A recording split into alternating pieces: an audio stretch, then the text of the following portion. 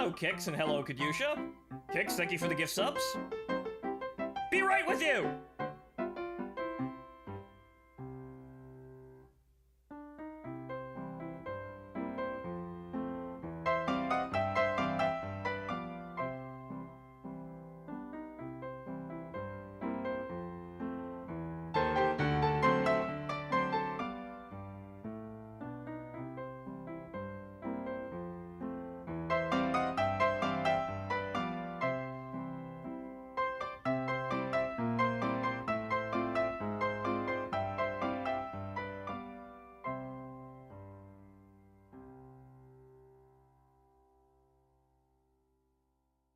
Hello, ladies and gentlemen, I am your wonderful host, Oh, wait, no, hang on here. Move this around, and there we go. Right, sorry, let me begin again. I am your wonderful host, Horace Widdison, and welcome to today's show. And with that, you may realize that absolutely nothing really changes here. Yeah, also, don't worry about my arm there. It's just kind of a nervous twitch there. I'm sure we'll iron that out. But welcome to my debut stream as a PNG tuber, but I'm just gonna say VTuber because who's really tracking here? Yeah, aside from the griefers and, you know, local chat. Right, okay, so well, you see all the cool kids have a, you know, a Q&A session before they start their stream here, but I'm not actually really that much of a VTuber, and I don't really have, you know, a nice room or relaxing persona music that I can play in the background as I sit here and talk with the chat. But how is everyone doing? Did you enjoy your Thanksgiving? And Kix, thank you again for the gift subs. Everybody else, enjoy your gift subs. Thank you for your generosity, Kix. And also, Kadyusha, I did see you up there.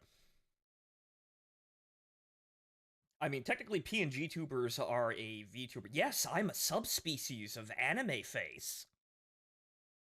I mean, I could fix that persona music. We'll work on that. Right, okay. So, as you may have noticed, yes, it's a PNG avatar. Done by the wonderful Deku, who kind of suggested the idea, and I talked myself into it. This isn't quite how I wanted to do this. I wanted to come in with a very high angle of attack here and actually get a very nice model, you know, one that costs thousands of dollars and then thousands of more dollars to properly rig. But you know what? No, let's just fucking do it. Just fucking do it. Right, okay, so, we're using, VitoTube Mini currently, if you're wondering here. Now, you might notice that the mic attenuation is a little bit not so great if I change my tone of voice or move around a little bit. There's really nothing I could do about that because the mini version is incredibly basic, and my hand going up is part of the blink frame, so it will happen at random, and it can only be the talking frame because if I put it on the non-talking frame, I just randomly raise my arm for absolutely no reason at all. So maybe I'll buy Pro. Maybe that helps. There seems to be a little bit more control for mic attenuation and some other things, but this is what we got, and this is fine. I told Deku that the avatar did not have to be super detailed, and, well, Martin also, you know, afforded the money to have this commissioned, and, of course, the both of them tried to give me twink proportions, but I tried to minimize that. Just a little bit. However, Deku did use several Genshin Impact characters as references, including my own. So, well, we'll get there eventually. Alright, so. What's the airspeed and velocity of an unladen swallow? Well, that, you know, we might find that out because, you know, Caldari ships are just named after birds. That's Caldari. It's brutal corporatism with a spice of Japanese and birds. They're all birds. Gaining a few pounds, but I tried something new. Sweet corn casserole. Ah, yes. My aunt has this thing. It's called, she makes a corn pudding, like, cake. It's like a casserole, but she, you know, she makes corn pudding and it just kind of, it solidifies into a cake and then there's actual corn in it and jalapenos in it. It's great. I couldn't have any of it because I'm on a no-carb diet right now. Very sad. I also had to skip dessert, which was homemade apple strudel with vanilla ice cream. Terrible, terrible, terrible, terrible. I had plenty of turkey though. Dom's dumb. Hey! Wait, Dom's dumb. I guess that's gonna be everybody? Stranger! Right, there we go. Right. Stranger, thank you for the 25 gift stubs on Kick. Right, okay, so that's gonna be going off for a little bit here, but, no Thanksgiving dinner. We're saving for this Saturday because this was the last working Thanksgiving Dad has before retirement next month. Ah! Sensible. Good. I hope you guys enjoyed Kick, and, well, I hope the old man is retiring into a very, very, very fat pension fund, because, boy, do we need it right now.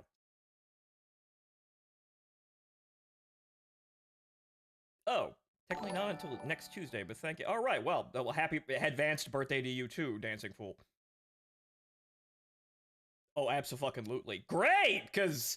Man, have you looked at the world outside lately? Jesus fucking Christ, man. The only real safe place is to be in a house you own with shit tons of money. That's really the only safe place. Also in America, as I see a lot of Europeans complaining about living under the jackboot of online safety acts. It's very sad. Maybe we'll go over one day and save one. You know, I'm an American. It's my obligation to go save the Europeans from themselves. Maybe we'll find a cute girl with a funny accent. Fonto, the last real Eve player that isn't a bot. Yeah, I kind of feel that, and man, yeah. Alpha Clone is nice because I can finally play the game routinely without actually having to pay for it. But wow, Alpha Clone actually also sucks for industry and everything else. Even though the new update actually added a lot of mining changes, but you see, the problem is that the economy is priced around the Omegas, and the Omegas ruthlessly price the Alphas basically out of any kind of profit whatsoever. I'm not allowed to affect the economy, because if I can do it, a whole horde of Chinese bots can do it. And I understand it, but god fucking damn it! Second-class citizen bullshit! But okay. So, that's, it's about 10 minutes of Q&A here. That seems pretty standard for a VTuber, I suppose. We'll work on this. This is mostly just for entertainment purposes only here. But all right, so let's get in and get our burner phone, because welcome to EVE Online, ladies and gentlemen. It's a very dangerous place. Probably the most dangerous place on the internet. So I see you all like your, these days they like their extraction shooters and their nails hard, like Elden Ring and Dark Souls like games, right? Well, EVE Online is kind of like that, but it's been running since, like, 2003. Yeah. So, as you may notice, I'm streaming EVE, but I'm not in the EVE section. There's a very good fucking reason for that. Now, we're going to be playing it mostly safe here, playing mostly PVE as a Caldari character in high sec, not low sec, Jesus Christ. In high security space, but I've been here since 2007. I know that's not really that safe. So, we may die instantly at any moment. Really, it's unavoidable. That's just kind of this game. Everyone's an asshole that's trying to kill you, or trying to scam you in Jitta Chat. That's the whole game. Spreadsheet, EVE Online, the spreadsheet that continued before World of Warcraft. Yes, welcome to drop-down menu, like, Commander. Though the game hasn't received a lot of updates, and we're going to be using missiles, and so should be lots of pretty, nice things for you to watch as I manage spreadsheets and drop-down menus. Because that's EVE Online drop-down menu commander. And yeah, I mine, and I have been mining for years, because it's just kind of like, it's a nice therapeutic thing. So, I know very well the spreadsheets, but even in combat, the spreadsheets, you will never escape them for your optimized builds. Right, okay. So, let me start the game up here. Give me a sec.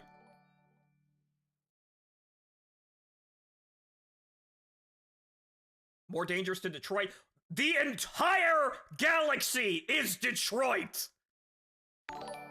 Losec is just the worst neighborhoods of Detroit, but the whole fucking galaxy is Detroit.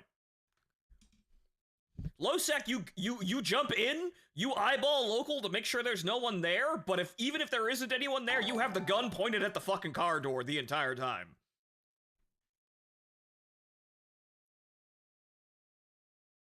Get out, bot. Right, okay.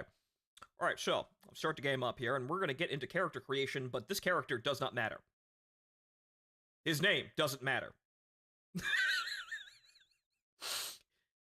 What matters isn't even what he'll do. It's just, we're gonna have some fun blowing up spaceships for a while, and maybe we'll wind up in a destroyer, but we're gonna be careful and somewhat cautious about this and actually get proper skills to have a half-decent tank, but we're mostly gonna be doing Tier 1 missions and Tier 1 combat sites, maybe a 2 if we can handle it.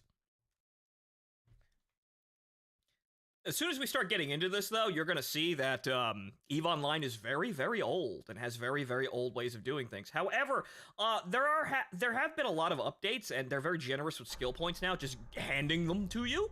So we could get farther as a new player, much farther, than we could before, because they just hand you the skill points to get the skills. And if you're wondering how you actually gain skills, it's a time game. The entire game is a time game. It's basically, hey, this skill will take 12 real-world hours to train. Come back later. That's the whole game. However, there are also many other fun things. And just, it's just a generally, familiar game to me that I enjoy playing. However, okay, so we're in character creation here. Let me get the game up here in the corner. Whoa, where's Goon? Who's this uncolored twink on my screen? Oh, ha, ha, ha. It's the man himself. He gets to make those jokes, though. But welcome, Deku. Thank you for resubscribing. Who's the nerd? It's me, Horace Widdison! You've known me for years, but you've never seen actually, you've seen my face several times. And, some of the art that I do myself and some draw-overs that I do in my spare time. But unfortunately, art was something that I had to give up while I was trying my ass off. Alright, so. Welcome to EVE Online! Now, there are 4 major races for, characters to choose from.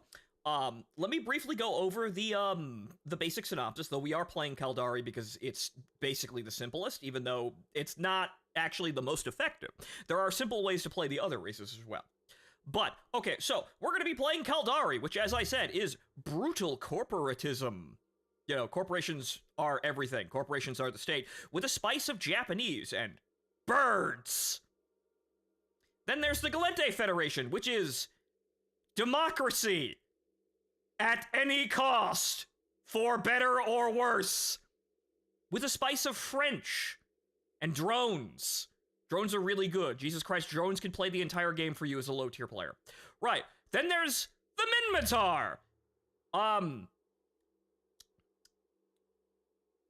Yeah, I'm just gonna come out and say it because it's really the most accurate thing. Black people and South Africans in redneck hoopty ships. I'm not wrong. And then there's the Amar, which, it's the church. It's the Vatican, in space, with a tiny spice of vampirism in some cases, from lore reasons, but it's the church. I've actually played mostly Galente, Caldari, and Amar. Amar, I kind of just like the aesthetic, and they also use lasers, which can be very funny because, you can have, say, 7 different laser turrets on your ship, and an entirely valid build is to load crystals that change the damage types to every damage type. They call that a rainbow build. It's entirely valid and really funny. Right, so, that's the basic rundown of EVE Online. Don't forget the Minmatar were religious slaves. Oh yeah, right, so the Minmatar were actually enslaved by the Amar, and they had a revolution, and now they're their own state, with their incredibly nice redneck hoopties and, Toyota Helix ships. I like some of their designs. Like, the Rifter is, one of the best designs in the entire game, and has been since the dawn of this game. However, they use autocannons and artillery because, haha, bonehead basic. And, I'm not really quite sure what those are good at. I never really spec'd into them hard enough to really learn what the hell they're good at, aside from they don't use capacitor energy on your ship, which can be very useful. But, so, Caldari, as they call the chosen race of Eve. As in, because it's the most bonehead easy to play, and they get the most buffs. Right, so, the Caldari, which, as you can see here, this is the newer designs. They went through several, like, iterations. They used to be incredibly blocky and, like, brutalisque in terms of design, but the Heron here and the Raven haven't changed very much. The Raven is a battleship. We will not be playing that, even though alphas can fly battleships, but, oh dear god, you fly them poorly, and after economy updates, the price of battleships and battlecruisers have just gone through the fucking ceiling and they're never coming back down. I can make them, though, in my industrial character, if I really wanted to. But, as an alpha, do not look at that battleship or that battlecruiser for, like, 3 months. There's a lot you have to do to fly that well, and, someone just might come over and blow you to smithereens because it's funny. They do that. Welcome to EVE Online.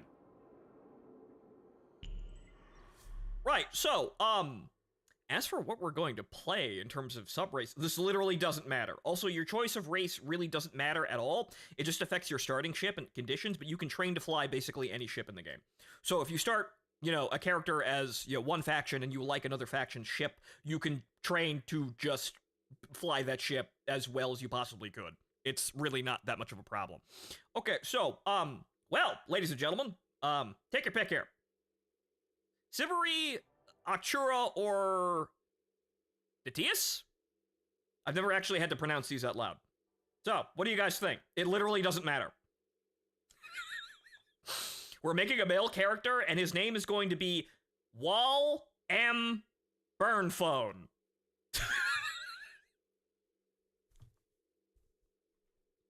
I miss the old Katarshi. I also miss the old Ibis and how fucking goofy it looked. I also kind of miss the old Bantam, too. I also miss mining frigates and mining cruisers, even though those were awful. Aegis, bless you. Gesundheit. Yes, all the ships are also named after birds. As I said. Birds. Birds in space with missiles. Sometimes railguns, too. Okay, middleman for the blackout jacket. All right. All right, one for Achura. What do we got here? Anyone else?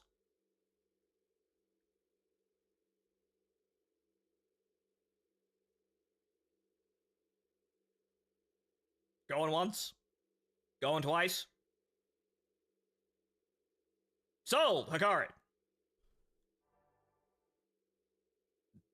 Okay, well, actually, no, that Didis or Achura. Again, it doesn't matter. Okay, I need a swing vote here. So one for Didis, one for Achura.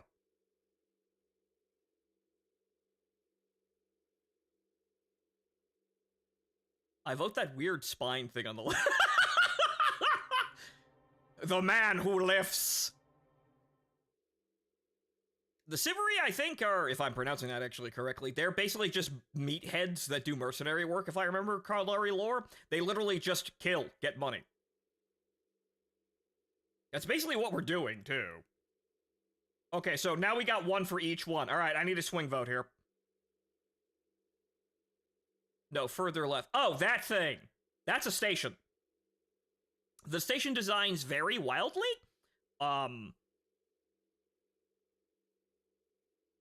Okay, Siviri. Alright, fine, Siviri. Meathead it is. Lift!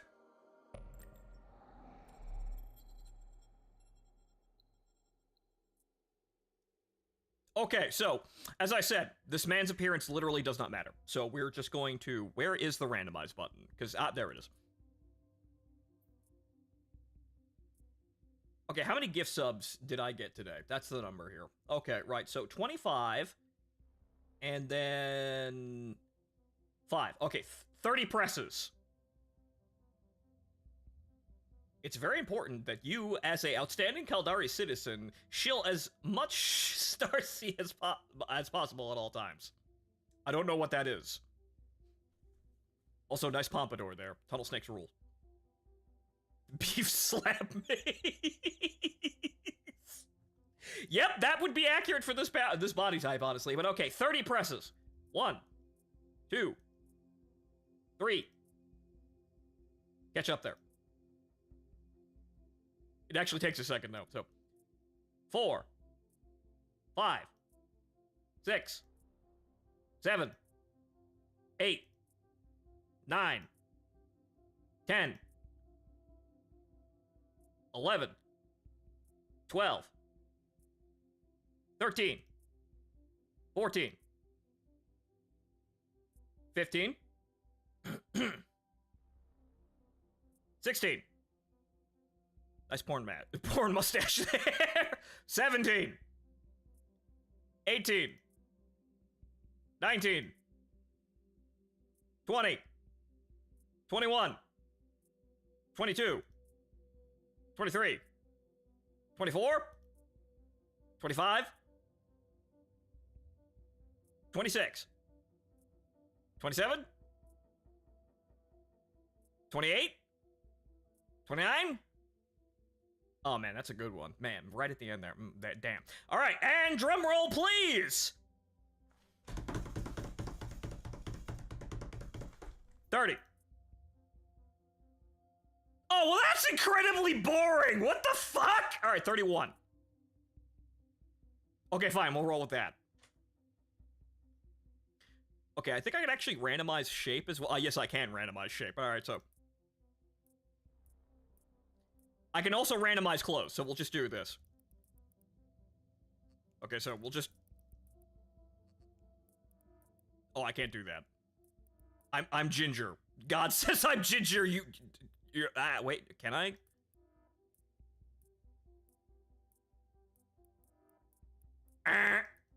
Too fast. Games from 2003. Slow down. Who cares how scuffed the Incarna update was for all these character designs, but shut up. Bowl cut McHard slab. Alright. Eyes and headwear. Alright, come on, we gotta spice this up. Oh, actually, no, we're not ginger anymore.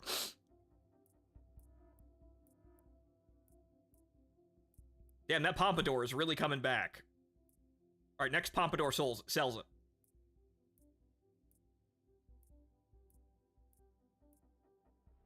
Yeah! Skin details!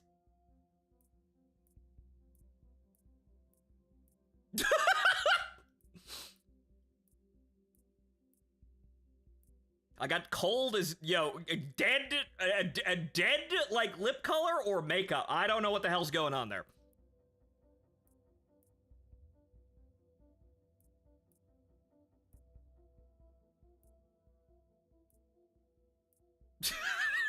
Okay, fine. We'll just leave it there. There's not many options. All right! Randomize! All right, that's good. We're taking that. Good. Are you an extra from Greece? Maybe. I'm just gonna, like, sidewalk and snap my fingers and a bunch of missiles are gonna come out from behind me. All right. Now, there's a lot more character customization, should you wish, but, yeah, since the beginning, basically, when you did character creation, you got only this portrait, and then eventually, the much-vaunted Incarna update added walk-around stations and, actual character avatars, but they botched that really badly, and I really honestly don't think it's seen much updates since. Because they wanted, like, the Star Citizen walk-around experience, but it was like, comically delayed, and it never really received a whole lot of updates once it finally arrived in a very, very, very basic, undercooked state. So, how you look really doesn't matter at all, honestly. It may matter one day, but right now, it doesn't. Okay, Department of Industry, no. State War Academy, yes, corporatism, It's not like we're gonna walk around a station chatting with the viewers. It lags so bad. Oh yeah, I remember it. It was the dumbest fucking thing ever. I mean, like, I remember, like, loading into it and then walking around my room and just, like, my immediate reaction is, this is it? I could just do this from the hangar with all of the options on the menu and I won't have to actually walk around to access things. Who thought this was a good idea? All right, Icelanders. And yes, CCP is from Iceland, and they're very, very special people. Though I may joke, but EVE Online is still a very, well-respected game. It's just not, it's not topping charts because it's such a fucking difficult game to get into for the most part. But I've been playing the game on and off for years. So I know most of the basic, shit down pat. So, they have, they have their, they have their, their fanfare, and they have FanFest basically every year, if I'm not mistaken. And then, that's where they do their big announcements. They have their own convention. What, you don't like your 5x5 sized room? My fucking capsule is bigger, thank you! Right, okay, so, I've already decided on this man's name. It's... Right now. Walmart.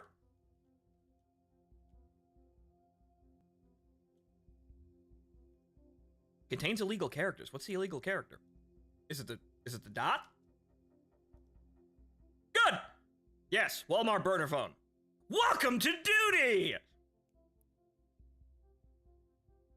No, we will not do the tutorial, even though the tutorial is very nice, and if you are a new player, I highly recommend the tutorial. It's actually very well done in terms of, aesthetic and storyline and, actually getting you into the game. However, dude, I've been playing this game since 2007. I don't need a fucking tutorial.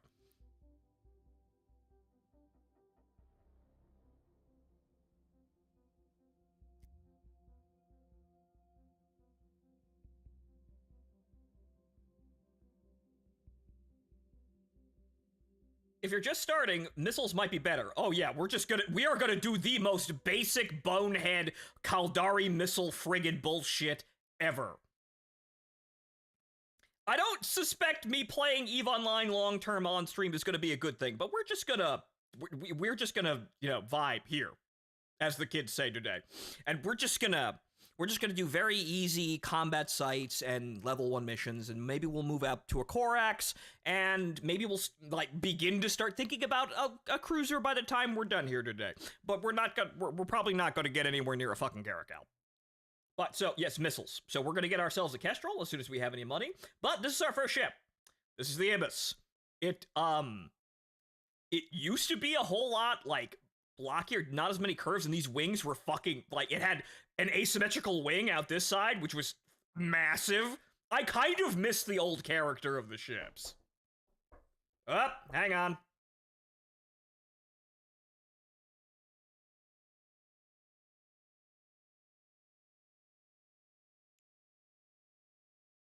One moment, folks.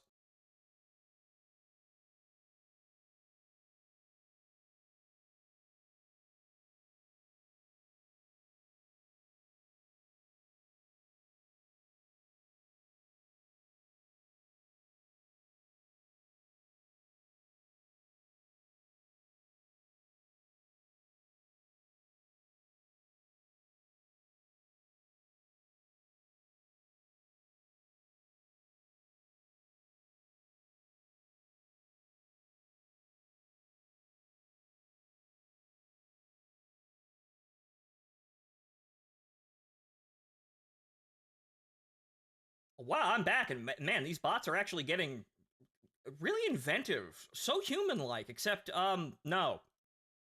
We had a package at the door. Right, okay, so, as I said, welcome to EVE Online. This is an Ibis. It is, here. It's here. This is your free starting friggin', if you get blown up, this is what they demote you back to. Right, okay, so, fitting. I'm gonna have to turn the game up a little bit. It's a little quiet. Right, okay, so we have ourselves a civilian Gatling railgun and a civilian miner. We're not using that even though these are near and dear to my heart.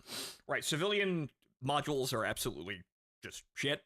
But they're there, and you could do really funny things with them in terms of, builds, because you can cheat the CPU and power grid, which is your major, restrictions for actually mounting anything, and there's also the capacitor up here. And are you starting to see where the spreadsheets are coming in? I hope you could see it.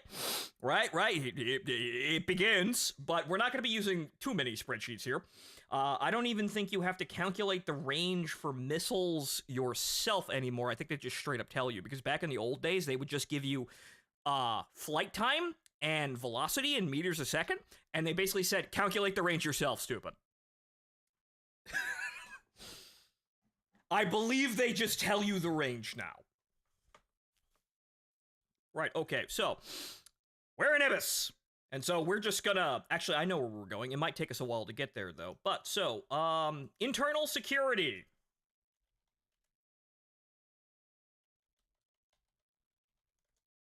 Because they have a very nice station, which has level 1 through 5 mission NPCs in the same station. So that's very, very easy to manage, even though I don't think we're gonna get anywhere close to level 2s, let alone level fucking 5s. Right, okay. So, internal security! So, one of the things you do with missions is you grind loyalty points for corporations, and they have a loyalty point shop that can get you exclusive things. Man, that mic attenuation is really shit sometimes there. Like, especially, again, once I start changing my tone of voice, it starts to get really fucky there. But there's not a whole lot I can do. But, so, you get very nice things, and if you grind for 1,000,000 gajillion years, you might get a Navy fit blueprint. Maybe. Right, okay, so, security, let's see here. Yeah, it's pointing. I haven't looked at it in a while there, but they're all in the same system. Okay, pointing, as you can see, all the way up to level 4, not 5. I think 5s are only low sec and null sec. But, so, pointing! Okay, that's... I can't actually start, or set destination, I suppose. Alright, 6 jumps. Not terrible, but alright, so we started in Caldari space just to specifically be closer to them. Okay, so actually audio. Yeah, I'm gonna have to turn the volume up here. It's a little quiet. It might get a little loud in combat, though, but... Okay, the music there. I like most of the old OG jukebox stuff, but, well, there's music. Okay, resume game! Silly question, but can you use mining lasers on other things than mining rocks? No, but there are things like salvagers, which we will actually spec into, even though I think the Kestrel does not actually have any slots for that. So, this is the market. And one of the other bigger things about EVE is it has a completely freestanding player-run economy. Which, oh boy, as an industrialist, this is fun. Right, so... every item in the game is on the market, and unless the developers are seeding something, which they have to do when they add things, like, the Pioneer is a new industrial ship. So they obviously had to make sure that you could get the fucking things somehow, so they put some of them on the market. But for the most part, everything is player-run, and the prices vary depending on who's trying to rip who off today. So, our ship of choice today is going to be the Kestrel, which is the primary missile boat frigate for the Caldari. The frigate is the smallest ship class aside from shuttles that you can actually pilot. There are fighters, but you can't pilot those. But they did make a VR game called EVE Valkyrie, where you basically fly around in a sphere and shoot at people. EVE is... They have ideas. Like, EVE Vanguard is their newest idea for linking this game into other genres. They never quite work, though. They're nice ideas. Like, Dust 541 was an interesting idea, but it kind of just withered and eventually died. Vanguard is kind of Dust 2.0, but it's an extraction shooter, and I played the beta, and it's one of those who wants this sort of things. Like, it has some nice features, but it's also still an extraction shooter, so frustrations abound, but it seems like they took some pointers from Helldivers, but imagine playing Helldivers and you could just get randomly KO'd by a 4-stack out of fucking nowhere. Sounds like fun, right? No! No, it doesn't! And Orca is 1.8 billion now? Oh, yeah, no. The prices for capital ships and, like, anything up larger than a battle cruiser, they're fucking through the ceiling.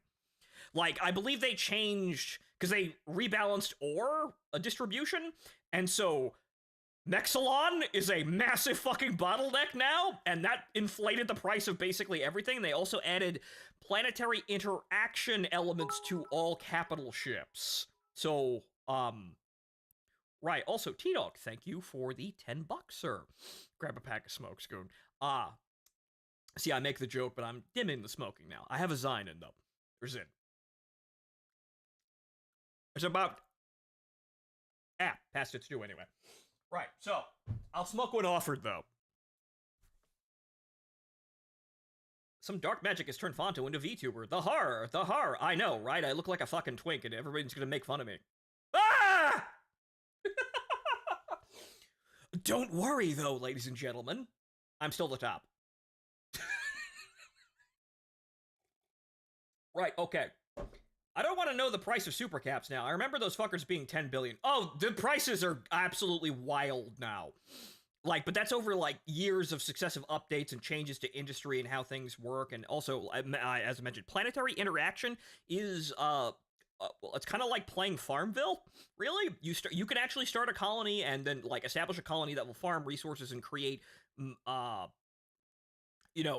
materials and components that you can actually use in advanced ship building. However, we're an alpha. We can't do that. Although you can also buy what they call Plex, Pilot License Extension, which will give you alpha status. So basically, if you make enough money playing this game, you can be an alpha or be an omega clone, and you can play the game basically for free if you have no life and you are some deranged individual doing something that makes a lot of money.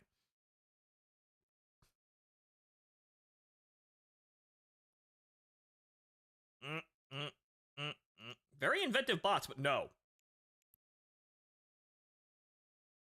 I'm curious now. Well, it's worth a look around, but this is what we're aiming for. This is 700,000 ISK. Wow, Jesus Christ, that is really inflated.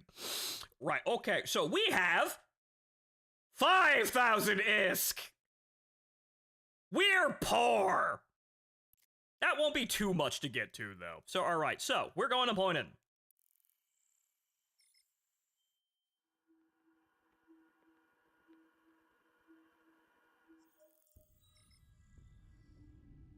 Are PNC companies still around? Well, you mean corporations? Yeah, sure, there's plenty of people still running who have no lives that are running those, and those are the new pioneers. Go, my mining brethren! Go forth and dig! And, okay, we'll move this around here since that's a little big. I actually look at that because I want to see where the ore is. Alright, so this is the heads-up display, or, the interface for EVE Online. Most of this has not actually been changed in a million gajillion years. But the game has received a lot of graphical updates and looks very pretty now, as you're sitting there managing drop-down menus and, monitoring spreadsheets. But, so, we're going to the jump gate. So. Warp drive active. Now, you can put your autopilot on, however, jumping manually is slightly faster because you can warp to 0 and then just jump. The autopilot will jump to, like, 10,000 meters and then slowly fly in, so it's a bit slower. But if you, if you got a situation where you've got, oh man, I gotta do 15 jumps, just turn the autopilot on, minimize the game, and walk away. Even though some people would say that's a terrible fucking idea, but most of the time you can get away with it. What if I hop out of a jump gate and then some dumbass in a blaster boat and immediately destroys my ship? That's XCOM, baby. That's the whole fucking game.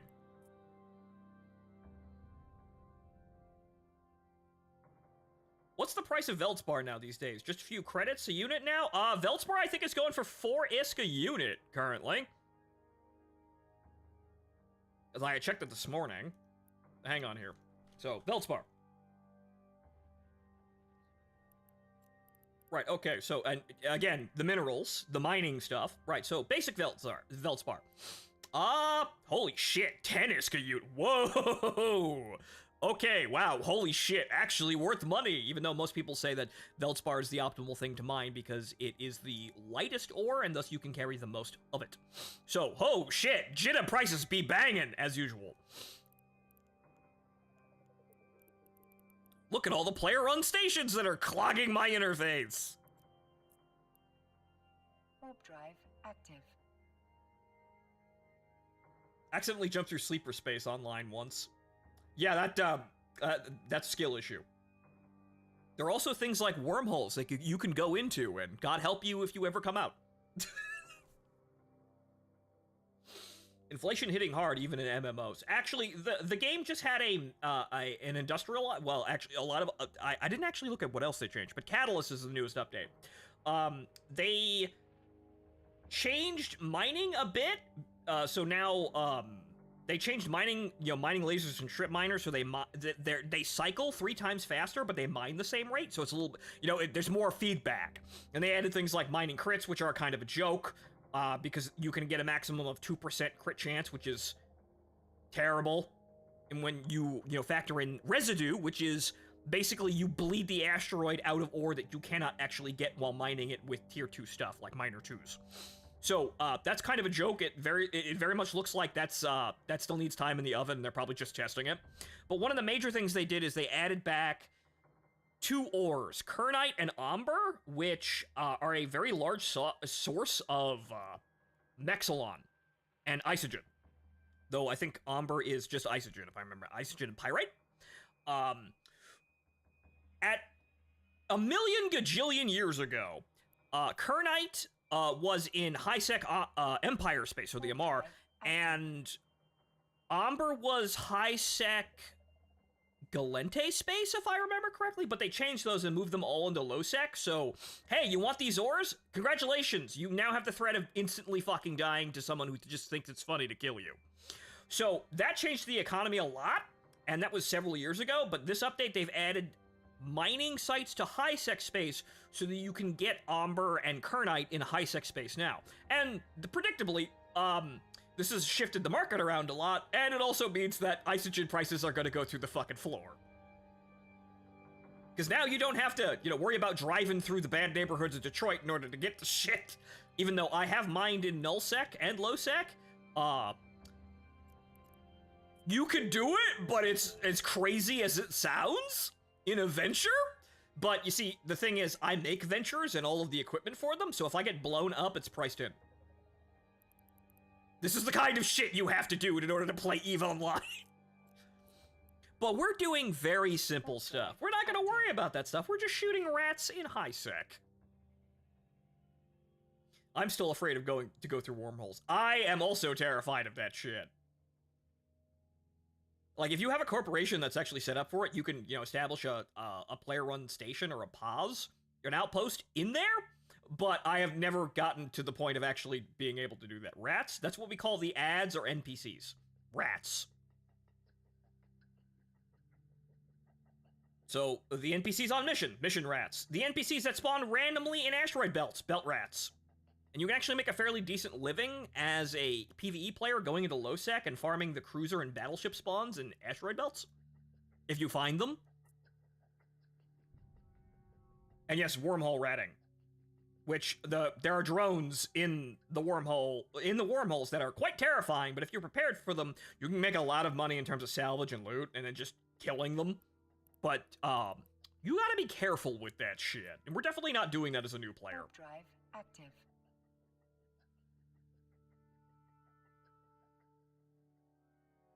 Oh, another one? Oh my god, Jesus Christ. This is what I get for being in the in the just chatting section. But that's for safety reasons.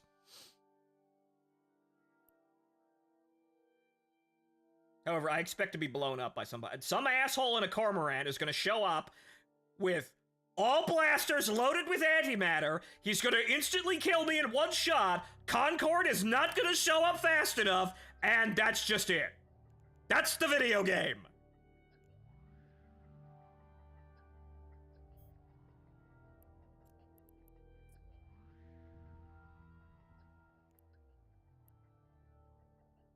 Holy shit, more of them. Good lord.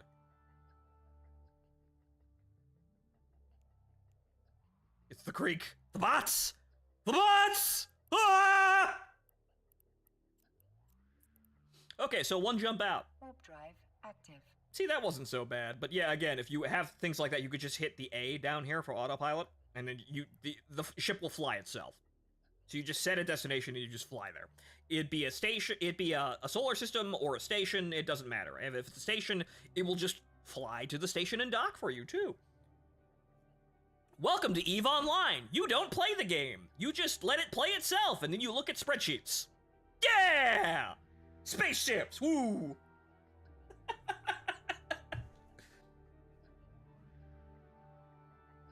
Fondo, can't you just press the jump button on top right when it warps and auto jump when you get there? I've never actually tried that, so I've got the old instincts where I just warp to 0 and then manually jump. If I'm doing it manually. Otherwise, I just turn the autopilot on and say God bless. You less play the game and more manage the game. Yeah, basically, once you start actually getting into it, but we're going to be playing the game today. Dear God, we're going to be playing it. All right, internal security. I believe this is the station. Warp drive active. There are a couple in here. Does it say who actually runs it? Okay, yeah, there's 2 of them, so we might actually have the wrong station. I don't remember which planet it is, and also, if you're wondering, the planets, the asteroid belts, anything that's an object in the system, you can warp to that. Warping to planets is actually a very good idea for staying hidden in low sec, since you warp to like 100 kilometers on a planet. If you have an oh shit moment, and then you just kind of warp around the system until you can get out of the system. However, if motherfuckers have a warp disrupting bubble on the jump gate, you're kind of fucked unless you know another way out of the area. Though I've had some very funny moments where I ran into a gate camp coming from the opposite direction, and I would have flown into it, but the game considered the warp bubble as an object, so I spawned outside of it, and I was able to run away before they could lock me. Just shit that happens in Detroit! Alright, so, agents, is this the right station? Do we have the right station?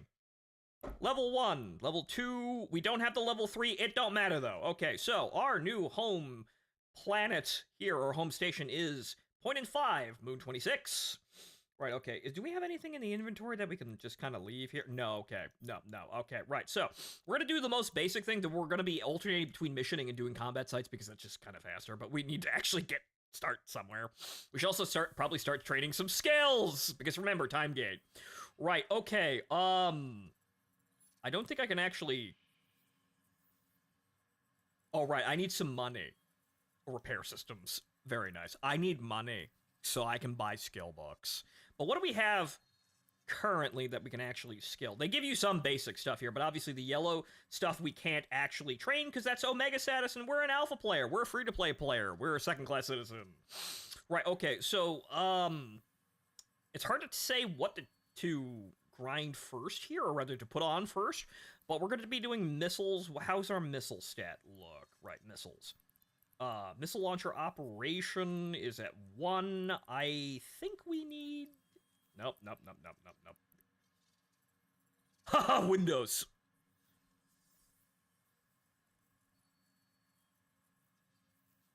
Okay, so we want ship equipment, and then we want the standard missile launchers, not the heavy missile launchers. We want missile launcher 1. Okay, light missile launcher. Right, that's us. Right, okay, so, no, we don't have the skill for it!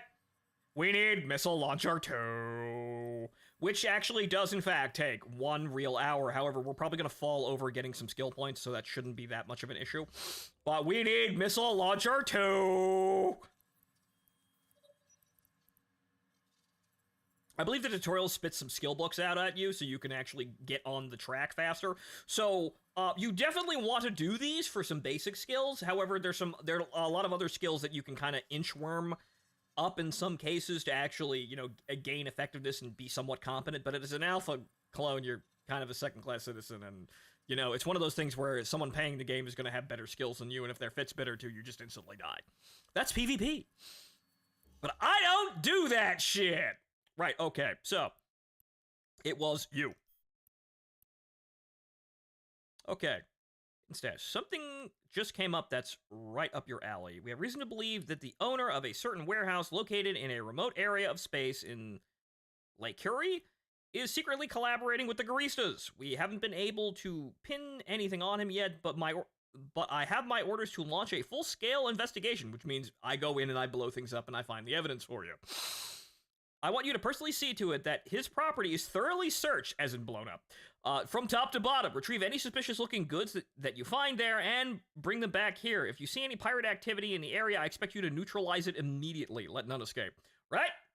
Well, we're a corporate attack dog now. This is what we do. Right, so we're fighting the Garista pirates, which are the rats in Caldari space for the most part.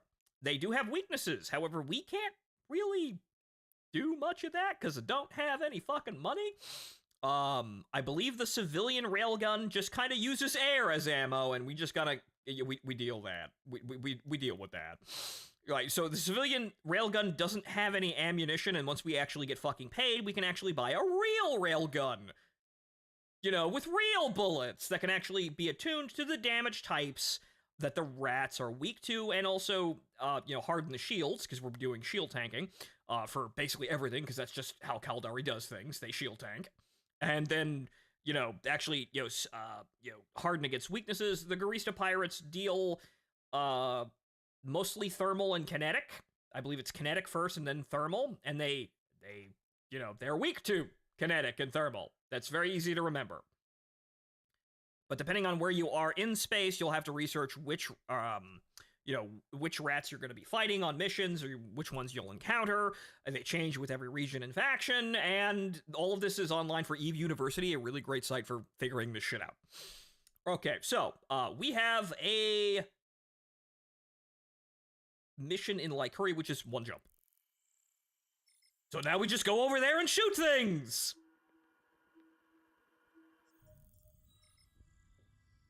The frigate tourney. Me and my Tristan, with its 2 rails and 2 missiles and drones, the memories. Damn, stranger. The Tristan is a very good Galente frigate for the rest of you, but damn, son, alright, good. I didn't know you were an EVE veteran, actually, but, well, you know my pain. Don't forget angles with all damage type. Right, also, yeah, angles.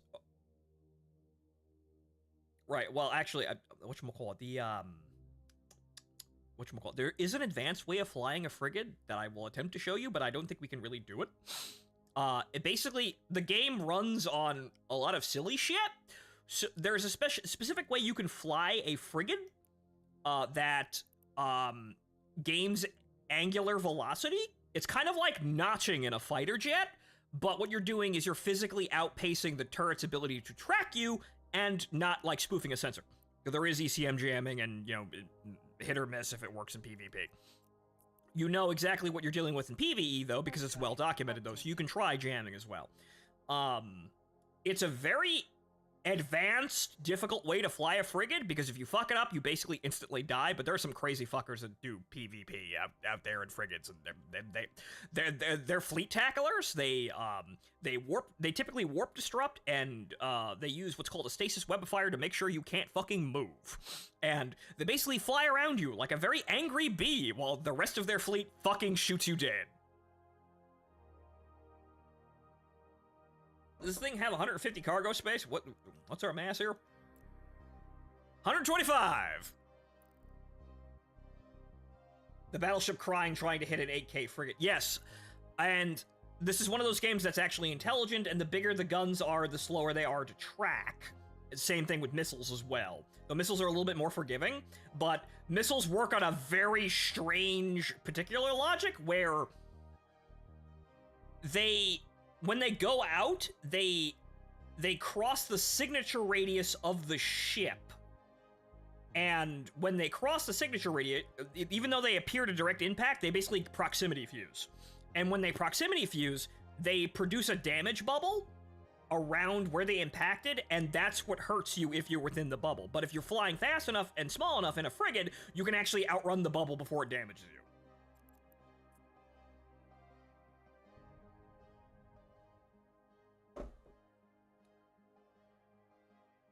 So yeah, exactly, Hikar. You're basically outrunning the pressure wave of the explosion before it damages you, which, yeah, welcome to EVE Online. I've been doing this shit for fucking 20 years. I'm not really terribly advanced at it, but I know the basic stuff, and I've kind of just given everything a try and never really quite found my place, and also not enough fucking money to actually pay for the game subscription, because, surprise, this is on the same level of World of Warcraft with the game subscription era. They eventually retired that for the Alpha and Omega system, but that's still fairly recent. But okay, so, we're going most likely to a dead space pocket. Active. So we warp to the mission location, and this is nice because back in the old days, we had to keep the mission journal open and actually find the location and warp to it, but now they put that shit on screen.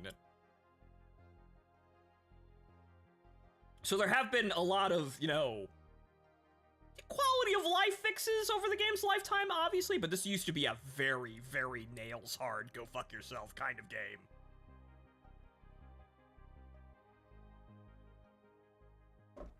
Oh, the Blood Angel, or what are they called? The Blood Angels? Angels Cartel, right?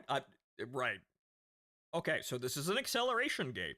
This is basically the door to a dungeon. Dead space pockets and systems are basically dungeons. Or dead space complexes if they have multiple jump gates or acceleration gates. So basically, we have arrived at, you know, the door of a dungeon, and now when we activate this gate, we go into the dungeon. Warp drive active. Thanks for stopping by, though, Destroyer. Welcome to the show. As soon as my ship actually gets out of the way of the acceleration gate itself so we can use the damn thing, collision does exist, and it will stop you from warping. Okay, so what's our optimal range here? I probably should have checked that before I was rocketing into combat here, but what's the optimal range here? It's 5,000 meters. It's very close, but okay, we've got an afterburner. We should be able to do this even without a tank, because that's what level 1 missions are designed for, but that, oh, goodness gracious, that's a lot. Okay, the gators are like one-hit kills, though, so we'll focus on those first. So, orbit at 5,000 meters! Although we should probably orbit on this guy at 5,000 meters as we shoot the rest of the targets here. Okay, right. Now we begin combat. Okay, so the gator isn't in full view. Pew. Where are the gun sounds, though? Where are the gun sounds, though? That's a little odd. I think the game's having a conniption here. Okay, that's a little disappointing, video game. Where am I? Where's my shoot bang bang? Isn't this more? Isn't this more than a spreadsheet simulator? Where's my gripping like sound effects in space? Oh wait, no, we're in space. It's realistic. There is no noise. Silly me.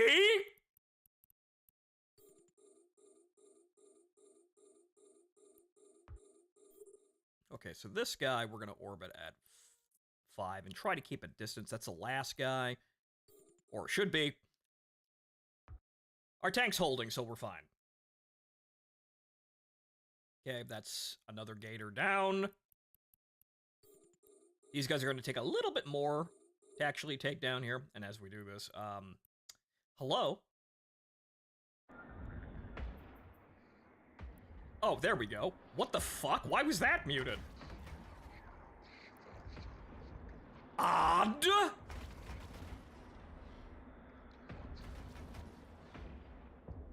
Yes, you would still hear vibrations to your ship, even if we were being super realistic. But yes, the world volume level was muted. Oops. Alright, so that's our shield. This is our armor, and that's our hull. Typically, in a Caldari ship, we're a shield tank, so we want to leave if the shield is in danger of getting broken. Other races are more akin to... or more synergistic with armor tanking, but, you know, a lot of ships are just kind of hybrids. They can do whatever the hell they want. We're gonna make sure we're at 5,000 to you as we target you, and yes, welcome to Drop Down Menu Commander!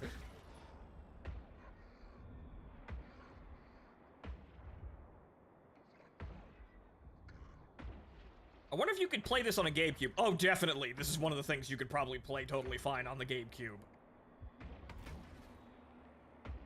This game is not like it runs on a toaster level of optimized, but it's fairly optimized and you probably shouldn't have any problems running it.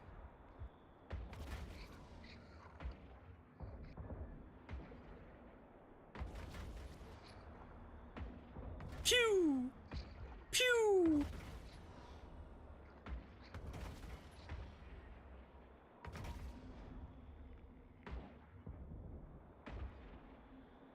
So you're gonna be renaming your channel to your VTuber name? I actually forgot to do that on Twitch, and I think I can do it on Kick, but yes, the rebranding across the board will happen. Okay. Blast Impeture that we've been orbiting the entire time. That's kind of what you do when you're doing orbiting. You just kind of hop between targets. But yes, like I said, the advanced way of flying a frigate is just freeballing it. And just trying to game, like, using an afterburner, or more accurately, a micro warp drive that makes you move really fucking fast.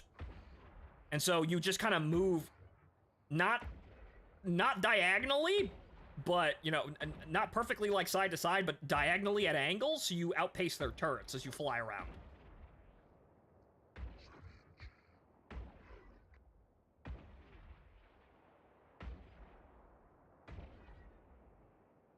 Yes, and remember, this is a civilian railgun. It uses ammo. It uses air for ammo, basically.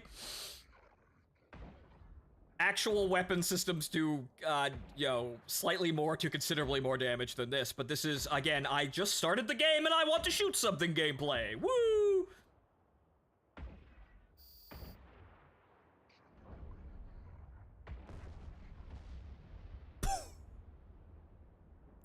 Okay. Okay, so 15 sealed cargo containers. I believe we have to search one of the complexes for that, but we'll go get the mission loot first.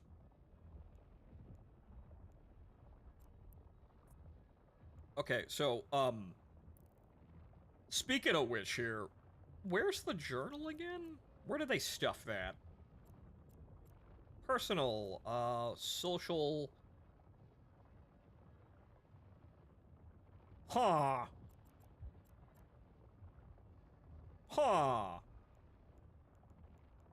I think they put it in activities, but I can't remember. Well, I know we need to get that. Open cargo. It's metal scraps.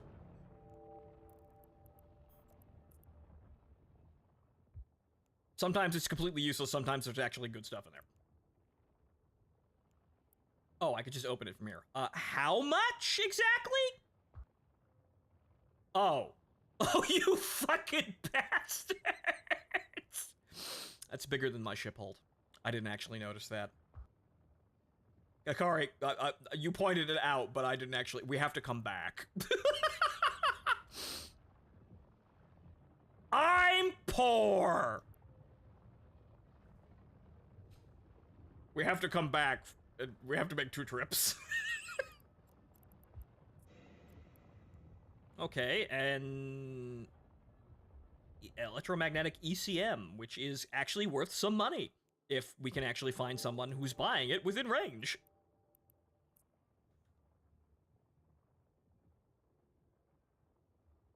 Also, it turns out that Charlotte getting married was a bit. Yeah, she didn't tell me that either.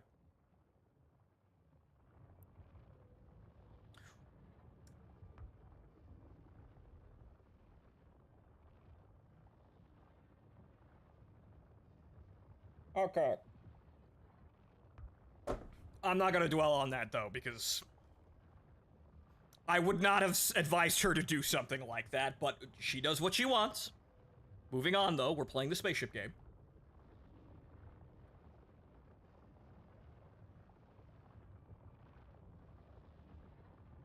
Charlotte got married? No, actually, and, as I recall, now she's, accepting husband applications through her Twitter DMs, which I'm pretty sure is another bit, but is also really not advisable.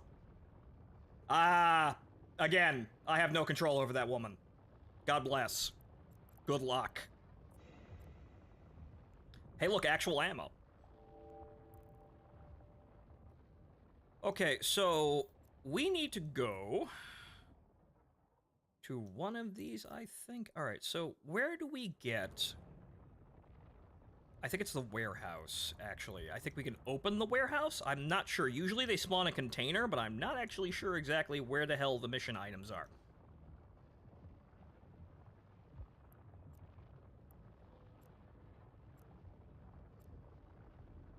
Okay, I think I actually have to destroy the warehouse here, so hang on.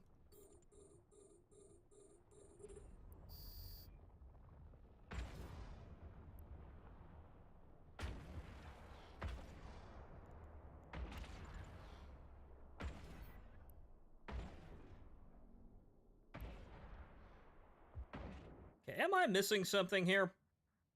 No, there's all static objects. Typically, this can be kind of odd. But I need to find a cargo container somewhere. Does the mission state? He said warehouses.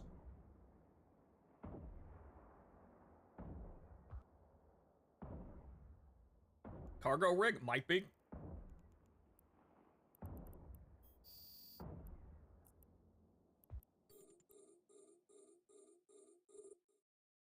Does that explode in one hit? Typically, it kind of just explodes violently when you shoot at it if it's the mission target.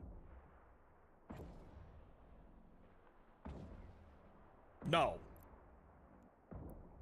Okay, so we're just gonna blow up the warehouse and see what happens.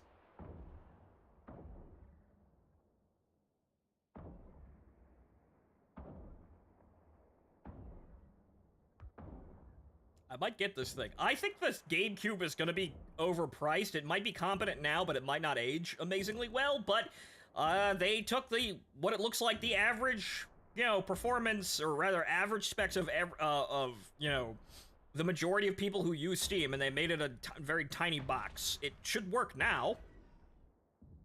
I think it's gonna be kind of overpriced for what it is. Let me drop you some Iskra. No, thank you. I will do it myself. This is the real Eve experience. You work up from the bottom.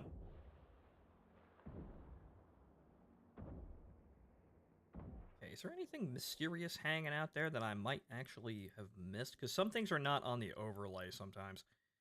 Nobody's dropped a container or anything from any of the wrecks. So yeah, I think I just have to just kind of... I think I have to just blow up the warehouse to find the fucking crates. Because I haven't done this mission in a billion years, so I don't remember exactly what this is. Not even Starseed? No. I will go it alone.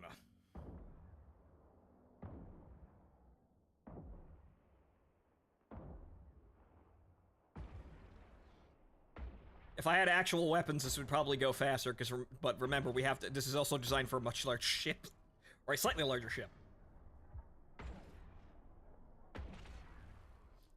I could get a Merlin, and I could have 2 railguns. Ooh.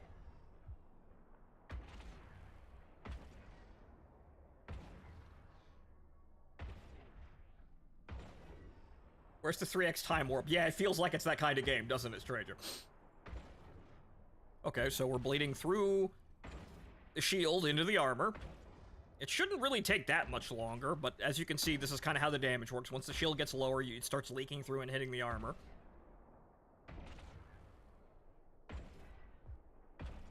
I'm almost certain it's in the warehouse, because if it was going to be anywhere else, it would have just dropped here, but it didn't say I had to destroy anything in the mission briefing, but I suppose, you gotta use your head here.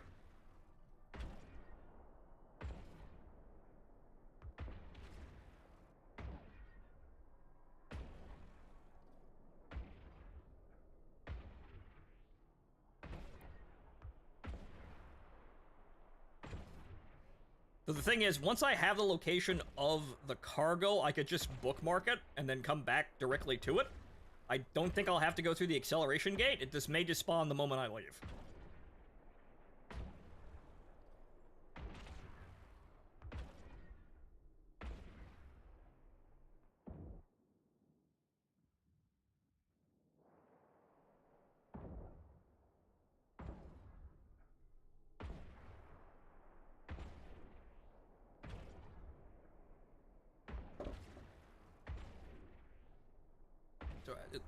I think the stats we saw for the GameCube preview was the standard version. It's probably going to be like the Steam Deck and have a better version, more cache. Okay. My concern is that it's a proprietary form factor box. You're not really going to be able to do very much with it unless they actually start giving out, like, routine updates to the thing. Which would be advisable, but Valve's not a hardware developer. Even though they've gotten into that business, obviously, so I don't know. The Steam Frame, though, the new VR headset, that's a flawless fucking idea. It's just the Index, but seemingly better in every single fucking way.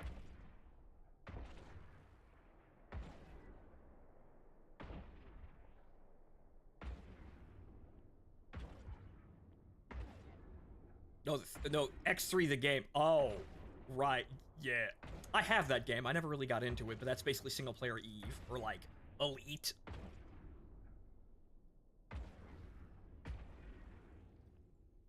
Get into that hall now.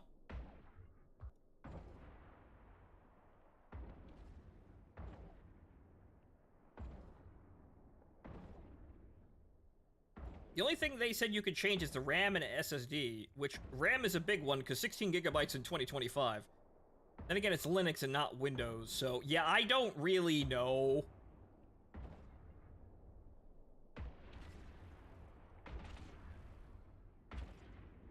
If they provide, like, somewhat regular refreshes to the hardware, it might survive. That's, you know, upgradable, but again, it's a proprietary box.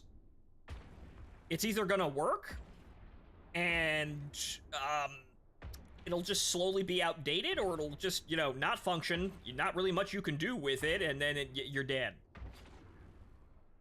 I'm sure homebrewers and people like that will have fun with the silly-ass thing, but again, you're locking yourself in a box, and nobody develops anything for it aside from Valve. So if Valve doesn't provide you any sort of upgrades or means to keep the thing relevant, you're dead. Congratulations, you have a gateway PC from, like, 2009.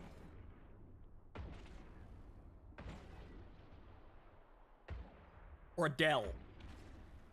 Though, then again, honestly, that's kind of insulting to them, since you could upgrade those even if they did... You know, they did do some funny proprietary shit with the cases. And the motherboards.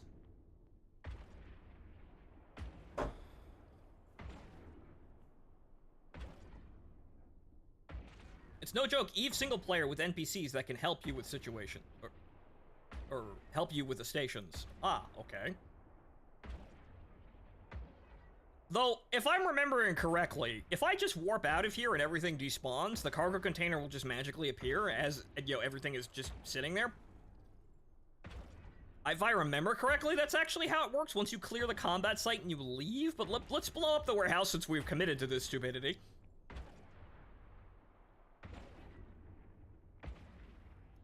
Well, the people it's marketed for are just people who want to buy the thing, throw it down, and it just works. Yeah, it'll work for them, but those people aren't gonna be the ones that like install Windows or some other operating system on it. So they're not really gonna use the thing for its full capacity now. So that's a weird luxury product, honestly. Like, it'll work as designed day of, but 2-3 years down the line, it might start having problems.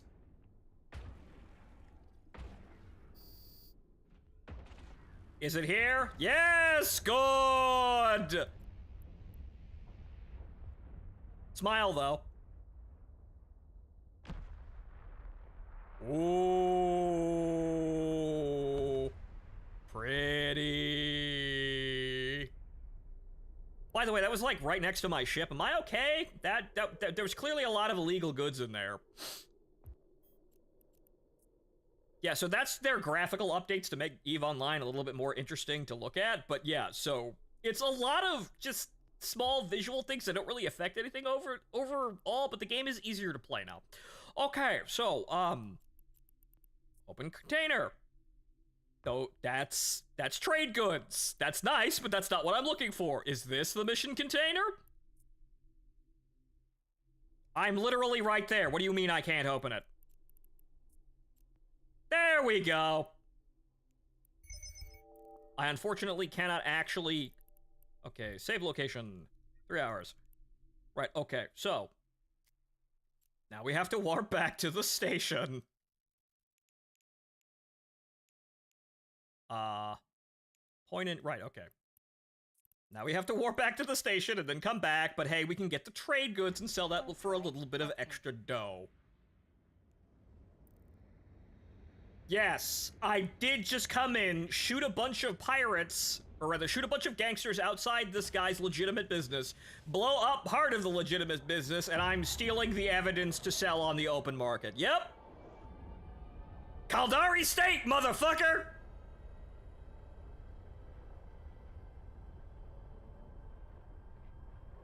Save location, 3 hours. Yeah, they updated bookmarks so that they're a little bit easier to use, and now they expire whenever you want to. It's very good for mining, like, sites when you're just zipping, you know, back and forth between a station stockpiling ore. So you can still permanently save the bookmarks, but if you've got a temporary one, you can just set it to, like, die in 3 hours, and then it declutters everything. Warp drive active.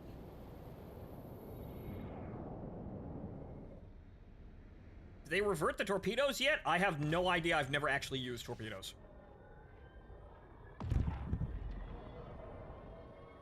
I got to battlecruiser level when I was fucking around with, like... Oh, hey, look, bounties. Whee! But I got to battlecruiser level, I was flying a Drake. I got to, like, heavy missile launcher torpedo land, but not really all that much. Right, so... Okay, so transactions, right, yeah, right, so, there are standing bounties on NPCs. Each one, depending on the difficulty, has a monetary reward attached to it. Inheritance. Inheritance, you say? How lovely. Who died? That was our starting money. It's inheritance. Docking request accepted. So, we made 17,000 ISK off of just shooting people.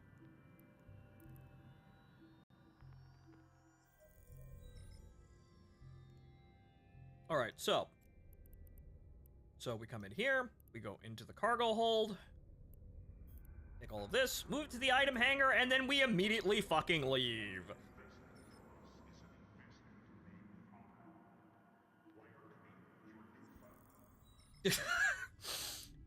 The fucking, like, Brazil tier announcements. Okay, so, set destination, right, look, like, hurry. So we're just going back to right the fuck back where we were, and we're gonna warp on 0 on the container if it lets us do that. I can barely hear the strings of the OST. You know what I remember the most out of everything, aside from a couple of tracks? The old Amarian Station ambience. That kind of just lives rent-free in my head. The choirs.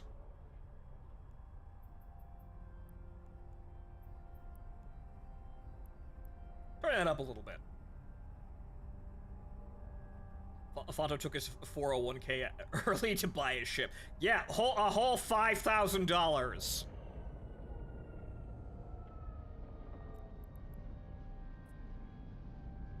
I still have, like, a video of that saved, because I believe they've removed that entirely from the game, but I really like the old Amar Station ambience.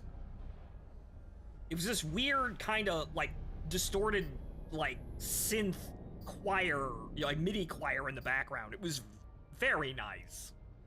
Okay, so, locations, cargo container, warp to 0. Warp drive active.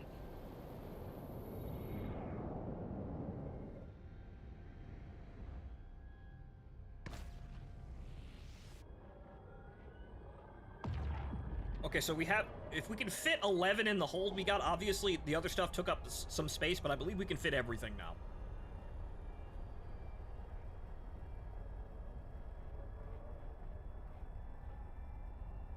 Which we might be able to move up into a slightly more accommodating frigate before we get to a Kestrel, because Jesus fucking Christ, the price of the Kestrel. And nope, we gotta go through the acceleration gate again.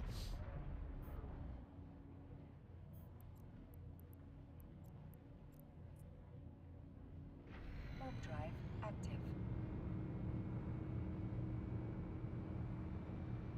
Okay, also, opportunities, right? Unclaimed rewards, right? Also, right, we do have these. They added these. They're kind of like daily missions that just kind of fork over some cash and some skill points to you. All right, so what did we get? Oh! Oh, sweet Jesus. Wow, that helps a lot. Hey, here's $500,000. Yeah, that actually helps a lot. Holy shit. Destroy 25 non-cops. Can do! So that's part of their new player experience. You know, the whatchamacallit, opportunities and the agency for the skill tree here.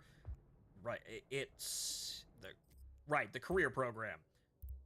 They give you things if you do things. Basic stuff.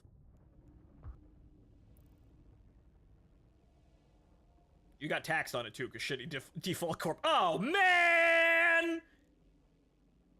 Fucking State War Academy and their fucking tax rate. Ah, man! Alright, so that actually should be able to buy us some decent fit to actually stay in the Ibis for a while. Loot all.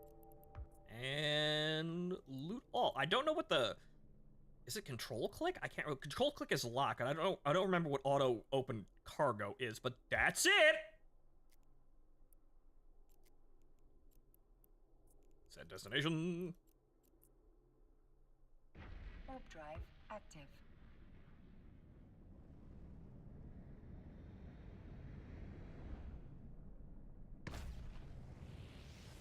Alright, so what could we fly aside from a Kestrel? Okay, a Bantam. Which I kind of miss the old Bantam look, because it does look better now, but this used to be like an entire cargo hold, but they just kind of have the... whatever the hell's going on here. The Bantam was one of those really goofy, ugly, so ugly it's great kind of ships. It looks better now, though. It looks like, yeah, the only thing we're really moving up to is a Bantam, and that's about it. We might as well just save the... holy shit, the Merlin is the cheapest one?!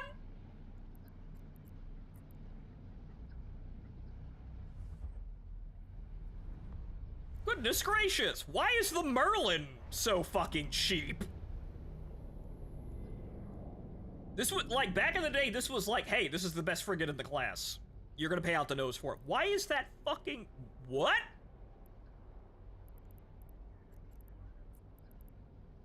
And granted, they're all... oh, well, that explains it. All the options are 6 jumps away! Oh, no!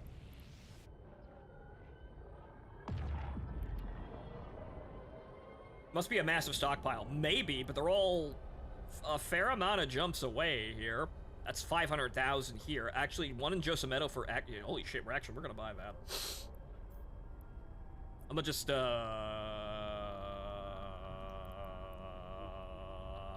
that.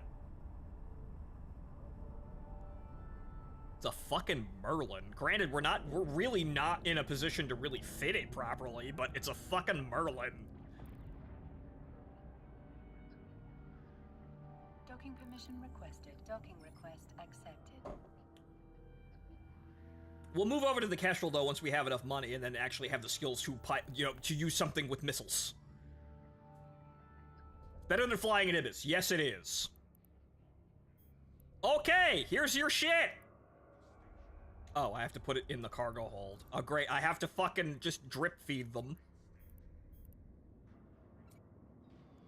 Here's the evidence that was totally legally acquired by shooting people and blowing up a legitimate business.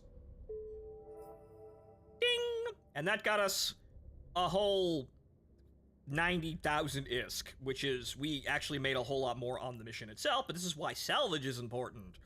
Okay, so we might actually use those, though we'll just sell everything. Sell items! No immediate. As it loads. Alright, what are we looking at here? Absolutely garbage prices! I don't care right now, though.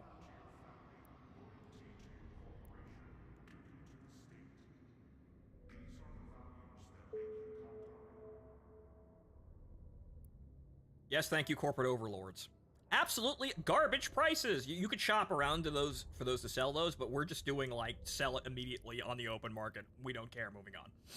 Right, okay, so, now that we have enough money to buy, get the Merlin and then insure it properly, we have succeeded in, one of the basic golden rules of Eve. Do not fly a ship you cannot afford to lose.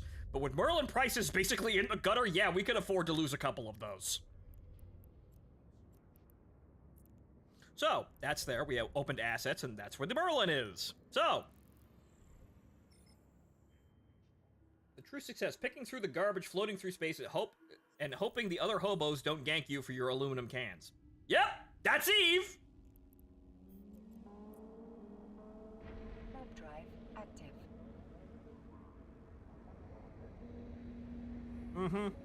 These are nice sometimes. You see, most of what EVE has grown to be is the theatrics and the visual aspects. You know, the models, the effects, you know, the ads outside the station.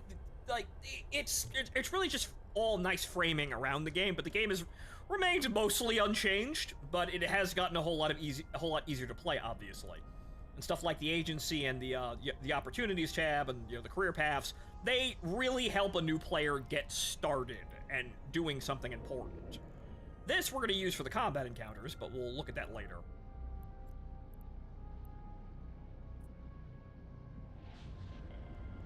Alright, so what do we want to do? We want the career path, since we actually unlock some things. Whoop-de-doo! More free money! I guess we're just going to go Enforcer. Because, we do things. Okay, do I have to click on anything? Abyssal... No. Okay, market.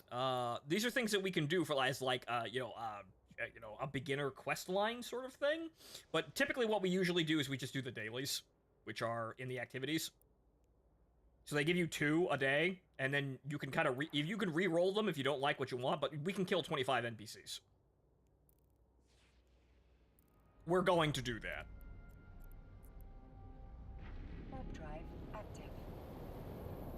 How much is a Raven going in for comparison? Well, we're near Jitta, so yeah, how much is that Raven?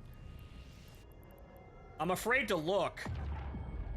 Oh boy. 200.5 million?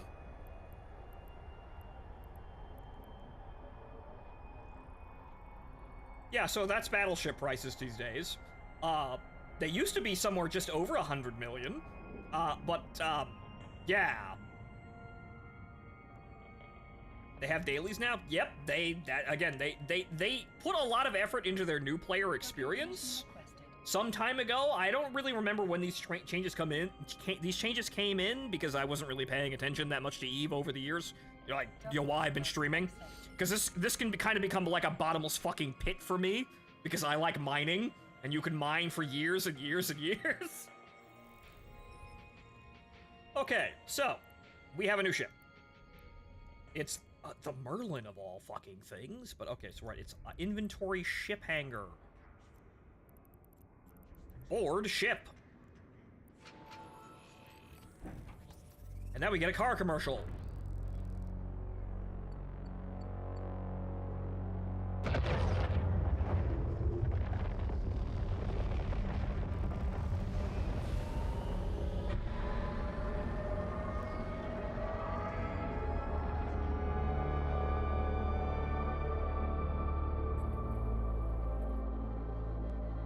Haha, can do. Right, so the Merlin. This is one of the, like, you know, bread and butter combat ships for the Caldari. I'm shocked that it's the cheapest fucking friggin' there. Again, there must be some kind of market thing going on. Maybe they were stockpiling it and now people are just dumping the fucking prices. But, so, yeah, that's the car commercial they added when you get a new ship. That's another, again, nice visual change. And also, we've got these little drones in the hangar that will look around the ship and, you know, just a lot more activity. Right, okay, so, fitting. It has nothing! But we can have 3 turrets. Wow, shit, they took the missile launchers off the Merlin, too? Granted, you know, the more advanced variants have them, but really? I mean, that's more mid-slots for shield extenders and hardeners. But so we're fighting mostly Garista pirates, so I know how to fit that. Now we just need to exactly... What can we afford today? Right, okay. So, we want basic bitch railguns.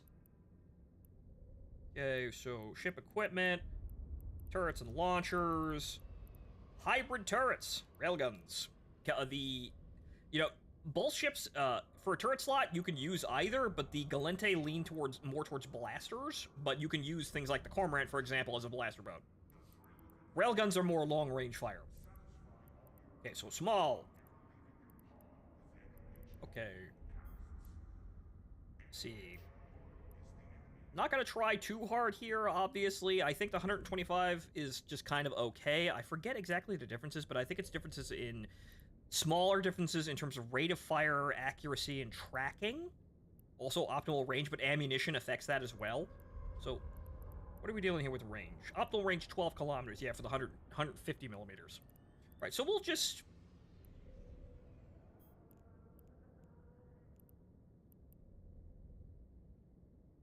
Yeah, it's the 150 again. Right, okay, so... Optimal range 9 meters. Side, honestly, alright. You know what? We're going to spring for the 150s. Because we want range with railguns. Okay, so... Oh, well, look at that. There's a shit ton at the station that we were just at. Fantastic. How many slots we got? We got 3 slots. Okay. Though... How much for a salvage? Right, hang on here. Okay, so... turrets and launchers, what do we got? We want scanners, right? Engineering equipment, harvesting equipment, salvagers. Salvager 1. What does that need? Does that just need a high slot? Yeah, it does just need a high slot. Okay, we're going to sacrifice one of those. Okay, requirements. Actually, I could just mount these immediately. Hey, look! Free money! Okay, is there one at Point In? Of course, Jitta. We might have to go down to Jitta. Oh. Yeah, massively overpriced. Okay, what's the current price? It's at Jitta. Alright, we going down to Jitta! We'll just buy everything in fucking Jitta.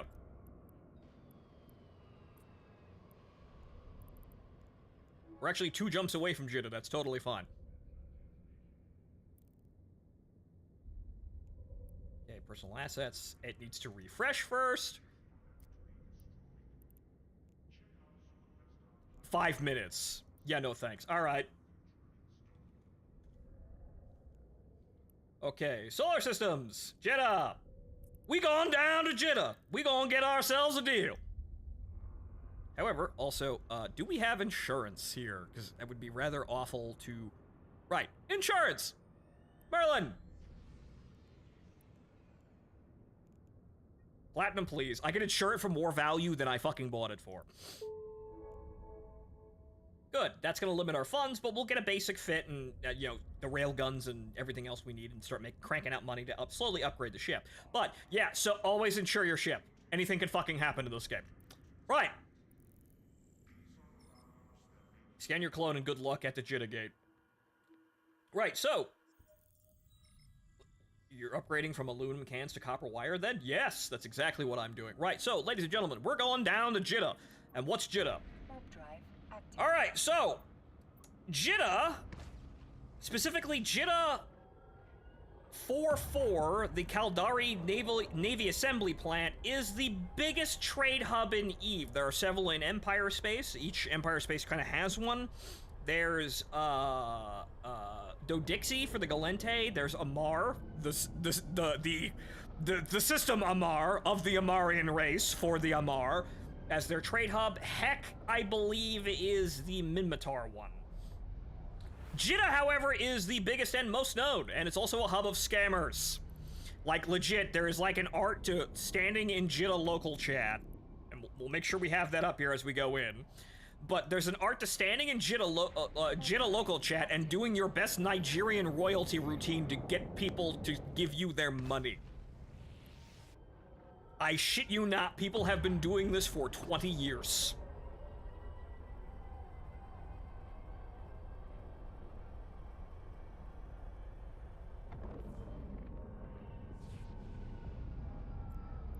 But typically, if you want to buy something, you're probably going to find it at Jitta, and more than likely at an agreeable, if not the best price. Not always the best, you always have to check, and sometimes people use, like, external, like, market browsers to see the entire solar system, because you can only see the region you're in for prices.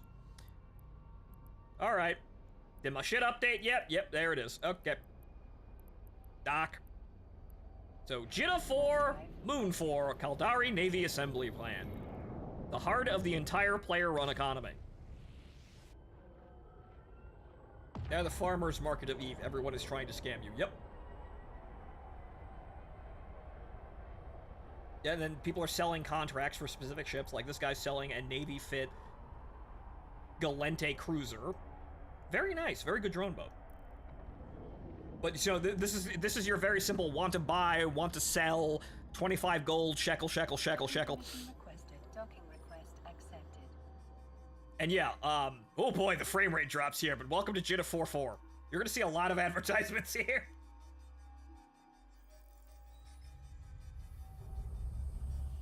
Okay, so what I'm also gonna do is I'm gonna redeem those rewards here since we've got a bunch of them. Money! Welcome to Eve. Here is some money. I hope you don't die horribly, but just in case. Alright, so fitting. So we're gonna buy everything we wanted to buy here because it's all here. Negotiations? Can I even train that? I should be able to. Right, I'm gonna have to swap that. Catalog.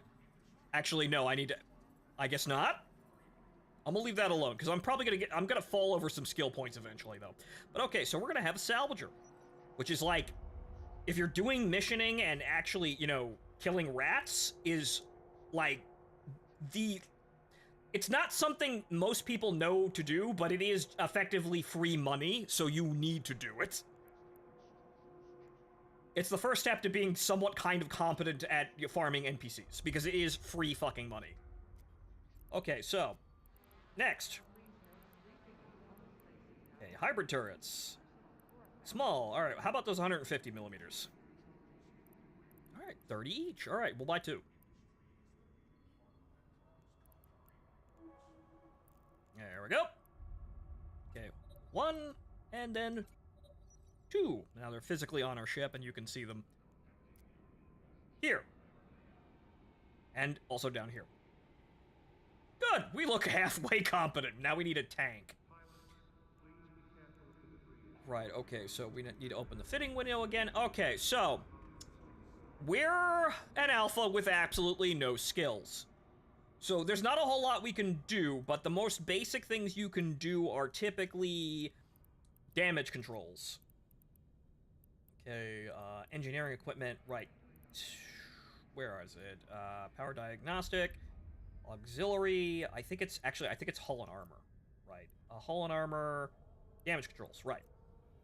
Damage controls are very useful, and they're basically part of most people's builds because it's a very simple overall buff to the entire ship's ability to survive. Very useful! So as we put this on, or as I highlight it, actually no, I have to put it on. So you're going to see the amount of effective HP that we have and our shield resistances jump. A little bit, but the resistance is more than the raw amount of HP. Right, okay, so, let's see here. What else would we need? Obviously, we need shield extenders. And then we're gonna do... I'm not sure if we're gonna do active hardening or passive hardening. It wouldn't actually hurt to do passive. Resistance amplifiers. Can we use these? Yes, we can. Alright, so... the Garista Pirates typically use thermal and kinetic. Kinetic first and then thermal. So we want kinetic shield amplifiers and thermal shield amplifiers. Which, I'm not actually sure. We'll give these a whirl. I'm not actually sure. I've never actually done a side-by-side of the differences between the active and passive. So shield hardeners are the active. Resistance amplifiers are the passive.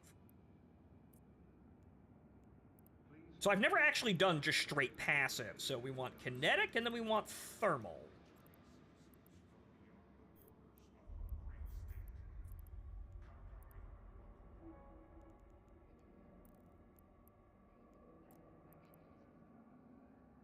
So, kinetic, thermal, we also want an afterburner, but we might actually just steal the civilian afterburner off the Ibis. Okay, so as you can see here... Okay, so this is our thermal resistance for the shield and the kinetic resistance for the shield, so... Kinetic gets bumped up to 65%, and thermal gets bumped up to 53%. Okay, so now what we want is... We're just going to do a passive buffer tank, which is the biggest bonehead simple way of doing it. You could do active, but you have to balance it against the capacitor. Typically what I do is I play Mighty Glacier, and so I just fly ships that have just massive buffer tanks. So, we're gonna need shield extenders. Probably small ones, if we can fit them. Though, we can just simulate that here. Right, okay, so... Okay, shield extenders. Small. Can we fit a medium on this bitch? Probably not. Okay, that's the simulated. Yeah, oh, yeah, that stretches the power grid out completely. Okay, so what if we do... These are very, very pricey, so you kind of just want to get... We're only using basic modules here, that's the best we can get, but I believe we can probably get away with 2 of these, and then we still have CPU and power grid left over for some other things. So yeah, we gain 2,000, nearly 2,000 effective HP, so that's that'll be fine for a level 1 mission. We also have rigs up here, but I'm not sure if we're gonna actually have enough money for that. So yeah, you can simulate your fitting in the fitting window to see, to test your build, save them, and then, reload them or just buy shit right there.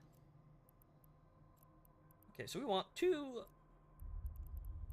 small shield extenders.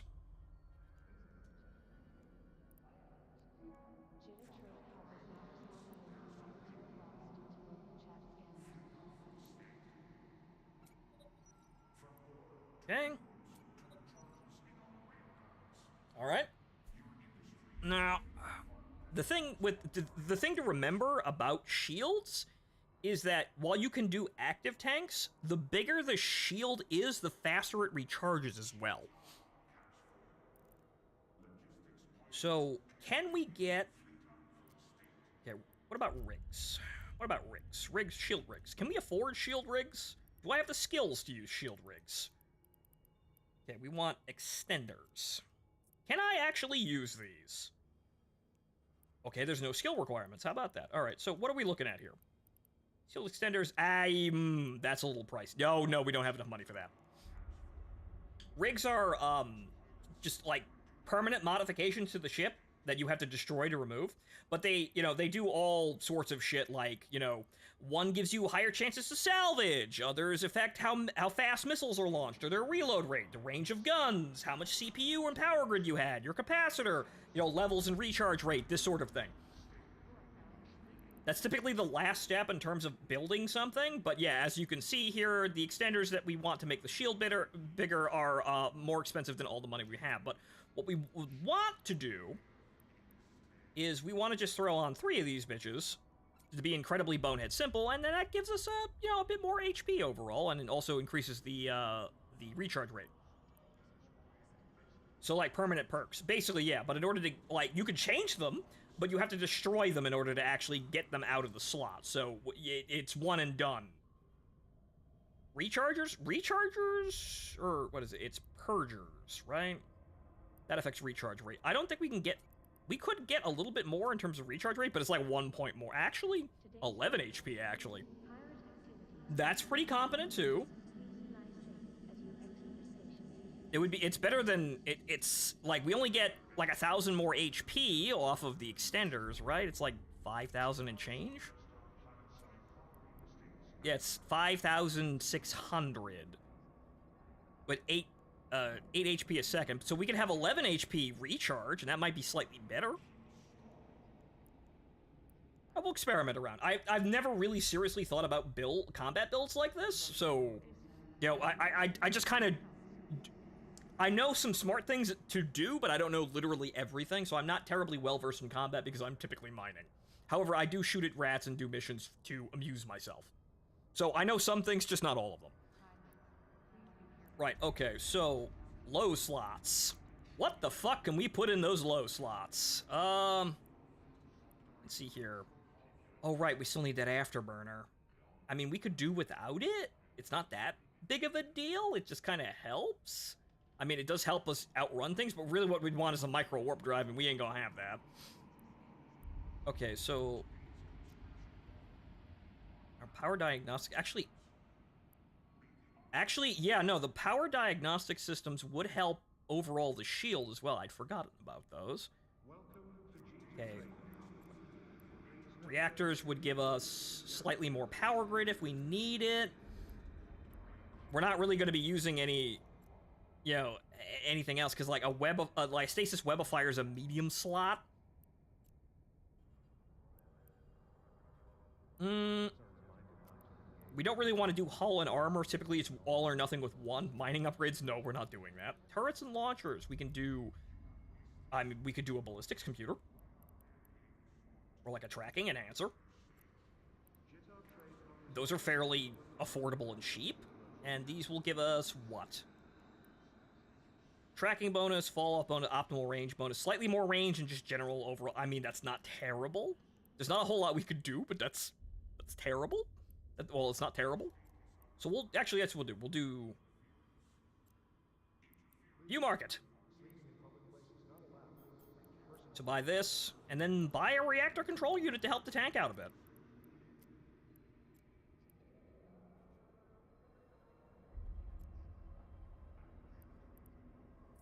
Are there a power diagnostic? Not that. Power diagnostic system.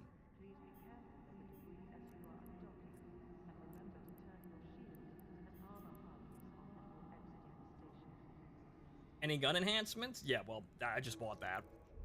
Okay. I have no money! I don't think we're gonna have enough for fucking ammo. We'll be able to buy some ammo. It's gonna be a light amount. But don't worry, once we get out there and have the salvager cooking, we'll get a lot more. We'll get a lot more permission. Right, okay, so... Energy grid upgrades level 2. I didn't check that! Requirements! I can't use that! We'll keep it though, but I can't use it. Right, I need a skill to use that. Oops, I should have everything else was fine. Whoops. Everything else was fine, but unfortunately, oops. Alright, so... the hotbar up here. Antimatter. Oh, yeah! All antimatter! I mean, we could. We've got the range bonuses to kind of just deal with that. We kind of need an afterburner, but, you know, we can get away with it now. We'll be moving up to a Kestrel as well, so none of this shit really matters, but, you know, it's mostly cheap. Okay, so... it's... let's see here. Ammunition and charges, right. It is... hybrid charges. It's standard charges and smalls. Antimatter S, which... does... what is that? It just does... yeah, actually, that does thermal and kinetic. They're weak to that. So, yeah, antimatter is totally a choice, but we lose half our fucking weapon range. But, all damage. Okay, so how much of this can we buy? I have, like, 70,000 bucks. Okay, can we get, like, 200 rounds? Actually, no, we can... okay, it's not that bad. Alright, so, what about 1,000 rounds? Yeah, okay, 1,000 rounds. That's more than enough. Damage, damage, damage, damage, damage, damage. Bang, bang, bang, bang. Yep. Okay, so we're gonna do that, and additionally, we're just gonna group the modules because we are so... okay.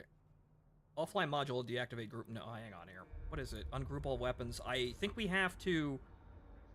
what the fuck was it again for grouping weapons? I forget how the hotkeys work. Oh, actually, hang on here. Unfit module, put offline, show charge info, remove charge... no, I can't remember how to group weapons. Damn! Oh, well, it doesn't really matter anyway. I think we do it in space, I think? Right, we do it in, you know... can't you do that in space? I believe you have to do it in space. I may be a fool. Right, okay, so, that's good enough. We're gonna take the ammo and throw it in the cargo hold. And we're gonna leave the Ibis in Jitta 4-4, because we'll always have a marker to come back to Jitta 4-4 and come down and buy you a whole-ass new ship. Yeehaw! Alright, so, next we have to go back to Poinen.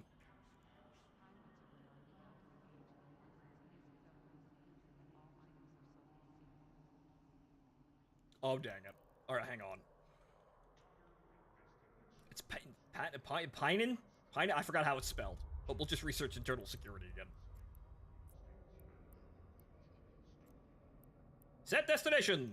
You know what? I should probably just leave, like, a single charge there as a marker. As offline, yes. So we're gonna have to...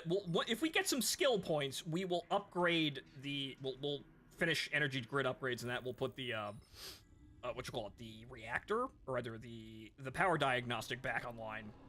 But, okay, so, as we come out here, I believe... The models haven't loaded in yet, but that's a whole ass load of ships out there. Well, not that many, but typically there's a whole horde of ships being constantly barfed out the front of Jeddah. There's one, and there's another one. It's a very active place. It also makes the frame rate go to shit. Also, you see those guys with yellow icons? Those are PvPers. They will shoot us. And as you can see, there's a lot of ships in the area.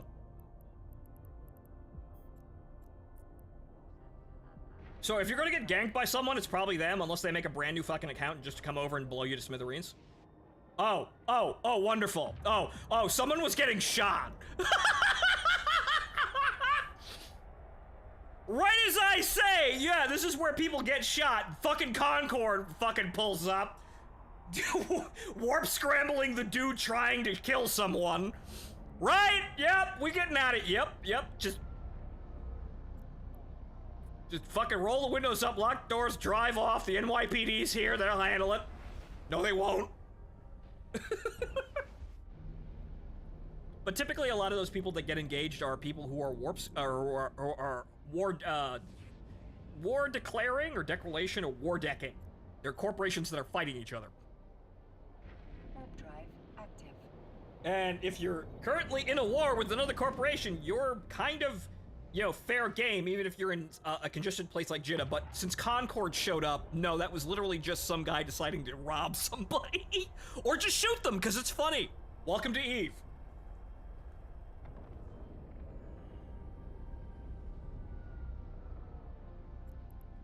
On this stream, we watch somebody, commit a drive-by shooting. And then get into a car chase with Concord. If you're wondering what Concord is, it's the NPC police force. If you do something wrong in high sec, they will typically come in and blow your ship up. However, in most cases, they're not fast enough. And they also won't take the person that blew your ship up into custody, even if they blow their ship up. So there's really no, like, aside from losing your ship, there's really no punishment for breaking the law. Though if your security status gets too low, you will not be allowed back into low sec space without being immediately engaged by Concord. However, there are ways to get around this, and most people just make alts. They give you angry points.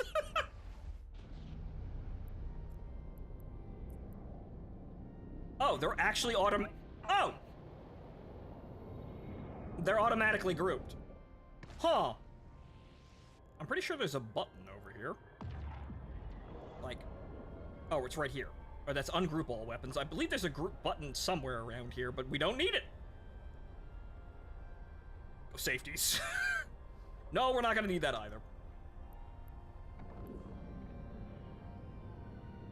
You can't out-tank Concord, that I know of. Yes, but most of the time if you're doing something wrong in Empire space and high-sec space, you've typically already committed to losing your ship, and you're going in there with something you can afford to lose to bother someone. The aforementioned Cormorant Blaster Boat is one of the cheaper options for ganking, or was a long-ass time ago. Martin has been informed of his Christmas gift. What was his Christmas gift?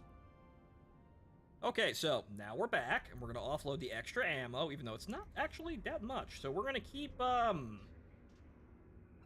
to the item hanger here, and we're going to keep about... Okay, how many is it per gun? 40. So we're going to keep 200 rounds in reserve. That should be fine. Alright, so now that we've moved up to a ship I didn't expect to be as cheap as it is, but is, let us continue. Now we need to... All that free money that we got, it's all gone now! They bought us a Merlin and a somewhat a respectable fit, I guess, for level 1 missioning, but you can get away with a lot. Hell, you could spec into drones and have them play the entire fucking mission for you. Like, one other ship that I was using is it's one of the newer Galente destroyers. It's been in the wild. It's not like brand spanking new, but it's new as in like within the last like 8 years. Right. So that would be the Aglos, if I remember correctly. The Galente, yeah, the Algos, right? This thing. This is a drone carrier. It's kind of a jeep carrier in terms of, like, you know, how you actually use it. It's got a lot of turret slots, but typically what you do is you let the drones kill literally everything, and you outfit the thing with tractor beams and salvagers, and you just fly around salvaging the wrecks that they're blowing up. So this is a very nice ship for a drone boat.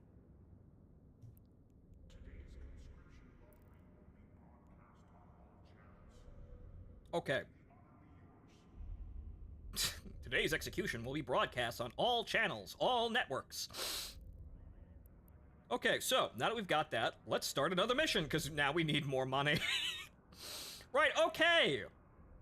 Site contains special ship restrictions. I'm pretty sure we'll be able to get it. Yeah, it's basic frigates. I've been hearing about an abandoned drone hive nearby. We have yet to find any viable explanation for its presence. I need someone to go investigate and make sure there aren't any rogue drones still hanging around. We need to be certain this is not a threat. Right. Also, yeah, rogue drones are a thing in lore. Nobody knows what they're doing, and then the sleepers are even more threatening rogue drones. Nobody really knows what they're doing, but, you know, about a million gajillion years ago, humanity came to this, you know, this galaxy, and, you know, through what they call the Eve Gate, and then at some point the Eve Gate exploded, which caused a Dark Age. And then eventually, over centuries, you know, the civilizations regained themselves, the Amar obviously being the Church is one of the first to regain spaceflight. Okay, so, we will accept this mission. Pretty decent paycheck here. But so we will go in there, we will salvage the drones. Yes, do not ask again, because I have to wait 2 hours, or I have to wait until I get some skill points. Hey, free money.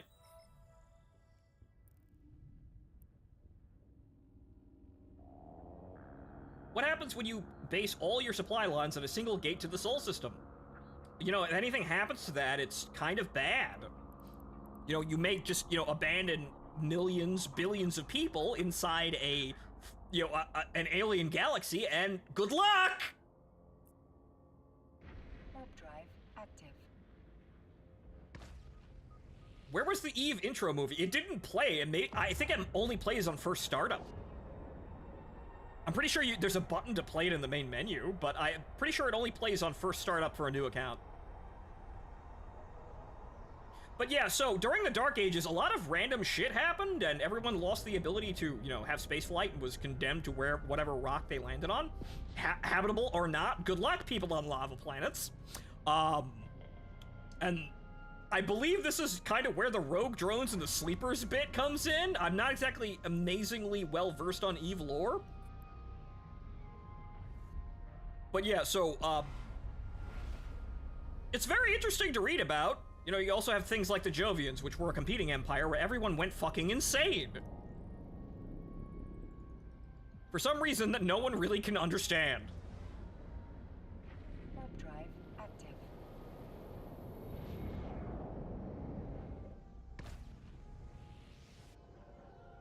Why does your ship look like a B-wing that ate too much turkey?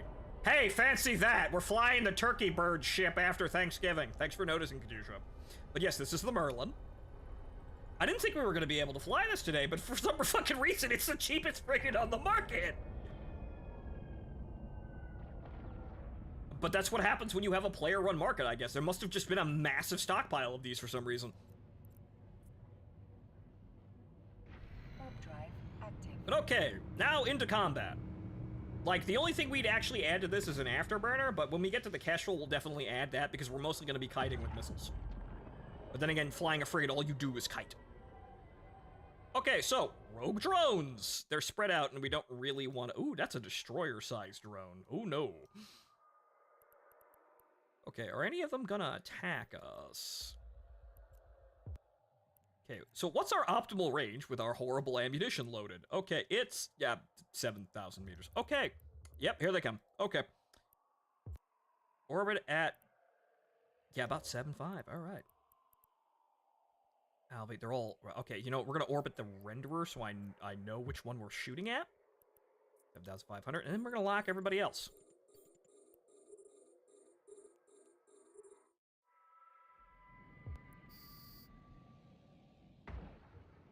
Unfortunately, yeah, this is gonna happen because they're outside of range. Yep, there we go. Right, I think I have enough for... The destroyer is shooting at us.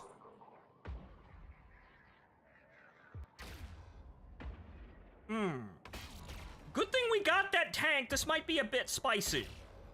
Unfortunately, rogue drone damage resistances are slightly different.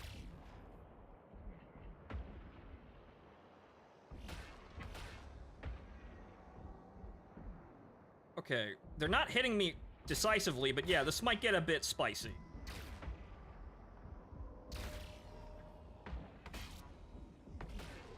Yeah, we're gonna take out the fucking destroyer first after that splinter goes out. Okay, he's in. Target destroyer. $3,000 added to the bounties. Come on, shoot the man. Shoot him. Sometimes there's a delay. Yeah, you see they're pecking at me with, you know, sometimes they get a good hit in, but it's mostly 3 and 4s. Ungroup the guns and kill 2 things at once. Actually, that might be a smarter idea. Please deactivate them first. Oh boy.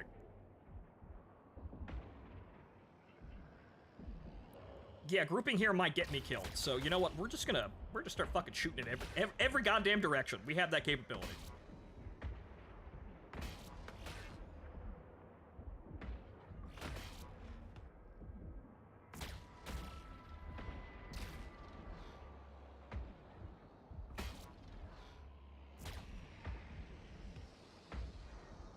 Okay, so as long as we don't, like, accidentally trip that horde and they're at 64, yeah, we're not gonna have a problem with them for a bit. We might have to sit here to let our shield recharge, though. We'll have one gun keep picking at that destroyer. We should be able to survive this horde.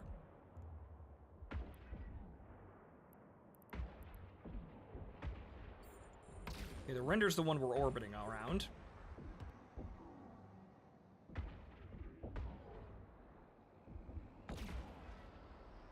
Okay, it looks like we're holding just fine. Good. Again, we don't want to go anywhere. Has run out of charges. That's the reload. We don't want to do anything over here. We actually might need more ammo. We'll be able to survive this encounter, but maybe we need more ammo on the boat. Dropping the afterburner may have cost you some tank. Yeah, but it could survive this, but yeah, we might need the afterburner, because speed tanking is a thing. And it is just outpacing the enemy's gun's ability to track you. So we're just kind of doing the really lazy bonehead way of doing this. Oh, right. Right, so there's that. That. They're hotkeys, obviously. The F keys are what you use these for. So yeah, having the afterburner might help. You know, that might be worth a small shield extender, especially if we can get some rigs, but we should be making a fair amount of money. We're making 200,000 per, you know, for the mission alone, and we're gonna get salvage. So we'll have enough money to make those modifications.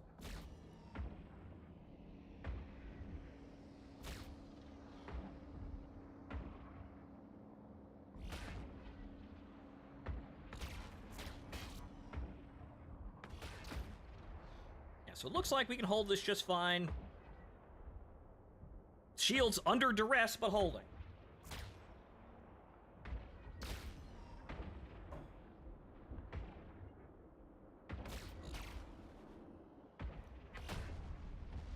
All right. Reload.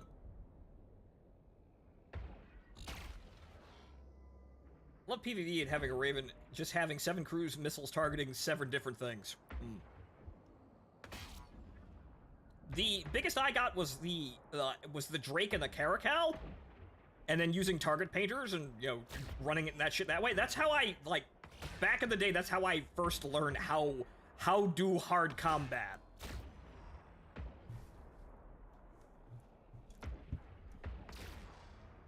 And the Drake is pretty legendary as just a big, stupid brick for durability.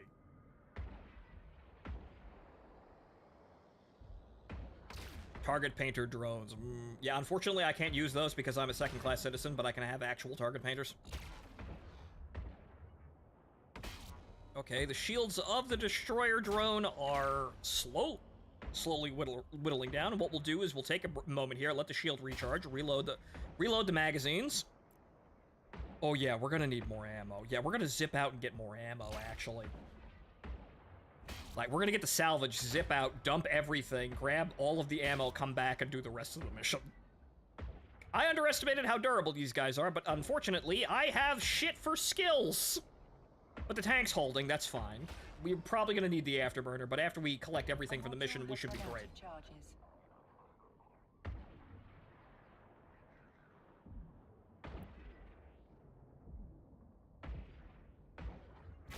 Good lord, man, die already.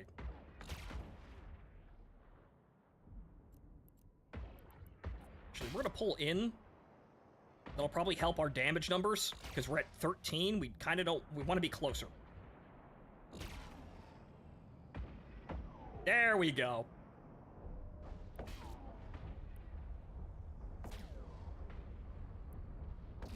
And double-clicking, you know, makes you fly in a direction, and that's how you do the weird angle fighting. Unfortunately, it could also affect you, and we do have a minimum range. Walk that shit out to about 5,000. This is where the afterburner helps with keeping distance. So we're too close now.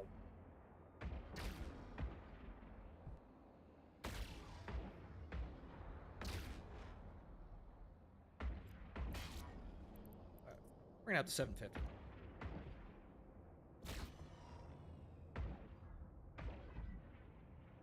Okay, yeah, as you can see, our damage numbers are slowly going up as we reach our optimal range. We're a little bit too close, so at 7,000 we'll hit our hardest. And dead. Thank God for that. Okay, right. Okay, so we need to go back and get some more ammo, but hey, we're gonna have ourselves a bit of salvaging here. I'm actually gonna leave that guy where he is, because it's a little close to where those guys are.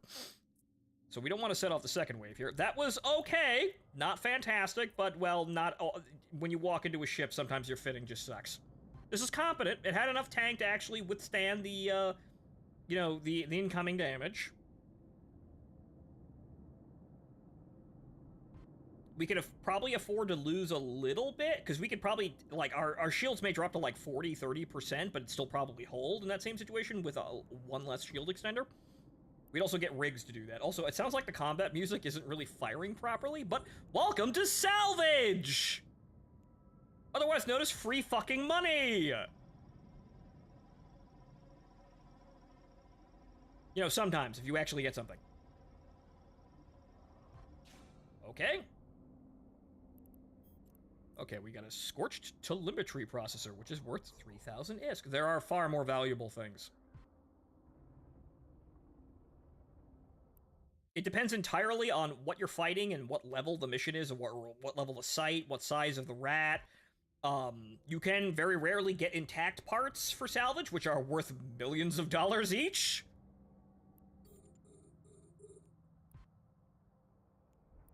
I'm not sure of the loot pools, though.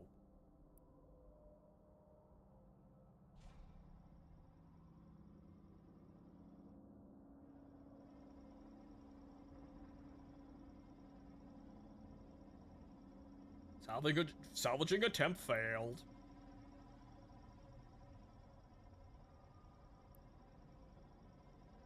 Salvaging attempt failed. And this is the destroyer wreck, so we should get something slightly better out of this.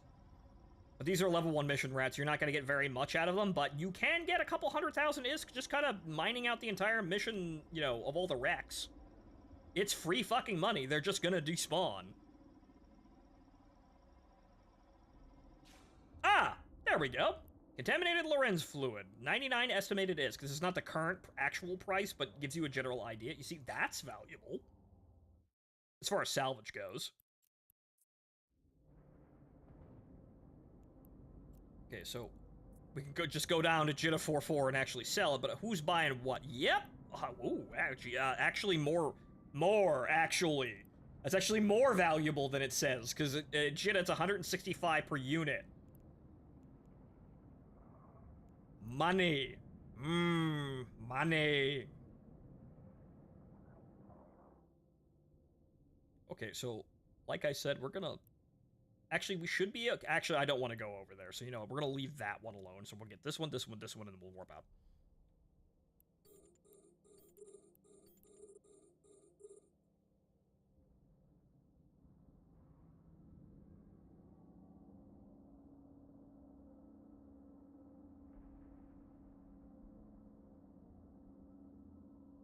Dirty hands, clean money. Yep.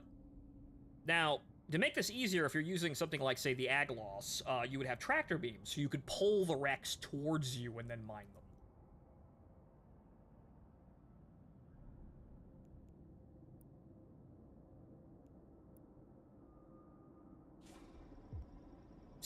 Also salvage drones. But if they don't have, if they have cargo, you also have to pick them up. You have to, well, actually, you could just, you know, tractor beam the cargo. Again, there's a very, like, once you get up to a destroyer, there are a lot of just bonehead, sit on your ass, print money sort of things.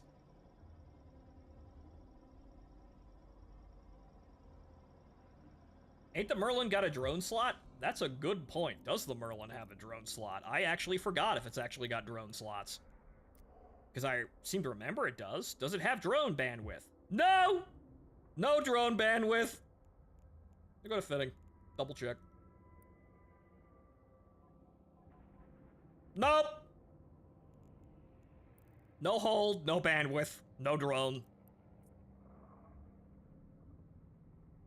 It's probably the Worm, or, you know, one of the, you know, like, the advanced variants or the Pirate Faction variants that has that. Just like the missile launchers, because I remember the vanilla Merlin used to have missile launchers, or one. I guess they removed that at some point.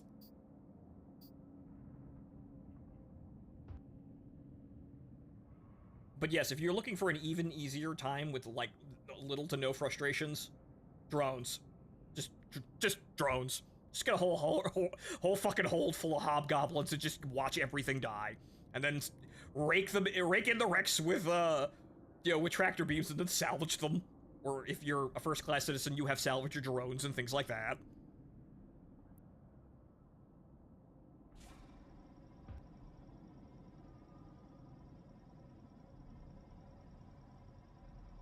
So now our mission sites are going to have a little bit of upkeep. And there was nothing in it! That happens too. Sometimes it just failed, and sometimes there's just nothing in the wreck. But burn logic circuits. Well, what are these going for? 19 per. What's the estimated say? 20. Actually, that's slightly lower then. Because, you see, the estimated gives you an idea, but it's good not to get your hopes up and actually fucking check the market. So yeah, we're just gonna go down to Jitta 44 and sell all this shit. Again! Yeehaw! Jitta 44!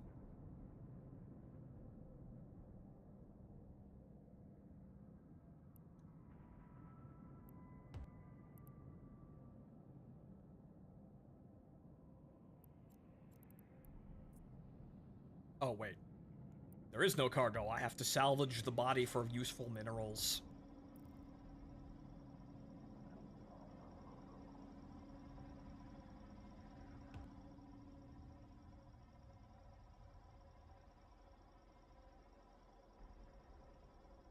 I like this newer Vexor passive shield tanker. Again, I haven't looked at Galente anything aside from, like, bigger than the Destroyer, because I use the Aglos as a mission ship when I'm, you know, when I get bored of mining. However, the Pioneer is actually a fairly decent, like, level 1 and, like, you know, combat site mission ship, because it can throw out 4 Hobgoblin 2s. So, I might actually just use that as my primary ship for mining and just have drones kill literally everything and, like, put a respectable shield tank on it. And then when I'm done killing things, just go eat asteroids. And we didn't get shit. Okay. Okay, so now we're warping back to the station. We're gonna get more fucking ammo before we engage in that fight down there. But now we know a little bit about our tank. It's kind of okay. Our fitting could use an afterburner, though.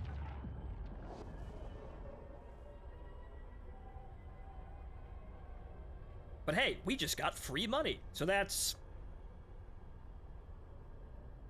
honestly, probably closer to 200,000 in salvage so far. And then 2,000, we're getting 200,000 for mission completion. So, and then the bounties. Remember the bounties. So all in all, we should be looking at somewhere around 300 to 400,000 for just this mission.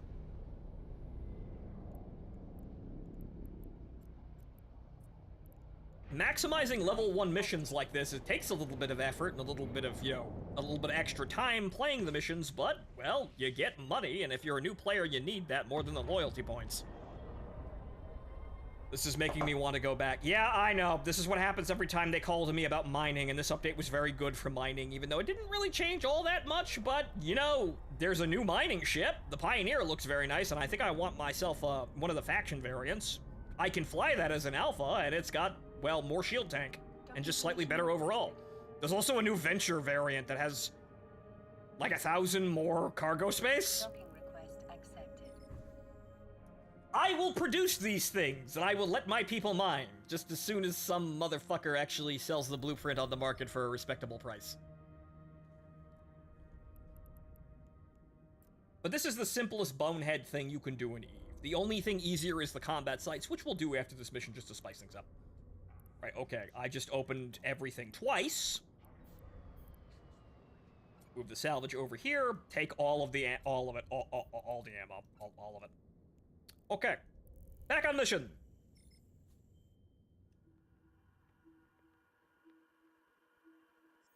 Get the corpse set up, Fonto. Me? Me being the lifeless, inhuman monster to run a fucking Eve Corporation? Do you think I am ageless?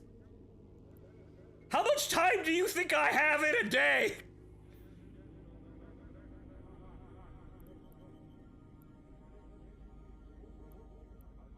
Okay, so exact location. Obanon, right. Orbanon? Obanon? Reminder that we're gonna play World in Conflict again. I just wanted to do something for the debut stream, and I wasn't really sure what to do, but I figured this would be good as a throwaway stream for just for the sake of it, and get it out of my system, because it's not gonna be safe to play this routinely on stream. Horrible things will happen, especially if I become well-known. Hashtag $goon must grow. Nope, can't do that. Goon Swarm will come over and kill us.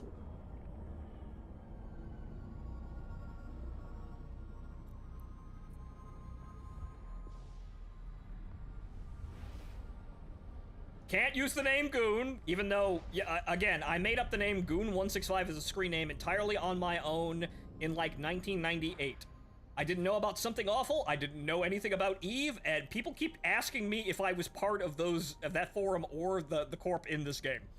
No, I am not, I had to repeatedly say, no, I am not actually part of Goon Swarm. Even though it'd be kind of funny and somewhat fitting that if I was, but no, I am not a little bee. And so, unfortunately, out of respect and not causing issues, we can't use the name Goon anymore. But hey, I'm not even using Fonto anymore. Remember, I'm Horace Widdison. But, just to give you an idea here, hang on.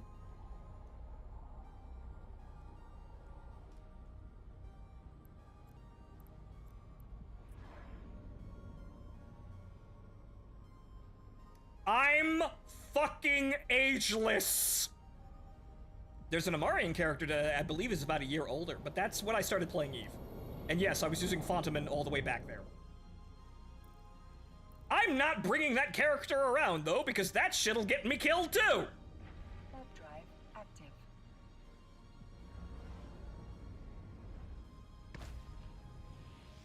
Look at those Chinese names. Yep, That's what people do. They leave containers as, like, billboard advertisements.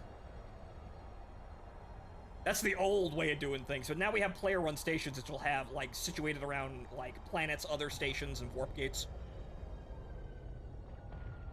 Let's not. Keep the past in the past. Yep! The past is over. Time to move on to something hopefully a bit better. Warp drive active.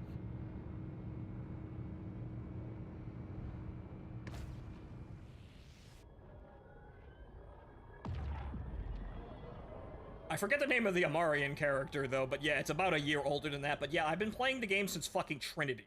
That's how old I am at this. Okay, so... Right, the Mammons. Right, so those guys are actual drones? If we look at them, they're actually... Right, that's an ogre. But yeah, so those are actual drones that are, you know, rogue drone, you know, variants. So that's a heavy drone. And yeah, they're all heavy drones. And then, obviously, these guys, because we didn't really get a good look at them, these guys are some horrifying black, like, fucking Reaper-esque monster. Those are rogue drones! Those are what you do, those are what you get when you leave the computers and AIs to themselves. Autopilot engaged. Autopilot disabled. Right. There's the bounties, I assume. Right, so we click this button to come back to our ship, and we're going to just slowly cruise in here. Hopefully the smaller drones only take a couple of hits to actually die. I'm not sure how durable they are, but they're very fast.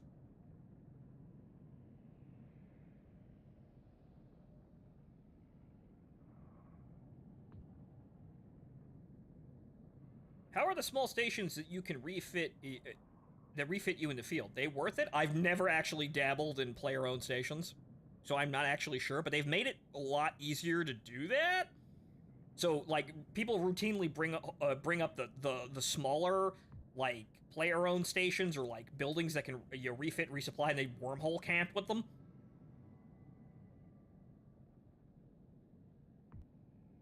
The mobile depot things. Yeah, I don't know about those.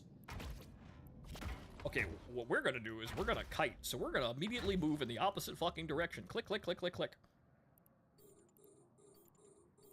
We just gonna kite.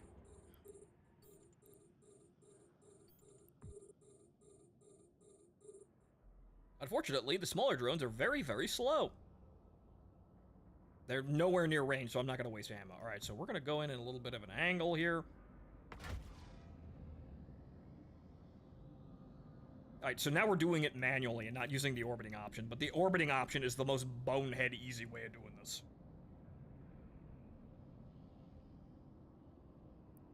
Okay, that should be starting to get somewhat in range, but again, antimatter. Okay, that's about in range. Yep, okay, we got hits. Okay. Straighten up, go that way.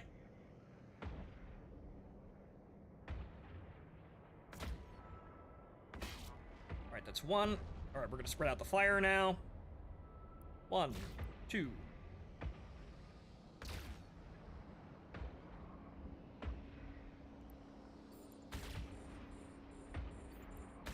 I think I can handle 5 targets. It's 5, right, yeah. Now we're kiting! Yay, kiting! However, some guys are still catching up to us. This is where the micro warp drive and the afterburner come into play with actually dictating range. I'd like to shoot these guys, please.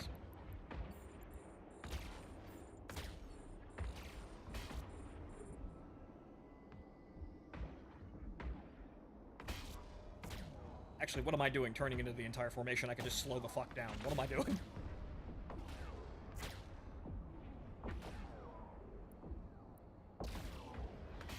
Okay, so now the big ships are actually, you know, considerably faster than me and still around me. Why aren't you dead? Okay, he's dead. We're gonna leave the destroyer for last.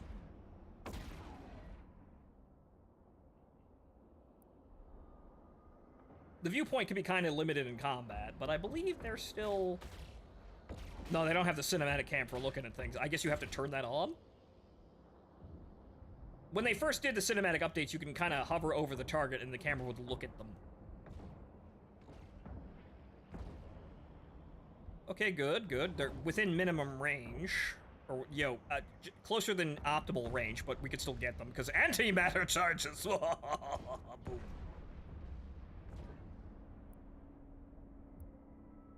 Okay, we're just gonna shoot you twice. Fuck you. You die.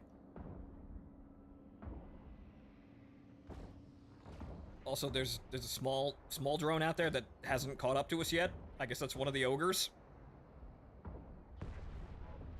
Alright. Okay, so now we're gonna turn in.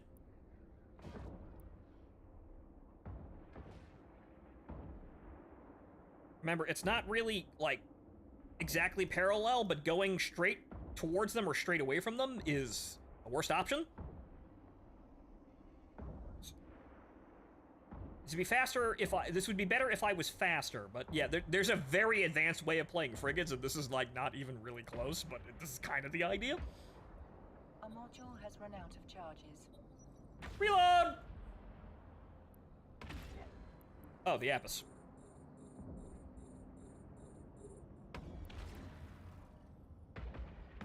Die! Die! Die! Poof. I like how the wreck is bigger than the fucking drone.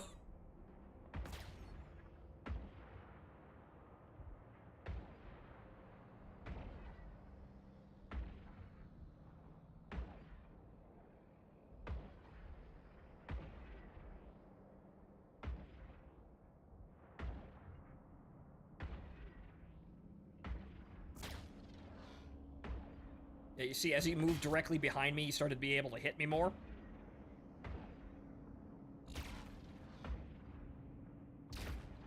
Some of it's range, some of it's speed, but typically as I'm passing like this, he can't really hit me because I'm moving the fastest I possibly can. Again, it's somewhat like notching.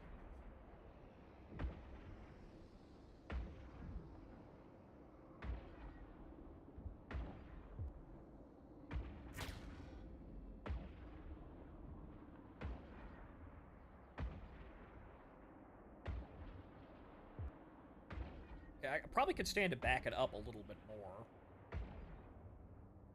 Orbiting just does this for you, but this is more involved and you can do funnier things with it.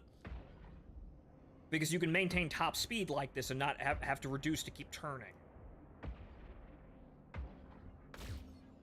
Yep, there he is again.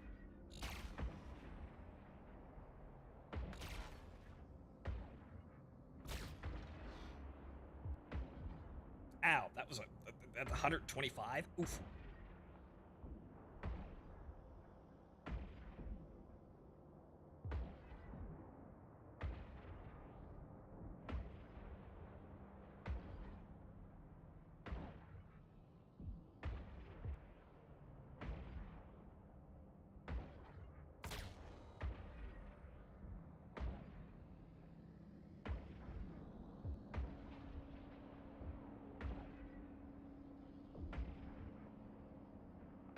The salvage while shooting at this point. This is safer.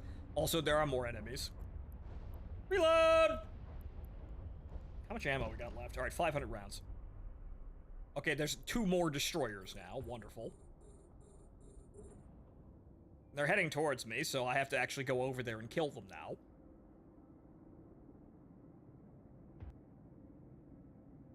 We're gonna be simpler about this one, though. We're just gonna orbit. So we're at 7.5, that's our optimal range.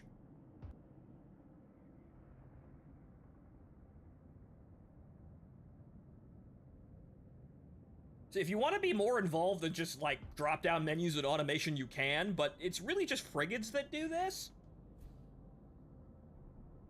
Because everything else is incredibly fucking slow, and most large-scale PvP encounters are just blobs shooting at other blobs. The logistics ships, i.e. the medics, just, sit there trying to keep their blob, alive, better than the other guy's blob. The frigates zip around independent of the blob, trying to fuck with certain individuals if they can, but typically frigates are very glassy in large fleet flights. So if you make one mistake, you typically instantly fucking die.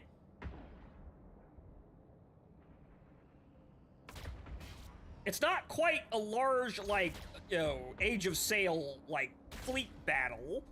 It's kind of the same idea at the end of the day, but it really is just the most basic MMO. Here's my damage, there is your damage. We're gonna hit each other until one of us falls over.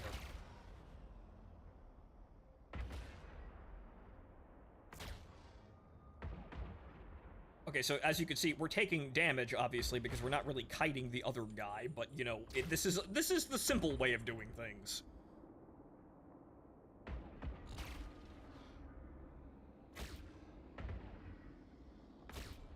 Actually, they're both hitting us rather reliably here, which is kind of funny.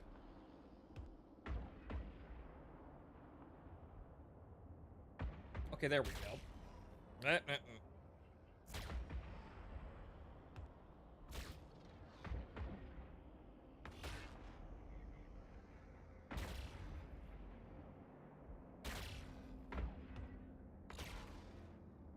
Alright, yeah, we're gonna actually have to break off from this and actually do what we were just doing, because I was actually surviving quite well like that. Oh, not straight towards them. That's the shield low warning. Okay, I think I can get this under control before my shield drops.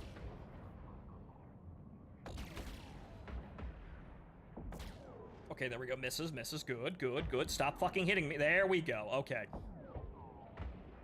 Now just kill the other guy, and we can have the other guy in hand. As you can see, orbiting works to a point, but sometimes you actually have to put some ass behind it. There we go. All right, he's dead. Like, there's a skill ceiling here.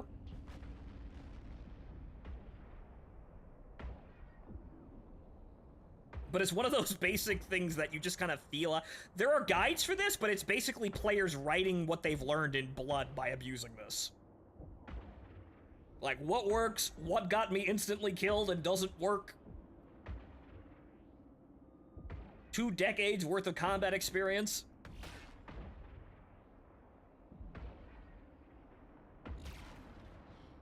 A module has run out of charges.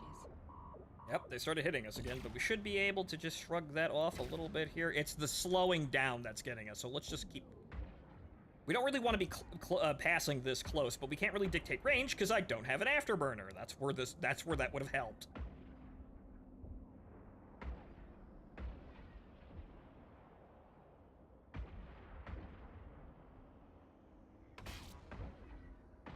And now that he's directly behind me, he's hitting me again somewhat reliably.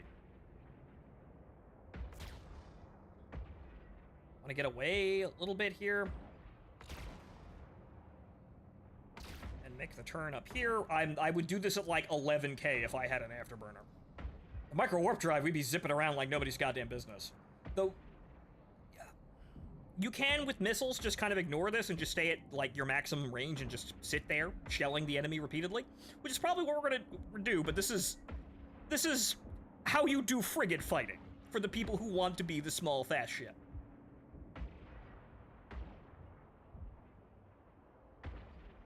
Frigates and large fleets just shoot at carrier fighters, bombers, and blow up interdictors.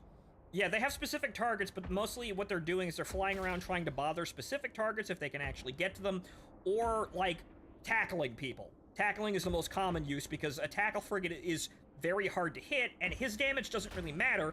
It's what he's doing to you that matters.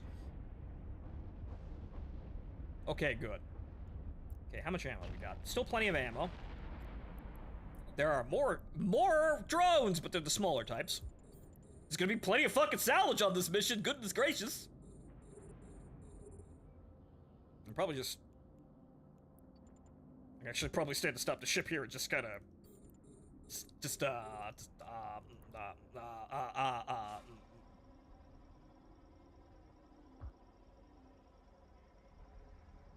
Large flights are mostly just interdictors blowing bubbles around the place. Yep, that's what they also do. Okay, what did we get out of that? Ooh! Oh, wait, those are fucking garbage now. These used to be actually very valuable. The same as the Lorenz foot of fluid. Right. These kind of used to be, like, your best go, but I guess the market for these crashed at some point? Steel beams. They used to be beams, but now they're just shit. No, I can't salvage him. That comes later. Kill him and then eat the corpse.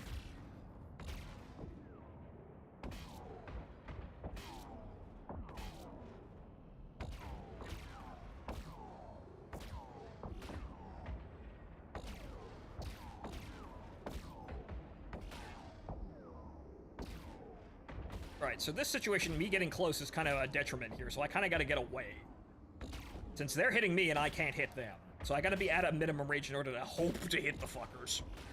So the whole... It works on your optimal range and their optimal range. It can work against you just as easily as it can work with you. Typically, you want to use it against bigger ships.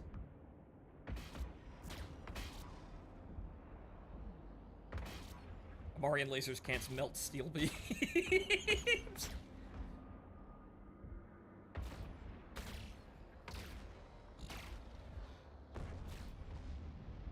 Right, and for your information, you can kind of fit whatever module you want to a ship, as long as it has the slots, since obviously missile boats need missile slots. But if you wanted to, fit, like blasters on a hybrid ship, you can. You could do lasers. I don't think it's terribly efficient to do that, but you can do it if you want to. But each ship typically has bonuses assigned to it that are passive bonuses, depending on your skills. And they buff certain things to be better, so it just kind of tells you what the optimal thing is.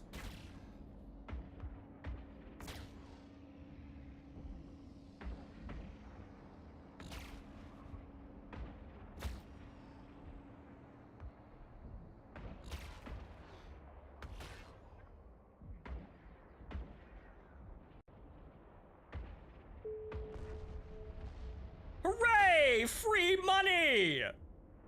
Well, yeah, that got us our fucking goal real fucking quick, didn't it? Alright, it's opportunities. Right. Okay, rewards. Oh, right. Hey, look, 10,000 skill points for completing everything. Right, okay, so $500,000 for killing 25 non-people. 10,000 skill points that we can dump into basically anything we want. Actually, hang on here. Energy... Well, hang on. Wait, hang on, that means... Get out of the way! Skill training completed. Support of a station fitting services required 95% capacitor level. Okay, hang on. Okay, well, I'll just wait for the capacitor to be 95% and it'll just turn the bitch on! Live updates!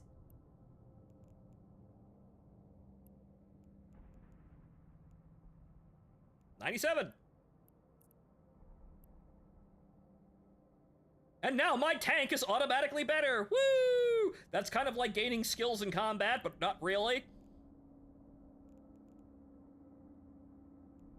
That's slightly better overall. And there are even more rogue drones.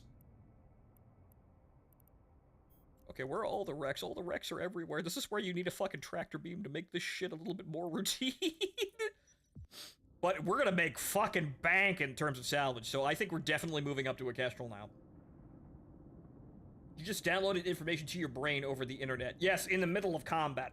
Yes. You know, Metal Gear Solid 4 predicted this. As did Ghost in the Shell. Deus Ex. All of them, man. All of them.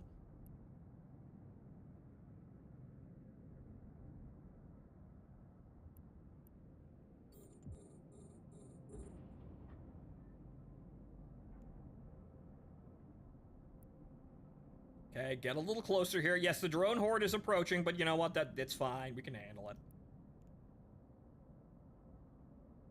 Okay, the shield is slowly recharging. It should be recharging a little bit faster now.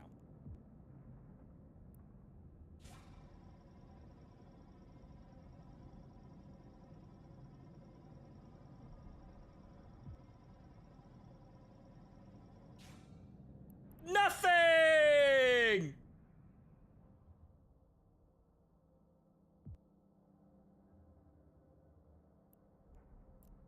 Okay, so yeah, not much there, and the ammunition's getting kind of light here. So one of these fuckers is going to drop what we need, but yes, welcome to drones. This will be easier with missiles, much easier with missiles. Because, you know, they have a longer range, and we could kind of just sit there just shelling targets until they drop dead.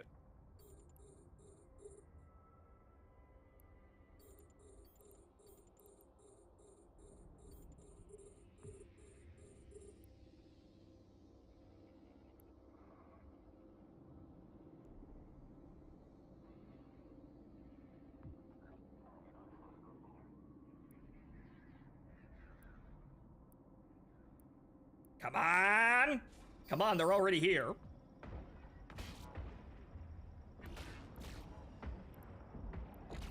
I gotta orbit the target to make sure I don't get fucking murked here. And there was nothing in it anyway! Split up the fire here.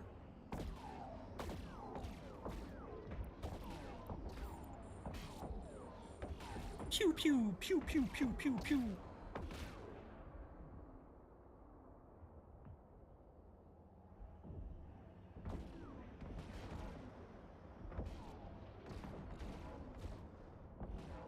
Yeah, these guys I gotta kite away from because they're just too close for the guns to hit.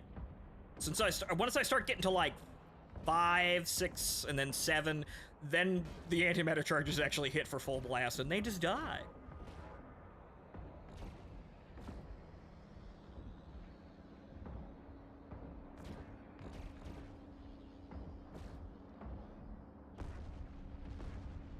Very good. Next. Actually, you know what I'm gonna do? Yeah, just stay right there, actually. Actually, you know, just stay right there. I want all the salvage in a big, neat fucking ball so I'm not flying all over the place. What the hell was that for? Oh, those were bounty prizes. Wow, holy shit, we're making bank already. I guess the destroyers have actually a pretty high bounty on them.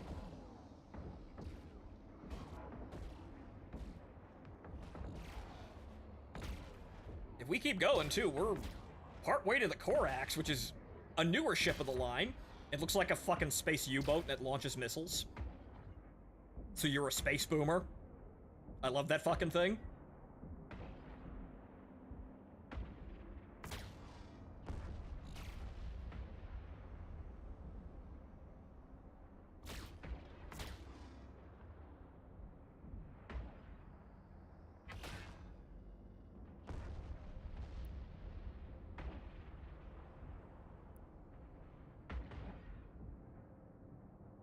Okay, hopefully this is the last one, or there might be just like a boss encounter with a large one that drops everything. But yes, keep all the salvage in one neat, nice ball, please.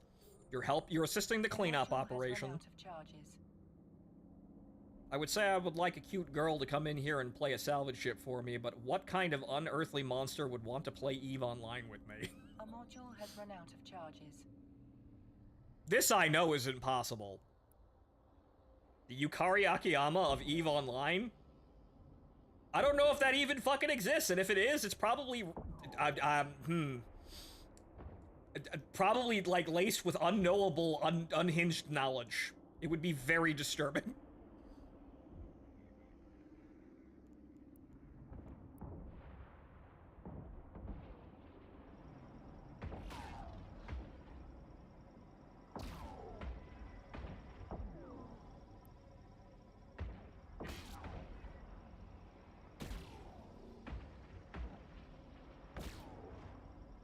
Come on, work with me here.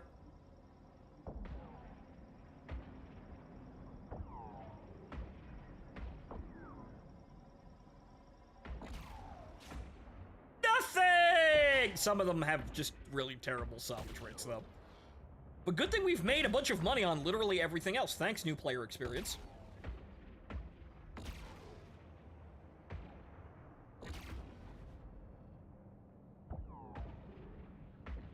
Is there any way to destroy these rogue worlds? Not that I know of. And if I think they could do it, they probably would have. But who the fuck knows what the Empire factions are actually doing?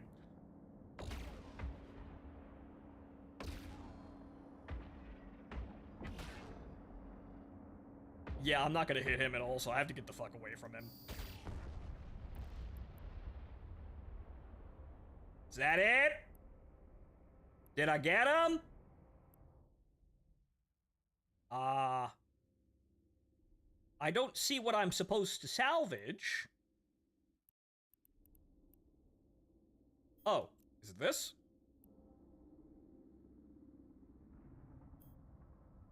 Drone bunker? Rogue drone AI core. I'm gonna assume it might be this.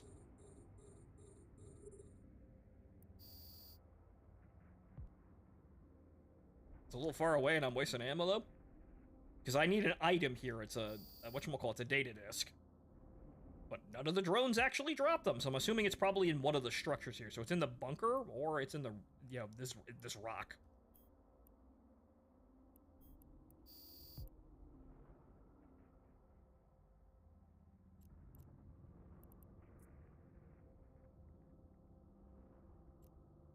Oh, I'm doing 0 damage to it. So it's probably not that. Okay.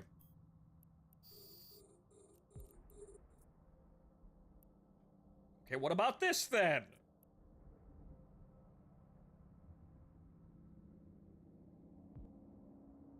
And this, I'm pretty sure that, you know, the local cleanup crew comes in and burns whatever the fuck this is down.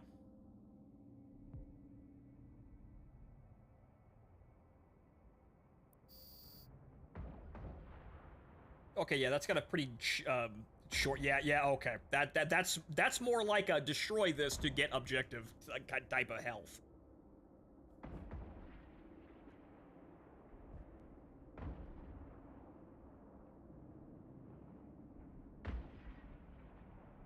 Some of the stuff is really not obvious, and they really should mark these better. Because I know this shit because I'm used to how this game operates, so I can kind of guess. Other people cannot, though. Brace! Ooh, why is there air in it to implode? It's drones. And there was nothing in there!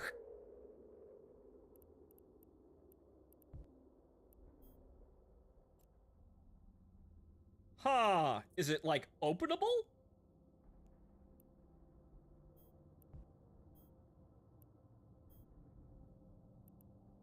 Like, do I have to blow that to pieces? What am I doing here?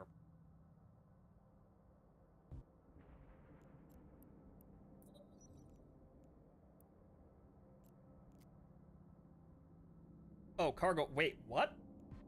What? What? What? Where did that come from? Did I just pick that up without realizing it? I emptied the cargo hold, so that came over here. Was it salvage? I don't know. I guess they may have just put it in my inventory to say good job, kid, but that's kind of odd. Okay. I have what I need, now to salvage.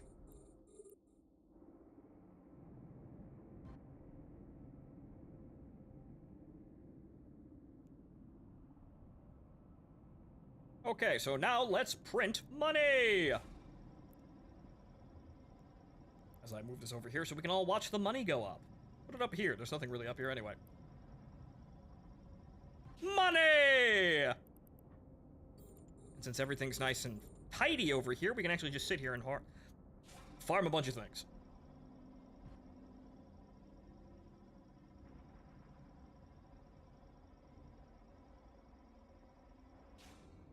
Nothing! Ah.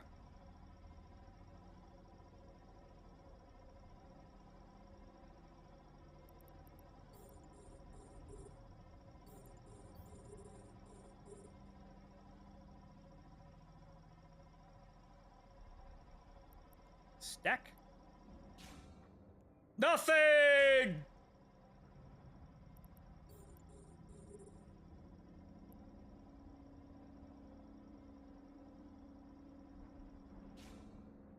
Okay, malfunctioning shield emitters. Those are also dirt cheap now. A lot of this stuff used to be more valuable, but I guess they rebalanced a lot of the economy around salvage and then creating components. Salvage is usually mostly used for rig making, and then I think you can also make some other, like, capital ship components out of it, I believe. Most of that shit was, like, I think, taken over by planetary interaction stuff as well.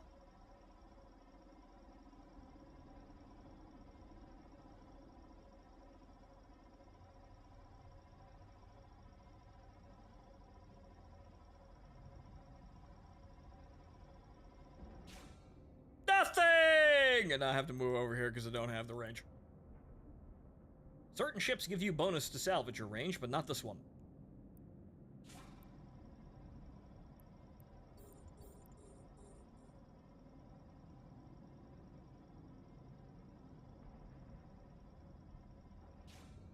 Okay, something good, good. Actually.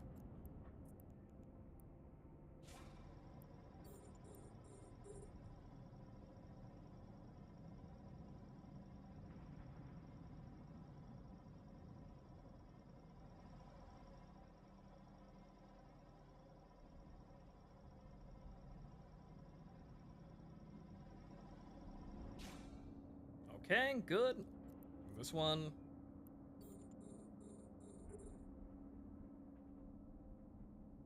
See, I wonder if you can actually fit a tractor. Hang on here.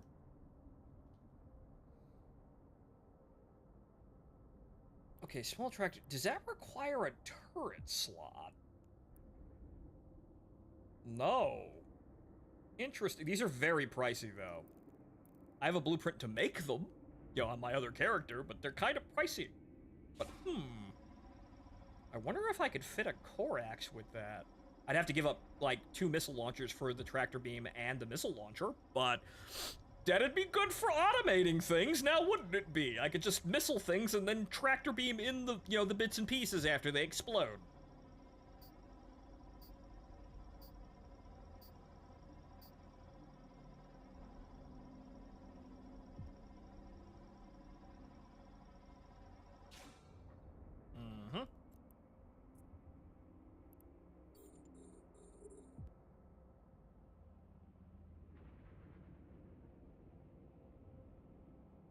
Should still require one. It just says high slot, so it doesn't seem like it requires a turret. Like, for example, the railgun will say it requires a turret hardpoint.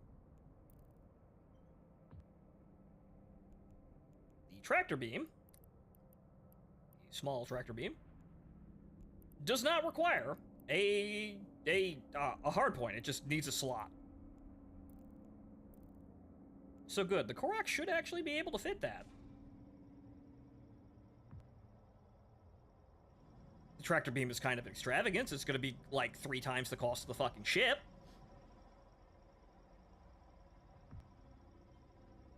But the things you do for convenience.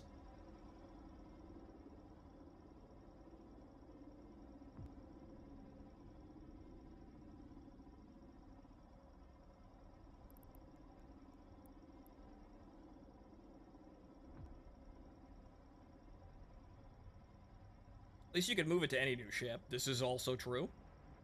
But to give you an idea about the Koraks. Let's see here. We want Caldari destroyers. This is the Koraks. Oh. Combination whale U-boat prow. It's covered in missile launchers. So this is probably what we're aiming for, because we're going missile boat. This is the missile boat destroyer.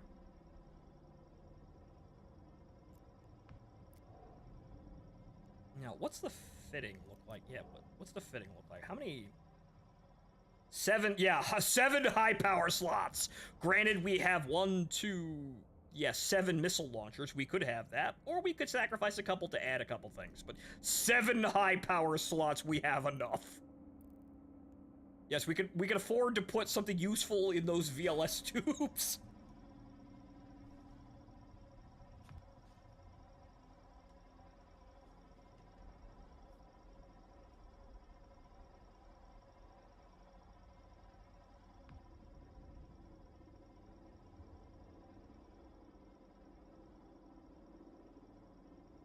Work towards a Jackdaw, and you're set until level 4 missions. A Jackdaw?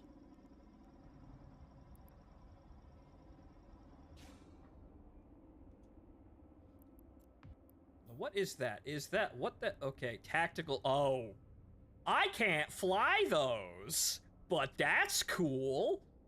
Those are the tier 3 frigates, right? Yep, Tech 3 destroyers. Yeah, I remember those being put in the game. Or rather, Tech 3 cruisers. Destroyer, right? Tactical destroyer. I didn't know they did that for destroyers. But yes, I can't fly those because it requires alpha skills. That's actually not terribly hard to do. You need 2 skills that, you know, require alpha. Or require omega. So that's actually not too bad. No one's the 80 million. That's actually not bad as a, you know, as a fairly, you know, upper, you know, in terms of tier destroyer-sized vessel, like, either. Tier 3 destroyers punch way above their weight, Lamau. I have no experience with them. I'm going to take your word for it, because Tech 3 is, you know, Tech 3 typically means really great, overpriced. But 80 million is not bad at all for a ship of, you know, a high-class ship of that nature. But unfortunately, I need Omega status to use that. So I need to pay for the game in order to use that. It looks neat, though.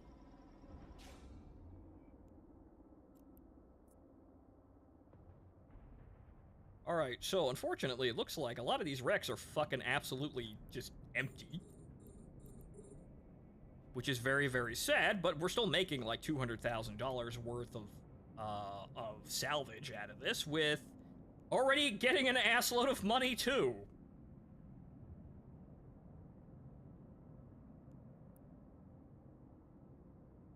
So this is the trudge of EVE Online. If you're trying to mine out the missions as much as possible, you could just do rapid missions. You know, just leave and close the mission, open a new one over and over again. If you're grinding like loyalty points or something like that, or just want mission payouts, but if you put the time in for salvage, you get a lot out of it.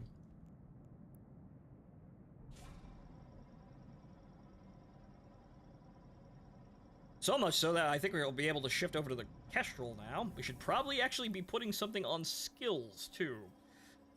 If we're moving up to a destroyer as well, we're probably gonna need Caldari frigate up there. Like, do we have any skill? Actually, no, we have more skill points. Holy shit! Yeah, that just gave us that gave us more than enough for that. I think we need 3. I think Caldari destroyer requires frigate 3 to learn. Yes, it's frigate 3. Okay, so we need 3. So yeah, we actually have more skill points. We didn't use 10,000. Unfortunately, that's only halfway there. So we might get some more skill points to actually, push that forward, but that's going to take 8 real-life hours. But we might wander over some more skill points along the way.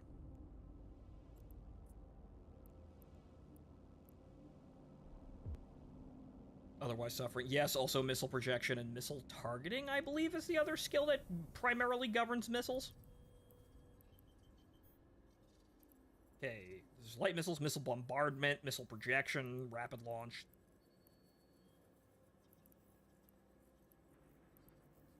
Unfortunately, that required... What does that require? I need missile launcher operation 3! Whoop-de-fucking-do. I probably should have thrown all of that in there. So it doesn't look like we're going to be moving to a destroyer, but we have barely... We have really bare-bones skills, and you really honestly need, like, the tank-related skills to... And then, like, ship management for fitting. So you're not really supposed to jump hull sizes that fucking quickly. You can, but it's really at your own risk.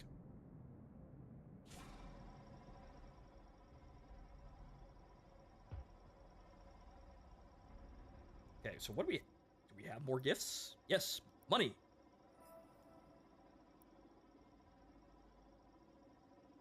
Small salvage tackle. Ah!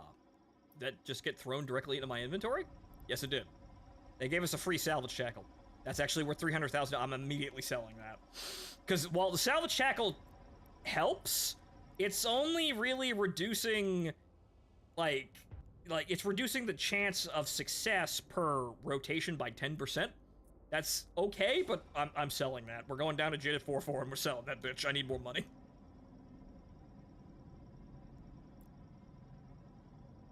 Okay, actually, shit. Smash trigger. Actually, we've got... Okay, is the... What did we get that was actually worth that much? We only got one unit of contaminated Lorenz fluid, so where are we getting all this money from? Oh, right, the salvage shackle. Duh! It's that!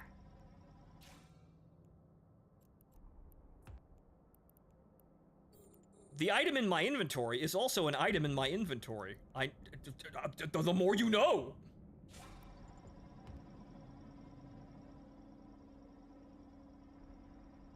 I never would have guessed that something in my inventory would have been, counted as an item in my inventory for the estimated value of my inventory. Whoa!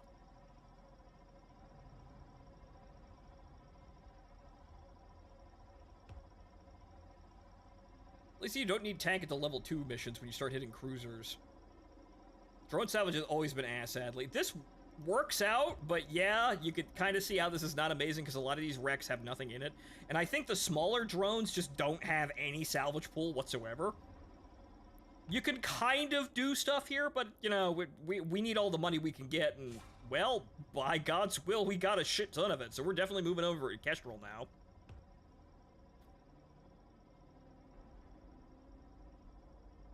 So we'll have the Merlin on backup, but we making a Kestrel now.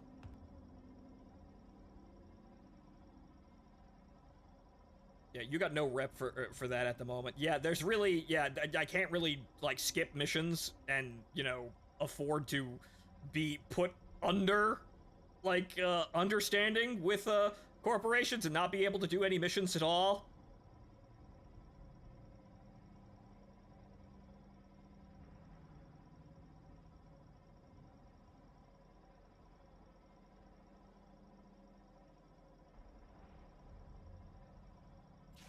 Nothing, but we put in the effort anyway.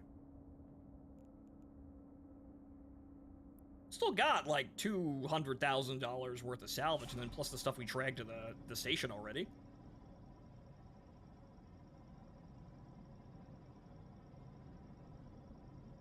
I think I'm gonna need another cup of coffee in a moment, but we're doing okay. So we have, yeah, over, I want to say like 1.5 million now, just in like when the mission gets turned in and we sell everything we're gonna sell. Hell, we might just up and sell the Merlin now because we have the Kestrel, but we'll keep it around because I like the look of the Merlin. It's just that we don't have any skills for it.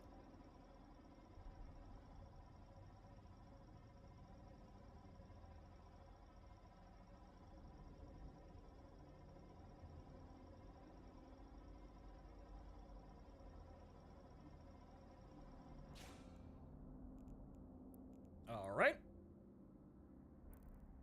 Not atrocious, but definitely not like, you know, it's good that they accidentally just gave me a salvage shackle. And more money. Thank you! See, that, you know, that's part of the rewards program for careers. You actually do get more, you know. You do these things by accident. You can look into what to do, but you do things by accident and they give you shit. The new player experience just seems to be falling over money.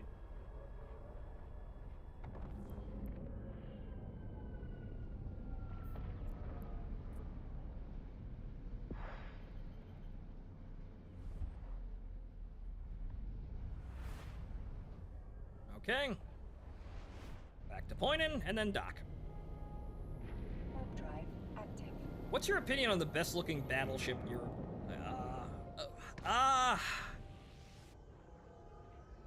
No, it's been a while since I've seriously looked at them. I kind of have a soft spot for the Amarian capital ships. I kind of like that. But some of the Minmatar stuff, like the Tempest, is really cool looking. It's also interesting and vertical. Ooh! Docking permission requested. Docking request. Or I think I'm thinking of the Tempest. Hang on here.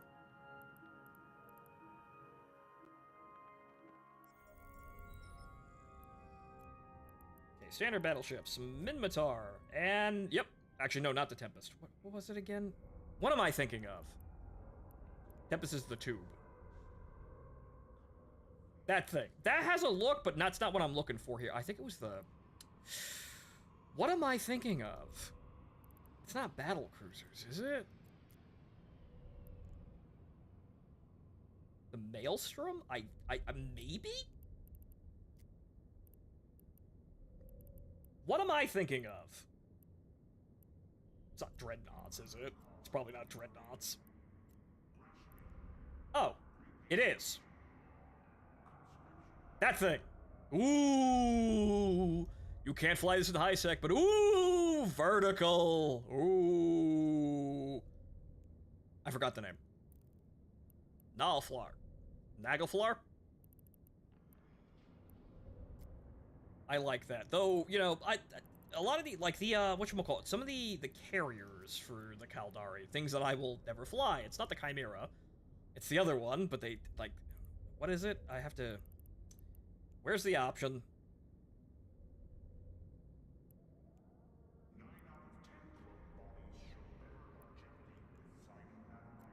Filter, show only available, right. Turn that off. Okay, not that, it's... cruisers, capital ships, Caldari. It's the the Wyvern. The Wyvern looks cool.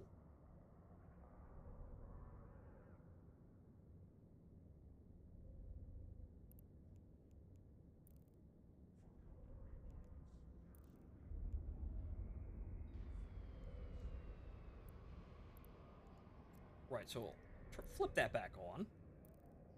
Because it looks backwards. I think it's supposed to look like an old sailing ship, so I kind of get the idea. It also kind of looks like a crossbow. So I kind of get the idea behind it, and that's why it jives to me, but I will never fly carriers. Unfortunately, I have a life, and I was never able to spend it unwisely playing EVE that long. Okay, so there's that.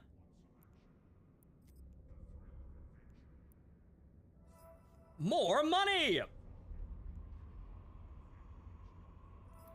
Okay, so what did we get? Unseen items. It's social. Whoa! I'm gonna inject social skills. Future! Okay. Okay, we're gonna put all that shit into the hole, and then we're going down to Jitta 4-4 again. Yeehaw! And buy us an entirely new fucking ship.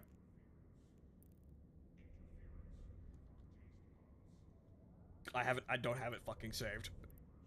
No, not you schmucks. 400 characters named after it. Set destination. Back down to Jitta 4-4, we're buying a Kestrel. And we're fitting it out with missiles. Look at the Nyx, Fonto. It's the best supercar. Yes, I know about the Nyx. I also remember that one Machinima film that, you know... Well, actually, not that one. The trailer where, some Galente admiral got very uppity and proceeded to park it directly inside a Caldari station. Very big international incident. Warp drive active. Clear skies. Yes, that. I remember that. That was good. That was the back in the day where I was, you know, was playing Gary's Mod and Source Engine games and actually trying to be a machinima director. So that shit was like, I want to make that, but it never fucking happened.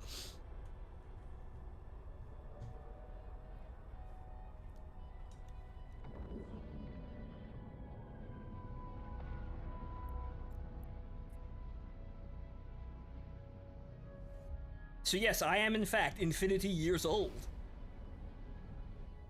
The memories, yeah, well, stranger, there you go. I suppose that's why you like hanging around me.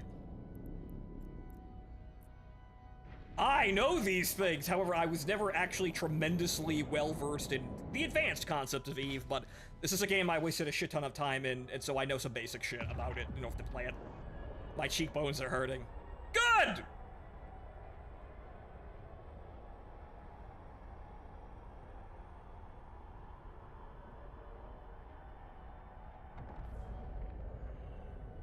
Alright, so, we gonna go down to Jitta and we're gonna buy ourselves a Kestrel and we're gonna outfit that. And it looks like, unless we fall over some other skill points, that's really all we're getting today in terms of ship advancement. We'll start to, obviously, skill up everything else, but it's gonna take a while to actually get into a destroyer hull, but that's fine, we need some more skills for that. You know, like shield compensation and other nice things that help us not die.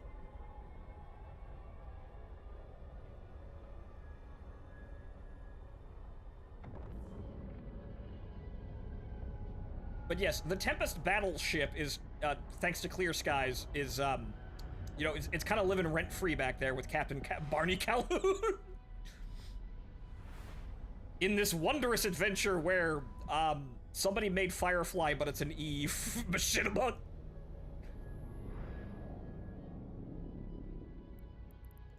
Alright, Jitta 4-4. Yay. Jitta 4, Moon 4. Warp drive active.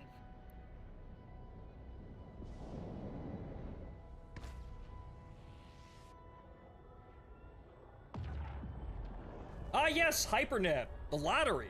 I mean, hell, we might be able to actually play the lotto. It's a terrible idea, but I kind of like how stupid this is, so it's finances Hypernet real life. Yes, yes, I know how this works.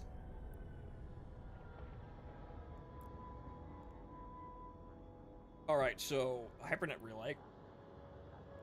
Okay, we want less than 1 million, and then we want as low a count as we possibly can. So what's the hypernet relay, Fonto? It's basically fucking, it's the lotto. Docking request accepted. So is there anything for super duper fucking cheap? Obviously we're not gonna put in for any of it, but is there anything for really super duper cheap? Oh, a Raven blueprint copy. But that's only got that. Huh, and he's actually giving it away for free. Like, he's not actually doing the thing where typically the house here, the guy who's doing it, buys half of the nodes and then leaves the other half for anyone else, so he has a 50% chance of just getting the item back and taking all the money. That's the scam here. But a Raven copy for 100,000? I mean, it's gonna be a fucking nightmare to produce that. Okay, we're at skill. Can I even? Yes, I can actually just produce this, but yes, 4.6 million titanium. Okay, so what would it be? Because I'm at Jeddah, I could buy all of this. What's the price? Yeah. Oh, goodness. Yeah, no wonder they're selling for $250 million. Look at that fucking production cost. Ah! I mean, it's nice to have that on hand. We get it at a fucking discount, because this is a max efficiency blueprint, but... Ah! There's only one run, though. So we're gonna save our money there, but this is the kind of things that you can invest in when you have expendable money. Some people, like, auction off entire ships, or rare modules, or just blueprints to scam people. You are playing the lottery.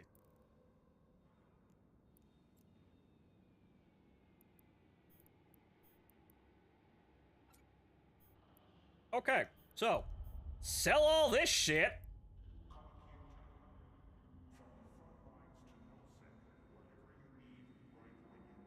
Yeah, and Lorenz fluid here is, yeah, is really pricey. Good, 7,000,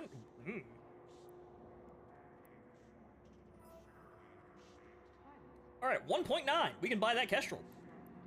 However, one thing I'm going to do is this antimatter charge will mark our presence, so we always have a quick bookmark to Jitta. Right, okay, so now we can hop over to what I was planning to do and actually get a Kestrel.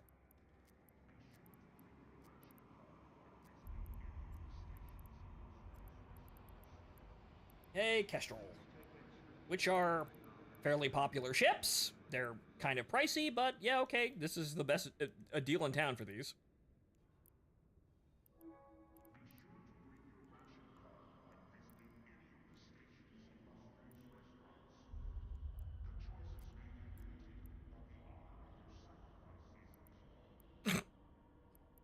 Thank you, Caldari State. Alright, so, the Kestrel.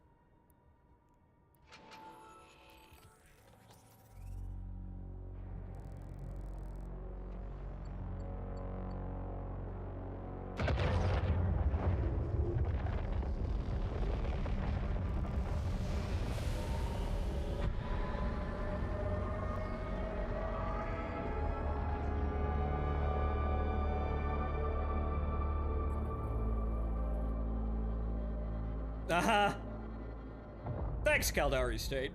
But yes, it's square! And funny enough, the Kestrel, I think, is one of those ships that just didn't receive any design facelifts. Like, obviously, they've redone the texture work, but the model is exactly the same. This has remained basically unchanged since, like, 2003. Can you even equip light launchers yet? I'm pretty sure I can. I've got Missile 2, and 3, actually. I did train that. Okay, so hang on here. Ship equipment. Turrets and launchers. Okay, and missile launchers. We want light missile launchers. Light missile launcher? What? No. Oh, no. What's the requirements? I have to train light missiles. What? Yes, I know how to use the launcher, but not the missiles. All right, hang on here. Let me buy this. Wait, whoa! That's 13 jumps away. What, am I an idiot? Oh no, I've wasted money. It was only 30,000 anyway. Sorry, this is why I need more coffee. Oh no! I don't even know where the fuck that is. Like, it's gonna update at some point, but I don't know where that one book of light missiles is just tossed into the into nothingness. Hey, it's a bookmark for that station. Maybe there'll be something interesting down there at some point. But okay, so item hanger. Train now to level 1. Yes. Okay. How long is that? Half an hour. Ah. Damn, this is where my extra skill points probably would have helped me here, but hold on here. 5 unclaimed rewards. Okay, did we get anything interesting out of this? Eve moment. Yep, welcome to Time Gate. Extra money. So good. Okay, we basically just nearly got back half of the cost. Oh. Oh, what the fuck you mean I got a free frigate? Alright, I'll open it. I got a free Merlin. Oh, that's why! That's why! That's why they're so cheap. They're giving them away for free!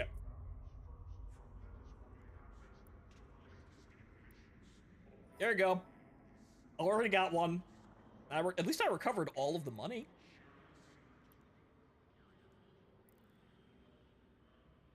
Graduation reward. Okay, so what the...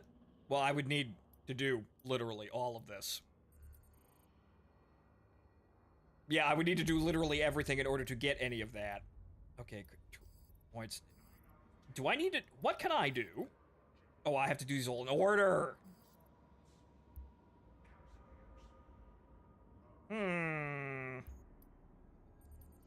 Epic art. We're not up there yet. Combat sites. 15 combat sites. 25 combat sites. What are we looking at here? ISK. ISK. More ISK and armor plates.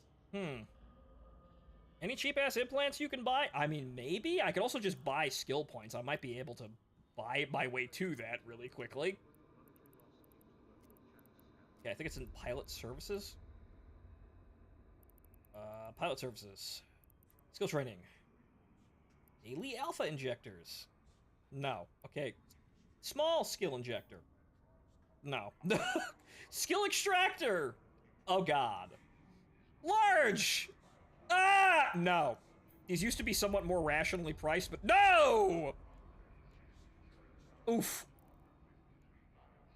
Oh, well, that's a problem. We're gonna have to see about that one. So, what do we have for fitting anyway, aside from the launchers? I should have actually been training that. I made a horrible, terrible mistake, but that's Eve moment. That's the real Eve experience. Alright, okay. So, we can have 4 launchers, but obviously, well, we'll have the salvager because we're going to be moving around a bit more in an afterburner, so this is not too bad. We can just move everything on the Merlin. The problem is we have no launchers, so I can't use it in combat yet, but hang on, folks. I'm going to get a cup of coffee. I'll be right back.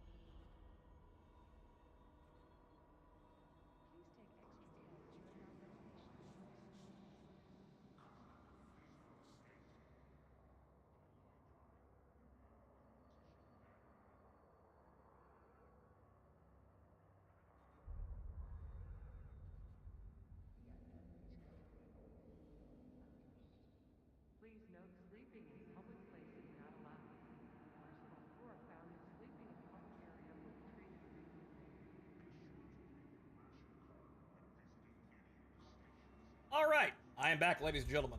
Welcome back. All right, so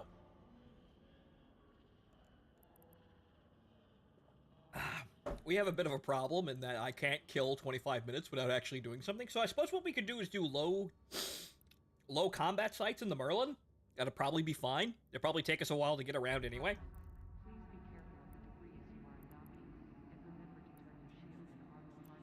So what we'll do is we'll hop back in the Merlin and wait. How much ammo we got? We'll buy a little bit more ammo to keep the thing running for a little bit, and we'll just do level 1 combat sites, which are not bad at all. Okay, no, it's market. Right, market.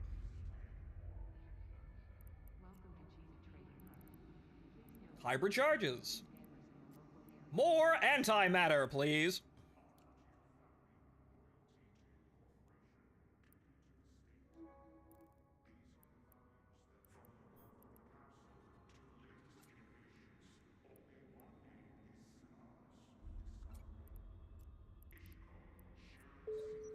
Inject that, and then, okay, so we're gonna do...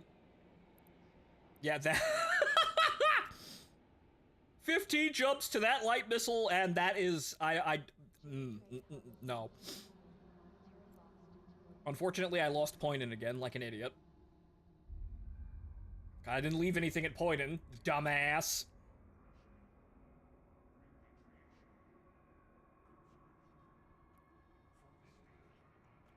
I think it's P.O. God damn it, I can't remember it. Damn it! I have to look it up again the long way.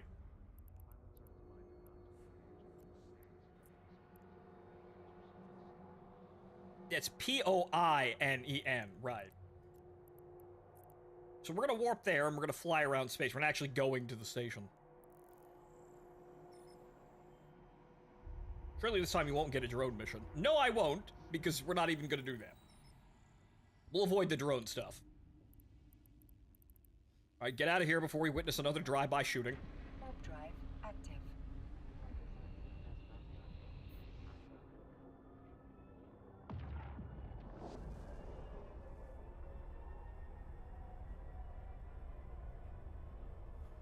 As you can see, there are 2,000 people currently in the system. Most of those people are docked, but as you saw, there were a lot of ships floating around the actual... the Jitta 4-4, the station.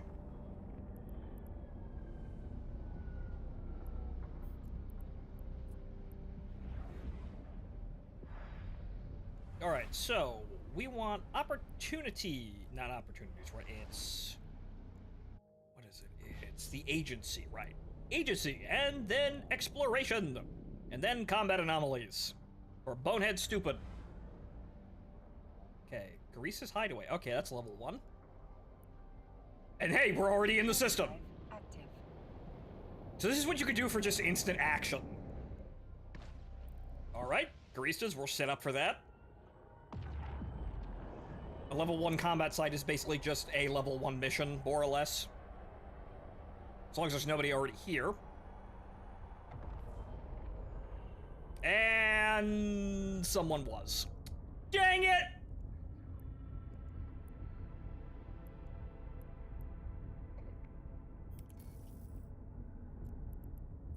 Alright, we'll hop over to the next station very quickly. Warp drive active. He's killed everyone, he doesn't need any help. Good luck, sir. He's also got drones.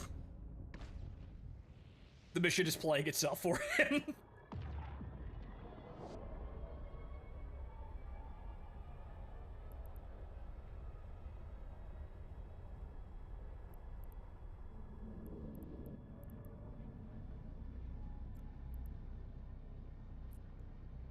Drop down menu commander.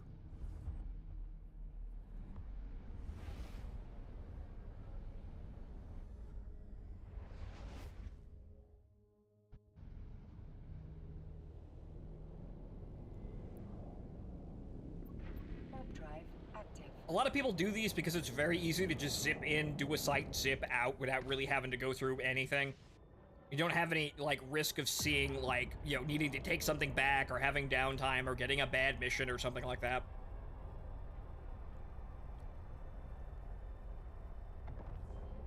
And somebody's already here, too.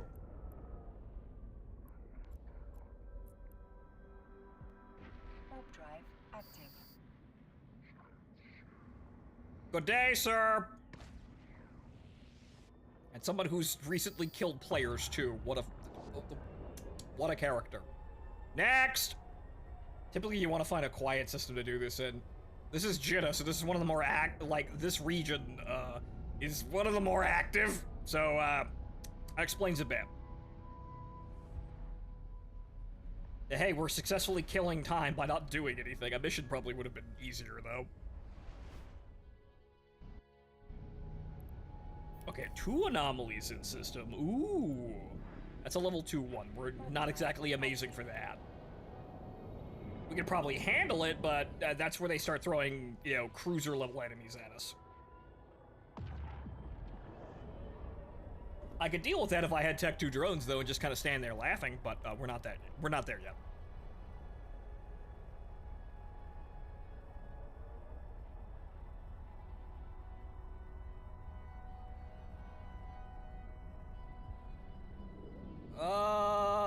Okay. We've got a clean one.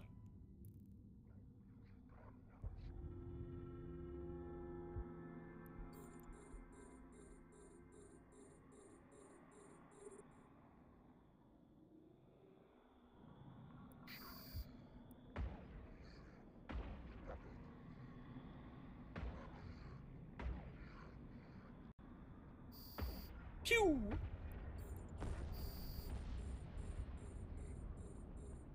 They're firing rockets at us, but they don't have the range.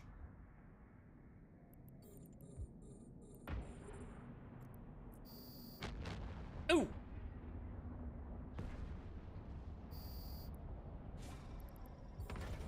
Nope, not that.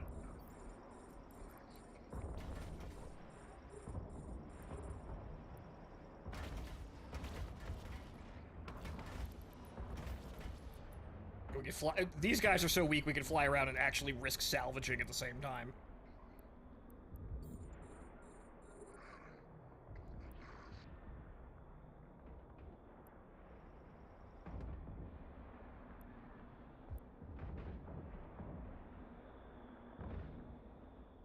That guy is unfortunately within minimum range, though. The turrets are having kind of a problem tracking him, even though he's moving at like a fucking snail's pace.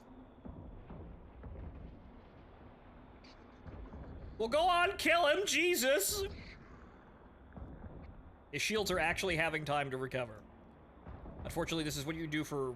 This is what you get when you pick the range option and don't really play terribly strict about that. Missiles, however, you don't have to fuck with that, at least. Well, I guess I get to clean up all the wrecks before I get to the next wave.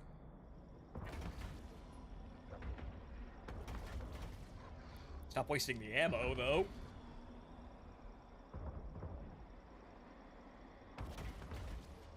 He's trying. Boy, howdy, he trying.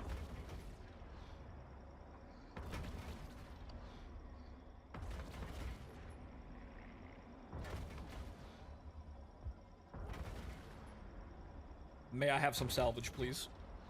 Please. Not, damn it.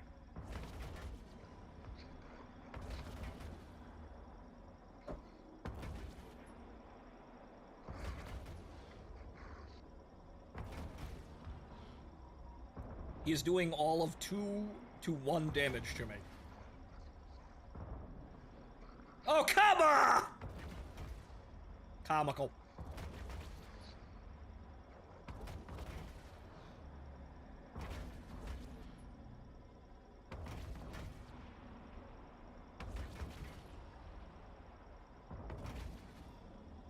I mean, you look really cool. My shield tank is way above your skill level, though.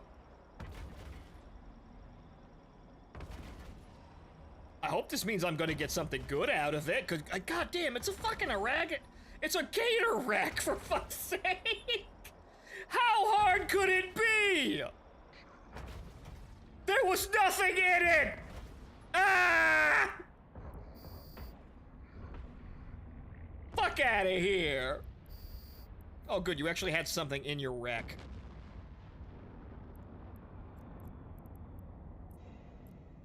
It's metal scraps. Ooh! Ow, those are missiles. Oh, see, his Merlin has missile launcher slots. Fucking goddamn Garista pirates. See that? That's what we're doing to people in a bit. All right, good. I actually got some salvage out of that. That's what we're doing to people in about 14 minutes.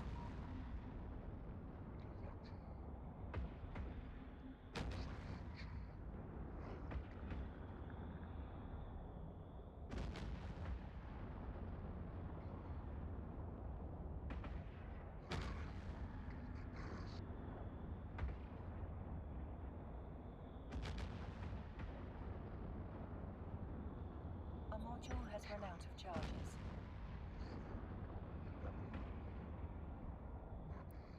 A module has run out of charges.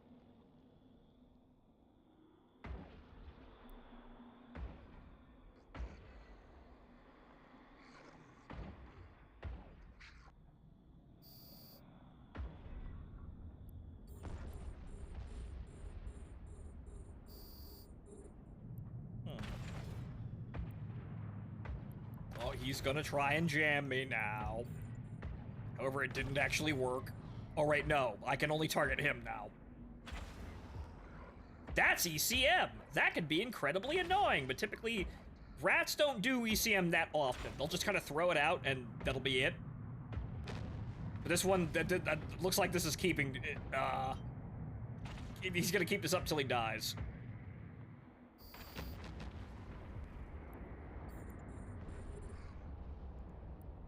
And that's the end of the site.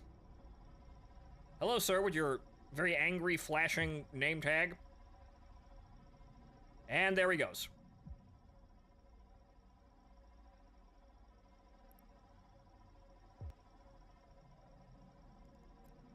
Thankfully, he didn't decide to shoot us for some reason, but, you know, he's doing level 1 mission site, so he's probably not that angry.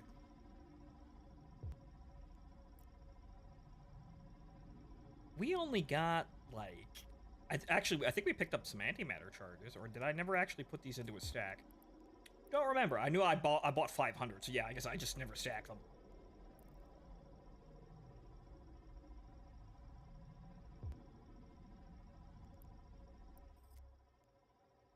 Money!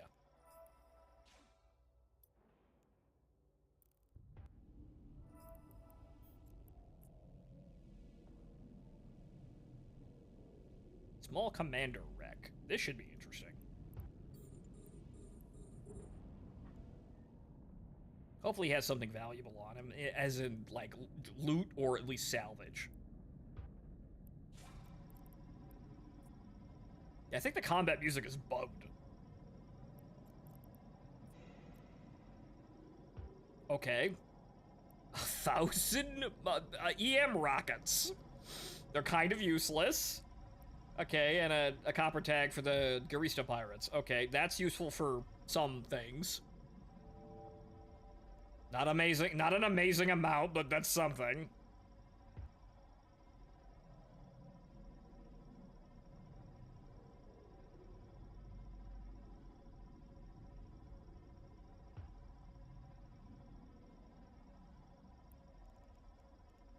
Alright, so where's our next location here? We're gonna pick one that's a couple of jumps away. Not New Caldari. High sec only.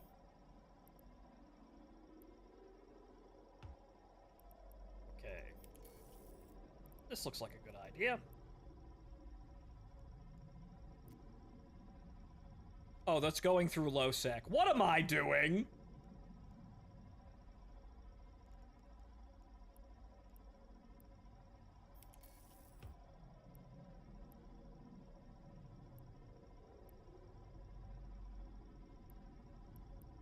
It's here one. That's where I went before that. I have to go through. No. No. Right here. Good. That should be far enough out of anyone's way. I shouldn't run into any random people doing the same thing.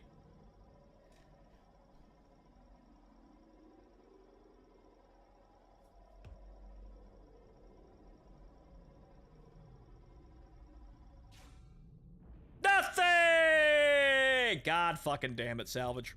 Warp drive active. We got almost no salvage out of that. Oh well, the bounties will be fine, but mostly for killing time. You don't have to actually do anything.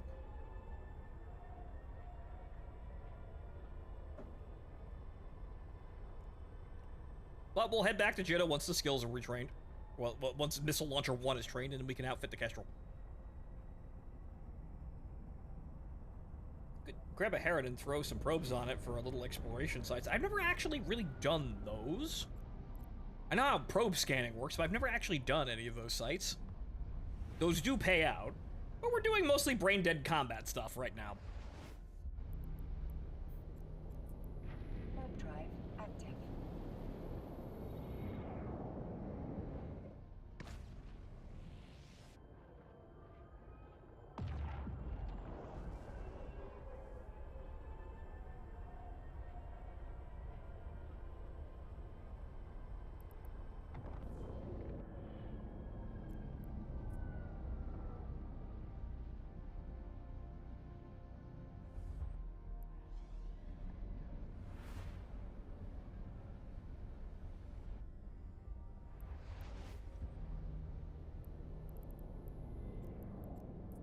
And where we were before, but go in the opposite direction.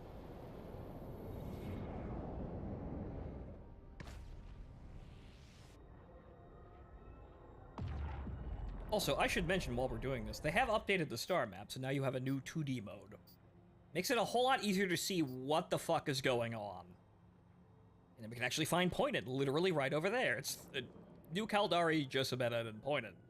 So, this makes, understanding the map a whole lot more easy because, that's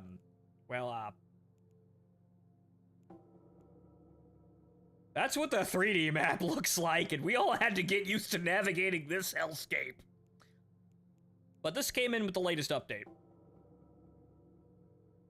So now you can see where everything is very easily. It's a little confusing to figure out exactly how many stations or systems go to what system in terms of jump gates, but nice update. Pocket. What the hell is this? Hey, what the hell is that? Oh, it's Trig. Oh. I don't know what the fuck those people are. I think they're drones.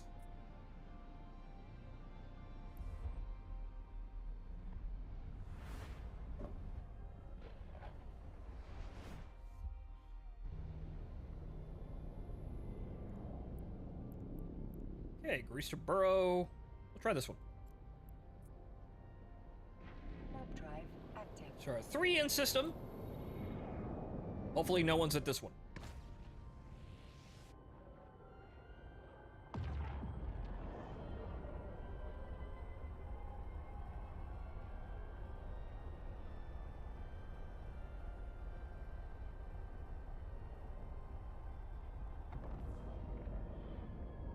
Yep, gators.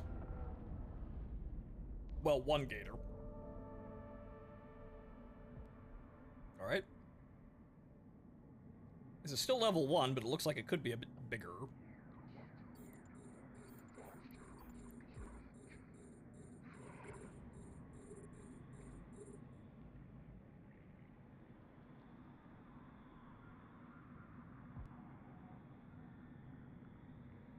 Man, I'm gonna like having that afterburner, but with missiles, we also will have a larger maximum range anyway. And we won't have to worry about any of the weird deflection shit, so we can just orbit the entire fight at a certain distance, and we're good.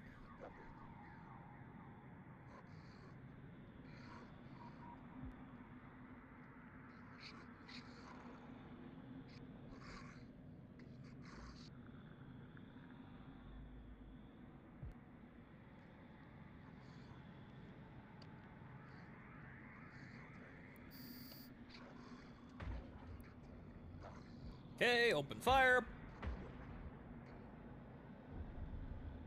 The gator explodes in 2 salvos.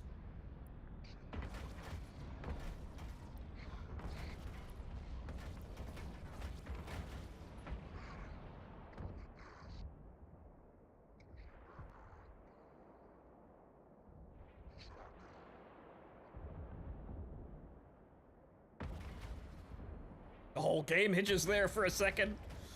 As the incredibly old calculating hamster lurches to life.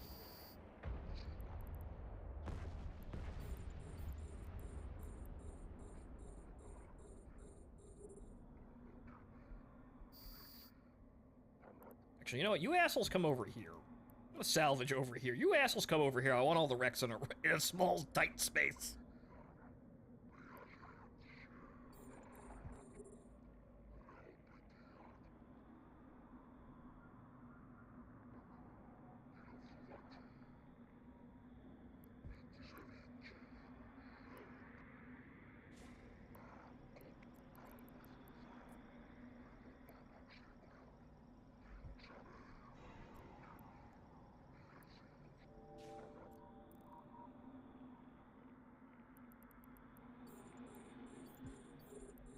I'm in range to salvage everything, so I will just sit here until the invaders here get, you know, within range, and I will probably shoot them before they even get close to me.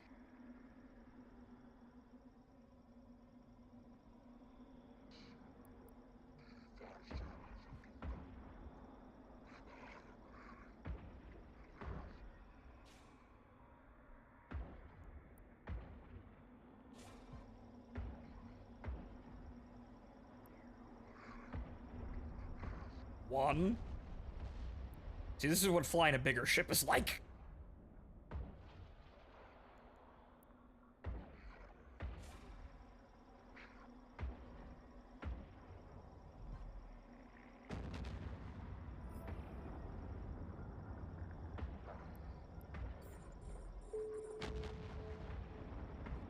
Oh no, the pirates hate me. Fuck them.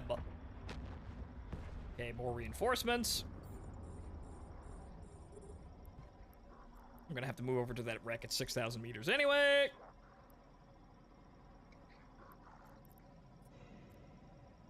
Metal scraps. Whoa, metal scraps.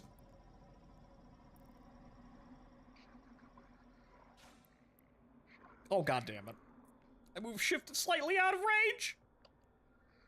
Oh well, it gives the other guys time to actually get near me.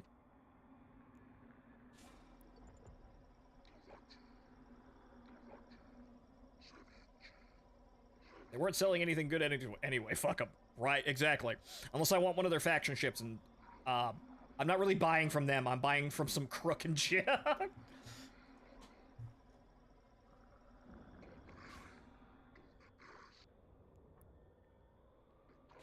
Speaking of buying from crooks and shit, hang on here. How much does a Pioneer cost in this neck of the woods? Whoa, those prices crashed to nothing! Like, started at 20,000, I bought my first one at 13, fuck!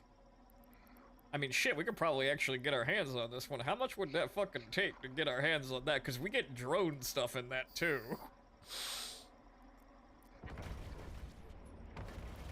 Oh. This'll get you killed. But we're fine here. Because I have fit a Pioneer for combat, and it's funny. And everyone is too close.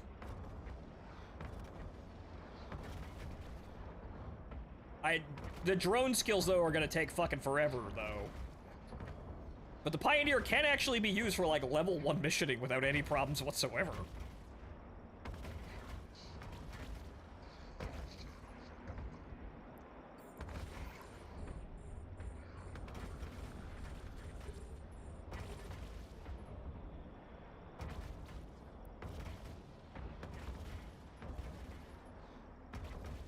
I would like my salvage, please.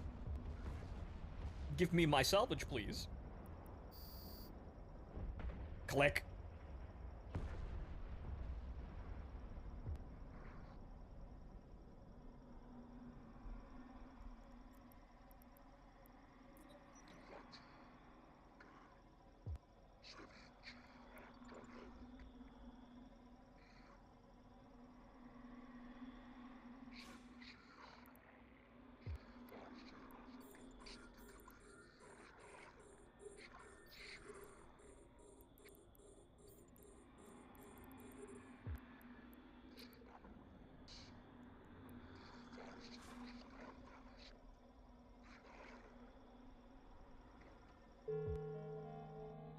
training completed. Lovely! Okay, good. So now we can, after we clear the site, we can just go back, go get the Kestrel, dump off whatever we got, and then go about our business. It's not gonna be fantastic, but it'll probably be a little bit more effective than this.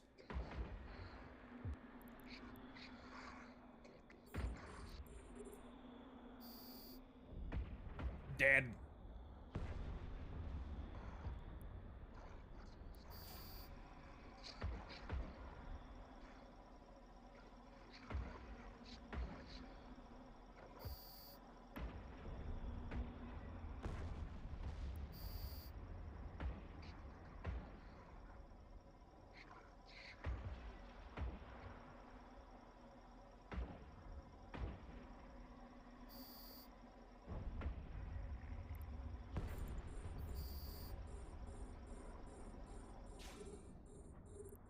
Oh, look, pirate kestrels as soon as I unlock mine. How convenient.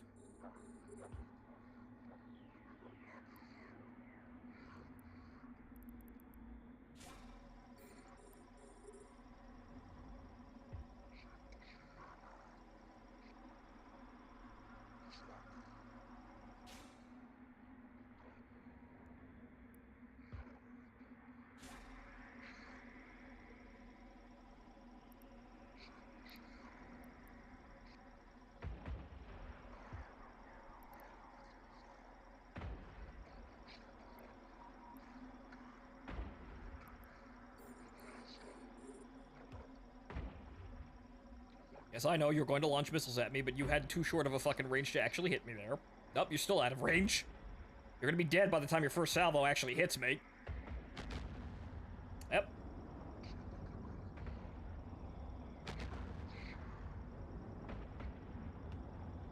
Not quite, but more or less.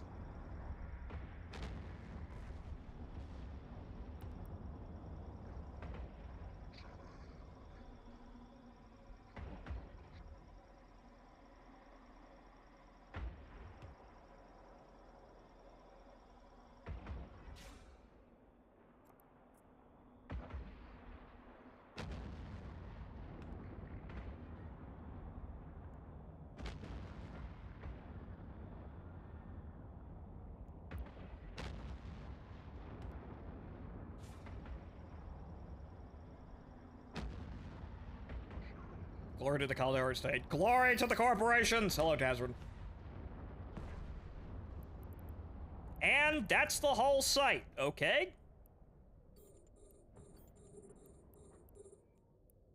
Alright, good. Just enough time to, you know, to waste to actually get the skills that I need and make a little bit on the side here. Not an amazing amount, but, we'll work on it. We've already got enough money to fit the Kestrel, so we could just go hop back into that and, you know, start making a little bit more money. And then train up more skills to make missiles more effective. I don't think we're gonna get to a Corax today, unless I magically wind up with, you know, 10,000 more skill points.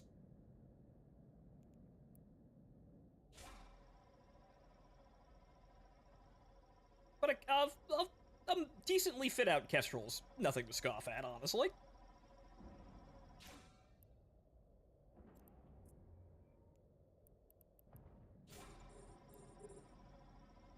There are 3 more wrecks here, so we got this one, and then these 2 other fuckers out there. Okay, we actually got something out of that. Hooray!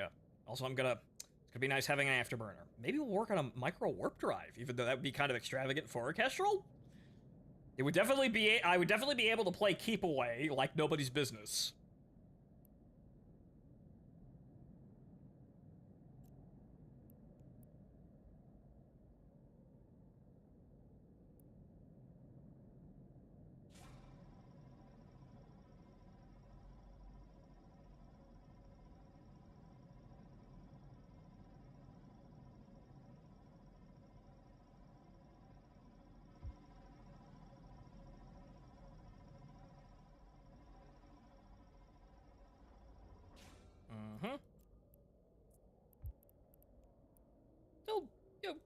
2,500, not bad.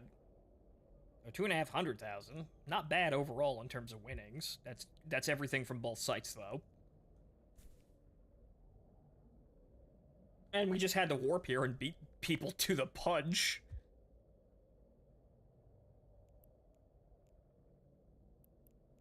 What's my wallet at? 1.8. We've basically completely recovered any money we spent on the Kestrel hull. Great!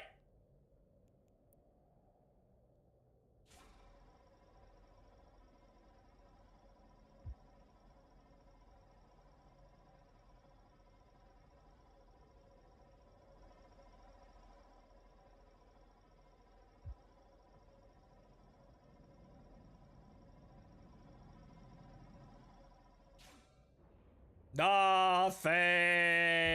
Alright, let's get our new ship. Warp drive active. New ship and new weapon systems.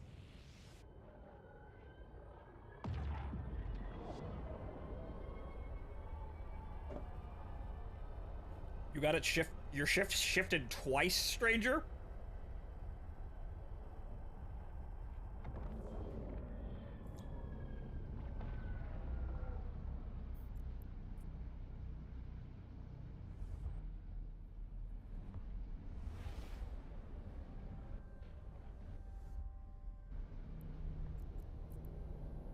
Warp drive active.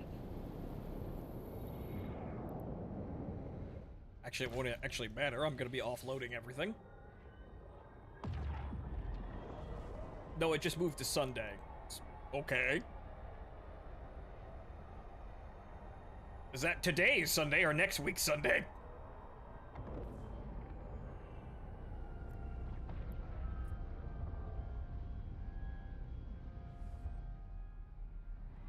So, Goon, ever hear of pipe bombing? Yes, I know about smart bombs and silly things you can do with fleets.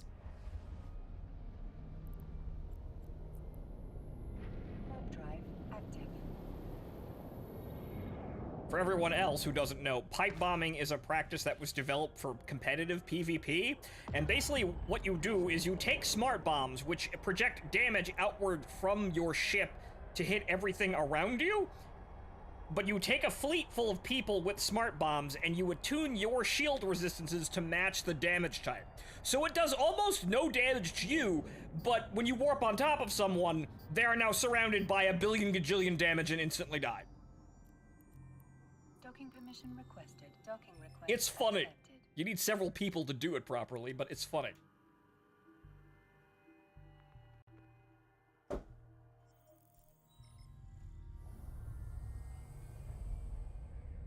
Ooh, big cinematic camera.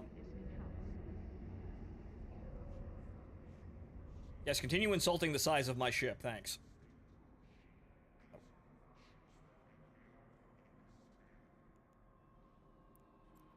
Right, okay, so what we want to do is actually we want to strip a lot of the fitting off the Merlin. We're going to take a lot of it with us, except the turret. Well, actually, we can just keep the turrets there. We're going to take the damage control and the salvager, though. Okay, the tracking enhancer can stay there because I will not have tracking enhancement, or I will need missile ballistics computers instead of trackers.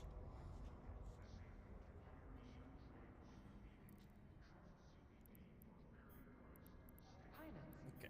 The ammunition can also stay in the ship. We're just going to leave this in the hangar in Jeddah, and we may come back one day and use it.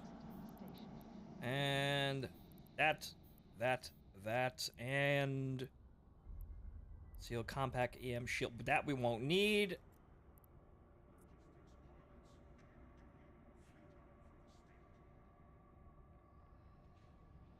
All right, 200,000. I don't think we're getting rid of anything that we need. No. And 2 million. Fantastic. All right, let's board and suit up the Kestrel. Mm-hmm.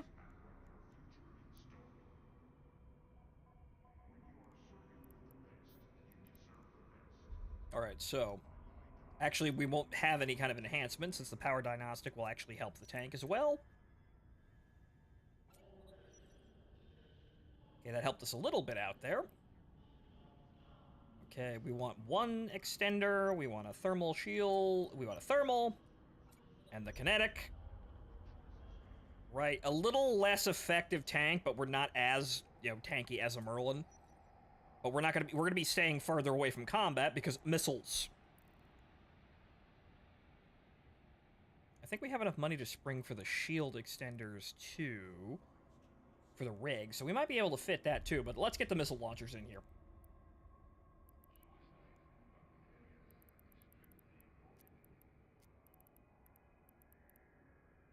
Okay, we're gonna have 2 missiles. Actually, 3. Yeah, so 3. Do we want anything? Yeah, we're gonna have 3, so I suppose what I could do is I can do 2 kinetic and 1 thermal missile launcher. As for, the actual missiles they're firing, and that spreads out the damage for, what the Garistas are typically doing. It's typically enough. Okay, so ship equipment. Turret launchers, and then we want light missile launchers. Light missile launcher 1. So, how much are these? Actually, I'm not quite sure of the additive bonuses here, but if they use less... Okay.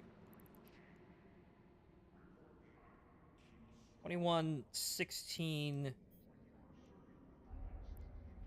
Okay, 21 and 6. 16 and 6.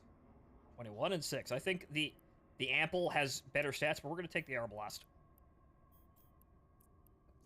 These 3, please. I'll take your entire stock.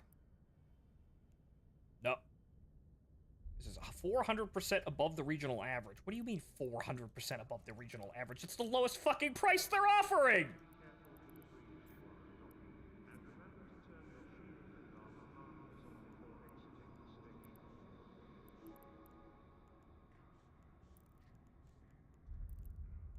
Yes, the buyer's market dictates the price there. But, the sellers also, sell things, and that's the only way you can buy them when you want them. Okay.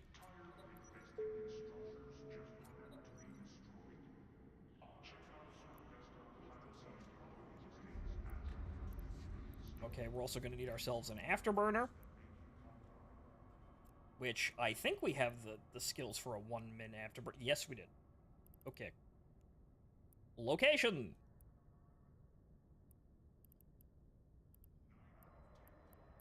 Jitta, and it's... Okay, what about price here? What's the lowest price at Jitta? No, I don't want the most price. There we go. 22,000.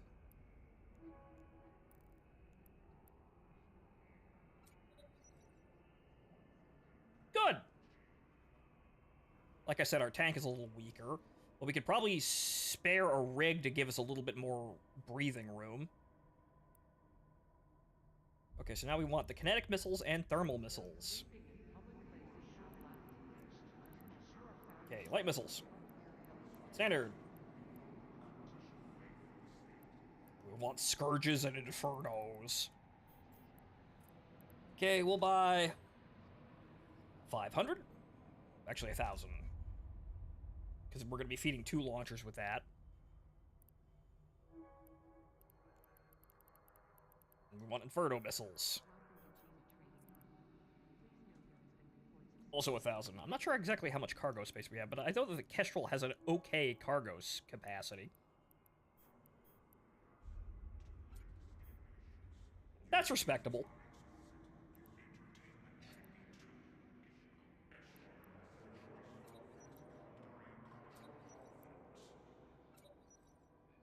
Alright, good.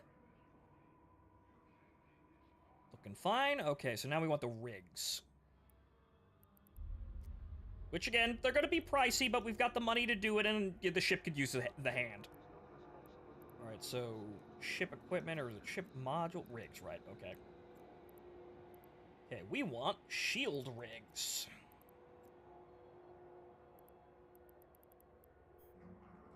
We want the extender, so yeah, we can afford to buy 3 of these. pricey, but we have the money for that.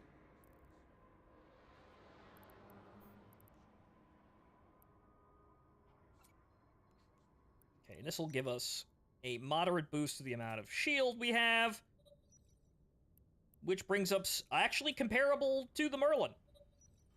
Actually, yeah, about the same. So good. We have basically everything we need now. Wonderful. Now we need to insure the ship. Always insure the ship.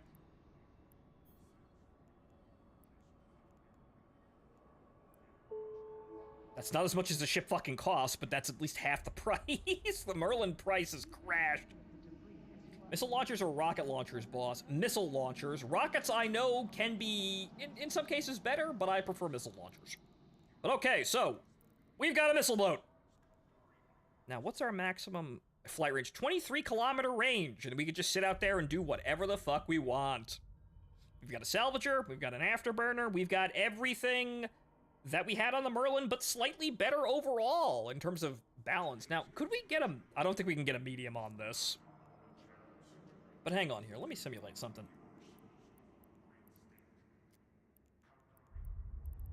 I don't think we can get another extender on here. What if we took that off? Oh, actually, we could probably skill that. Oh, well, that's $5 million, but that actually, yeah, no, we could actually throw on a power upgrade and actually get that. So hang on here. Engineering, where is power grid management? Power grid, yeah, 9 days to get that 5%. It's a dream. Okay, well, while we're doing this, before I forget, we should buy the missile skills as well, because it doesn't just stop at the ship. Right, so we want... There's a bunch of shield stuff and a bunch of other shit that you should be getting here, but we want... Where is missile? Alright, so, light missiles, obviously, we want more of that. Missile bombardment. Does that have requirements? Projection is also helpful as well? No? Okay.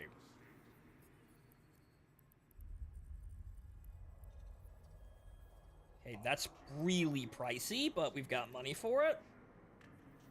Missile projection. Ooh, those are expensive. And then, can we get rapid launch? We can get rockets as well, but can we get rapid launch? How much is rapid launch? Okay, rapid launch is pretty piss easy. Okay, we want to throw these on. See, the skill books is where they kill you. Okay, missile projection. What does that need? Okay, that needs the launcher 3. So that gets trained after launcher 3. And then rapid launch can just kind of be wherever it wants. That's not too much. It's going to take 6 hours, but you'll be doing it tomorrow. I guess we'll just throw on missile projection 2 because it's there. And then I don't think we can have other things, but we're not really going to get to a lot of things before then.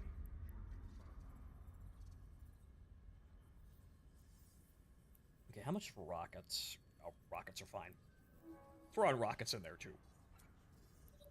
Well, actually, before everything, since I think...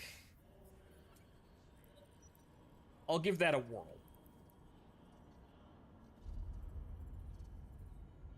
Okay, so we want... That's 2 hours. Throw that over there. And yeah, we're definitely not getting into a destroyer. But welcome to Eve. This is what you do. We also have to do other things that might actually help us out here for Spaceship Command, for you know, just for skilling up to it. And then there's, you know, engineering and electronic. And then, what is it? I think there's, where's the maneuver skills? Did they move that around? Navigation, I believe. Evasive maneuvering. If we want a micro warp drive, we have full afterburner at least. But, you know, acceleration control makes our afterburners and micro warp drives better. And a bunch of other shit all around to just become well-rounded. The thing about being an alpha, though, is that you can't really learn very much, so it's actually fairly easy to grab literally everything you could possibly get. So, well, that's us. But okay, it's a fine ship, honestly. It's not the most amazing best tank. Like, an active tank might be able to get a little bit more out of this, but again, it's just as much as we had in the Merlin, and the Merlin was totally fine for what we were doing. Throw skills for destroyers at the bottom of the list. I mean, I suppose.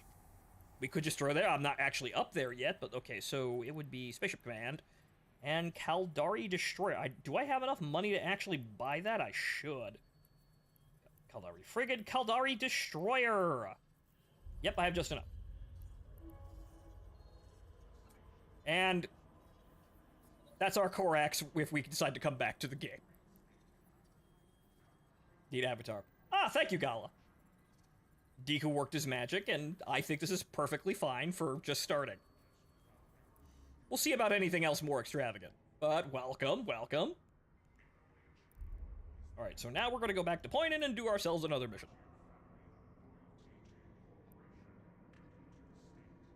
Okay, so it would be over there. Rather than actually physically searching out the system with, you know, searches, we could just fucking go to the map and click on it. That's one of the nicer things about the 2D map now. Sorry, I've been getting busy for getting ready for tonight's gathering. Well, that's fine. But nice to see you here. It'd be better than the Merlin anyway, because the Merlin didn't have an afterburner. This is true, but we've got about the same tank as the Merlin had as well, even with 2 small shield extenders. So, frankly, we've got the same and more. So this is not like the heaviest possible tank you can get on this bitch, but it's, you know, that's fine, honestly. Granted, we had to sacrifice a missile launcher for a salvager, but that's just making the most money out of the missions that we can do.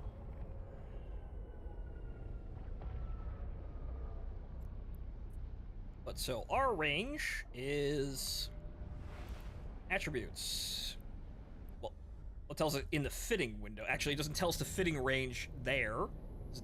If I have room, it just right. It just tells me here, 23 kilometers. And like I said, they used to force you to calculate that for yourself. So they give you the missile's time in terms of seconds for flight time, and then the rate it moves in meters per second, and said, okay, how many meters a second does it work out to this much time?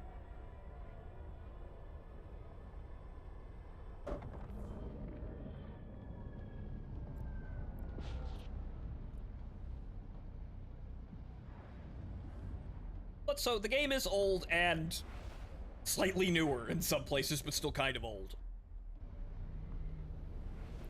I'm not sure if anyone, like, new would actually have terrible amounts of fun playing this game, but it's familiar to me, so it's easy to play. I could play this like War Thunder, even though this is some cases can be a lot more difficult to manage than War Thunder, but a lot of simple things, there are lots of simple things you'll have fun with and not really have to worry about. Also, it annoys me that the missile launchers are not inside these things, but I guess these are engines, so that makes sense. The Drake, they did a very good job integrating the missile launchers into, though.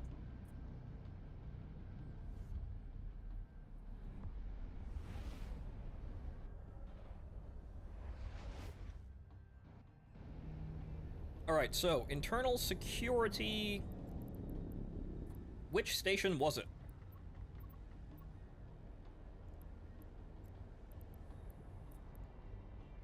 It was that station. I was wrong, but they're both internal security. Warp drive active.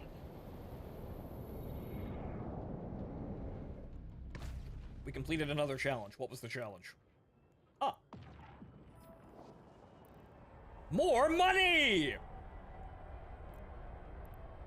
A mining... Oh. These are kind of silly, but they're basically drugs. Boosters are drugs. You can actually manufacture those if you do gas mining, which I've never actually dabbled into, but I know how it works.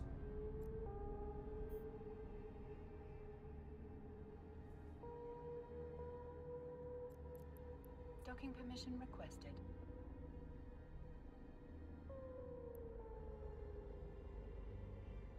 Docking request accepted. Now, it's been a while since we've got, I've had my hands on missiles here, but I'm pretty sure one of the kinetic missile launchers just firing once at a gator will instantly kill it. So it's not quite automatic, but it kills things real good. Okay, let's have another security job. Okay. I do while M burner phone.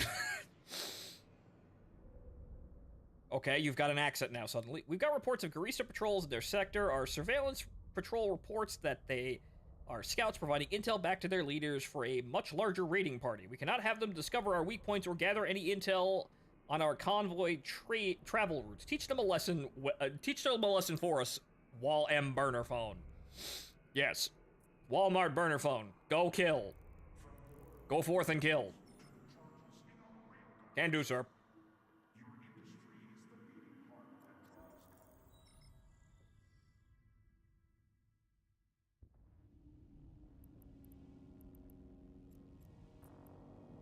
Warp drive active.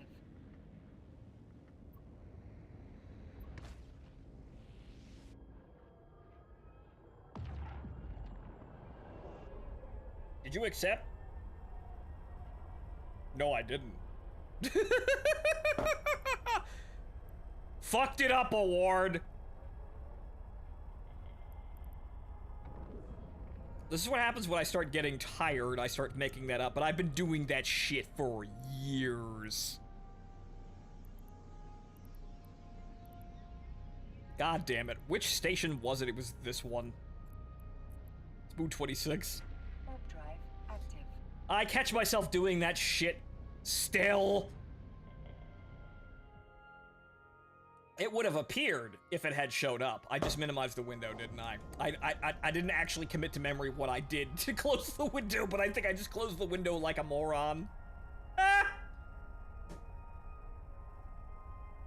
Hang on. Well, good then. I have to get up for a quick second anyway. We had a delay. So good, I'm gonna be in a station real quick. Docking permission requested. Docking request accepted. Be right back, folks.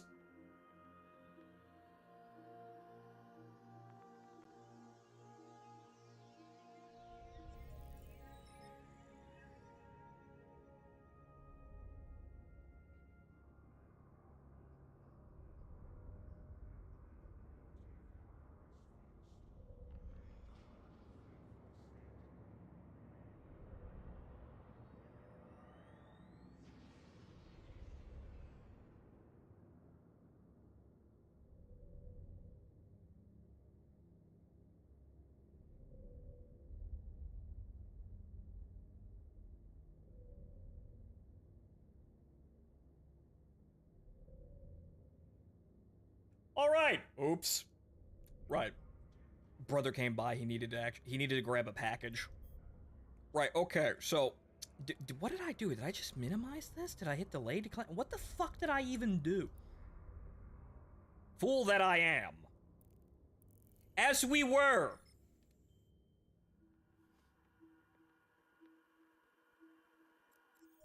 I still catch myself doing that even years after, after playing this game for, on and off for as many years as I have.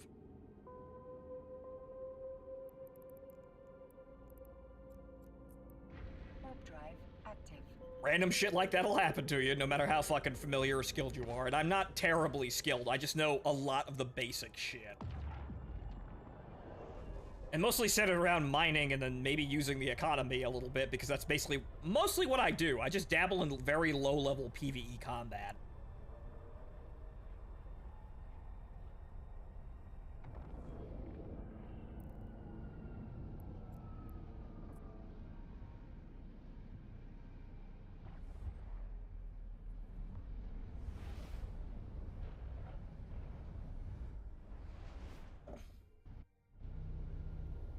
Alright, so, warp to location. Warp drive active.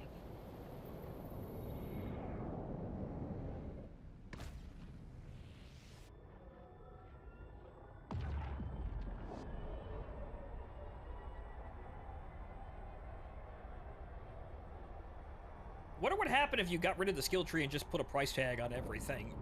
Oh, well, people would be instantaneously, good at everything then. Like, because there are some people who are, like, hilariously rich, doing absolutely nothing, who would just buy every skill in the game.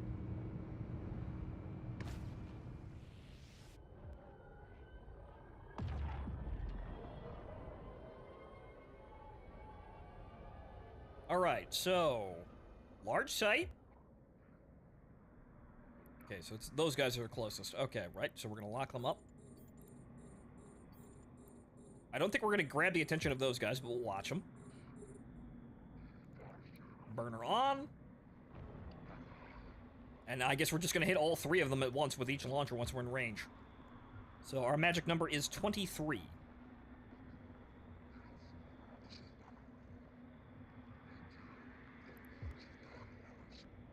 Burner on, and we're just cruising on by. That is a destroyer, I think. Yeah, that's a Korax class. All right, 23. Tubes away.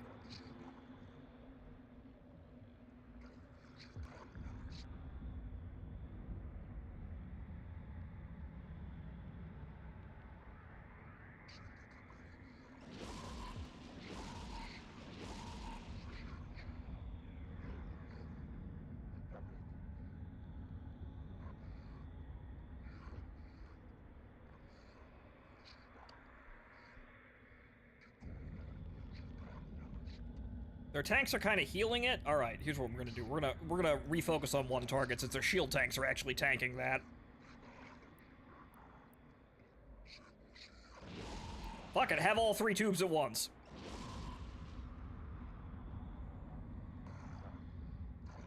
All right, we're gonna focus fire now. Since, well, I don't have a lot of damage bonuses for light missiles yet, but, well, we're trying. Also, turn back around, we're sliding out of range.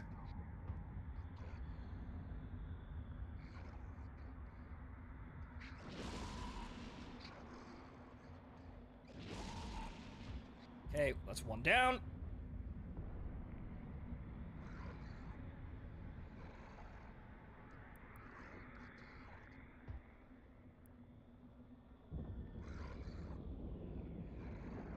Donk!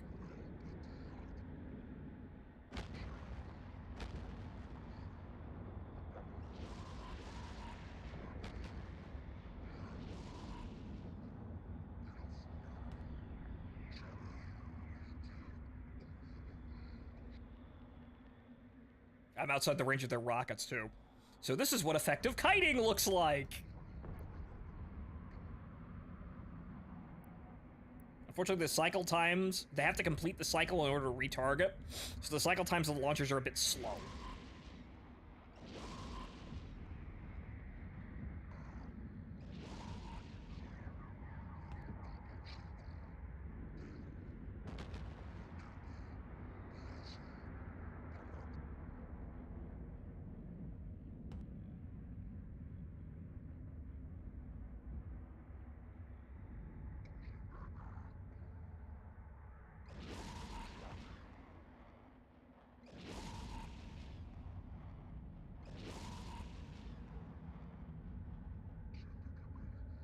Okay, slow it down. Getting at the fringe of the range here.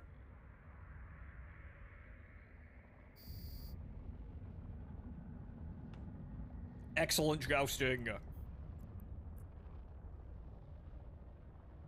Now I could just like orbit at 20k or you know 20 clicks and then just sit there shelling them, but well, this is all right.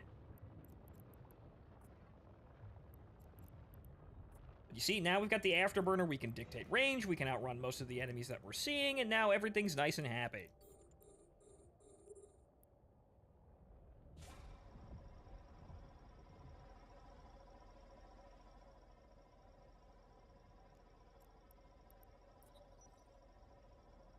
Reload.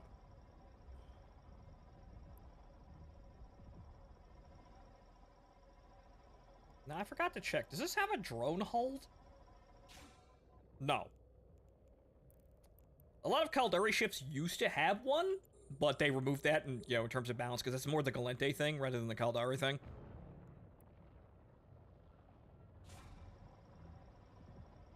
some of Mars ships will, you know, have drone slots as well, and they actually have their own drone jeep carrier, kind of like the Aglos.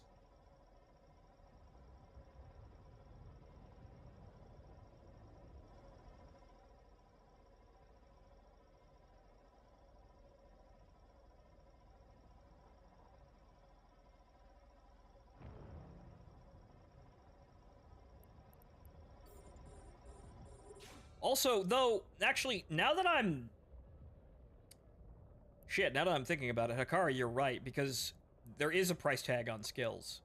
What you can do is you can buy the skill books, and then you can buy alpha injectors for the skill points, and then just immediately throw them in. That's effectively buying all the skills. I hadn't thought about that, because I haven't done that in a while, but yeah, you could just do that. If you have, like, hundreds of millions of ISK, you could just do that.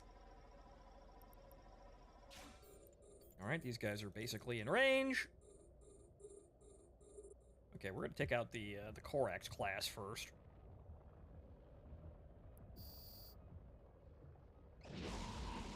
Plex, yo. And also, yes, Plex.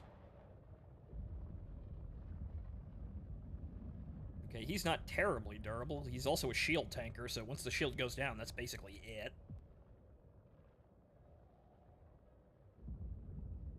Yeah, no, not gonna be a problem here. Good. You, though, why aren't you locked?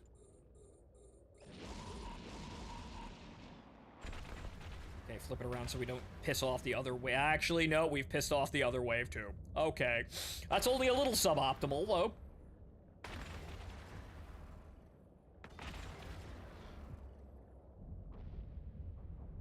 Okay, that's the Korax down.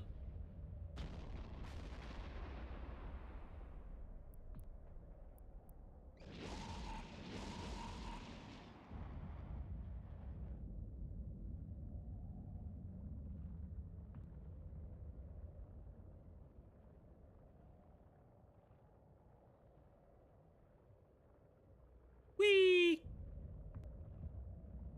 That's a really strange flight path for the missiles to be taking, but okay.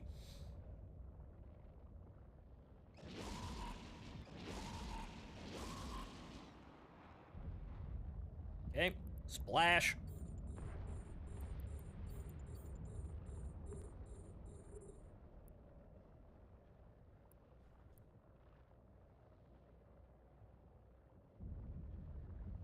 Okay, we're gonna pick the high angle, even though we're going over the enemy formation here, but, well, we don't really have a choice. As long as we're keeping a respectable distance away from the enemy and just keeping a mostly sort of diagonal flight path, they shouldn't be able to hit us. We're outside the range of the Wrecker's rockets, though, so that's totally fine. Just slowly pick them off. Some of them have guns, though. Actually, the Plunderers have guns, which is rather funny. Or it's the, no, it's the Demolisher. They have a Merlin variant out there with actual guns.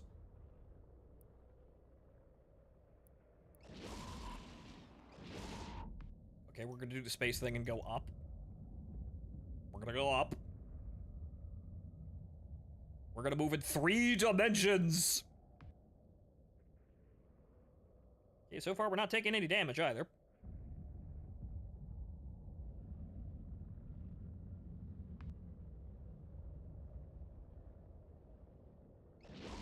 I want to see PvP. Well, you're not gonna see it, because I'm an alpha clone that just started today. You know I kind of know how PvP works. If you go to low sec and try to shoot at someone, we're not doing that. Can you go to null sec? No!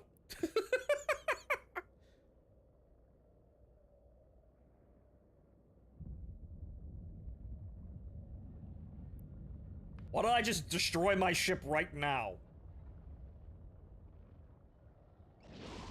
Like, the best case scenario is we find some dude at a venture and just kill him, and it's really rather unfortunate, but... Oh, well, no, too close, there's the damage.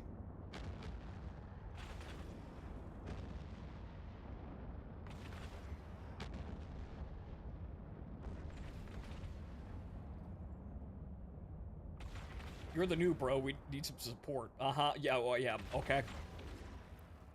Well, you could find more more dumb fuckers to lure into nullsec at the promise of air quotes PvP, or maybe people should just stop that and just go play like Tarkov or something. It's the same thing. I'm fine. I'm mine, and I do missions and combat sites. I'm okay. I'm entertained.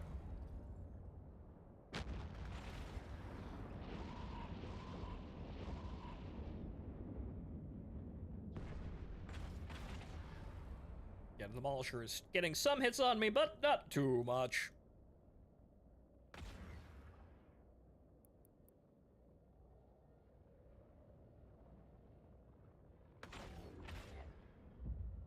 Care Bear. Yes, for the most part, yes. It's very rare that I want to go, PvPing, because in most cases, PvPing is just, again, it's like playing Tarkov or any kind of extraction shooter. Honestly, that's really all that PvP in this game really is. It's an extraction shooter before we knew what the fuck those were called. All it is just gaining fun out of other people's misery, and that's really it. That's all it ever was.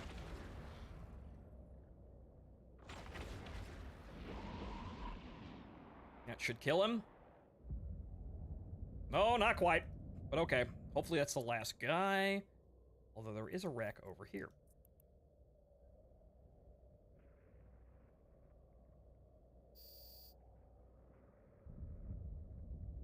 Yeah, that's the mission done. Alright, time to salvage.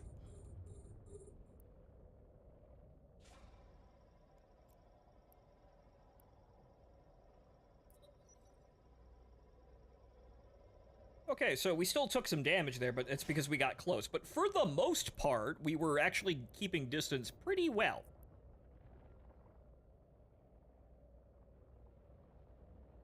If you want to play extractor shooter in space, play some Marauders. This too, I do own this.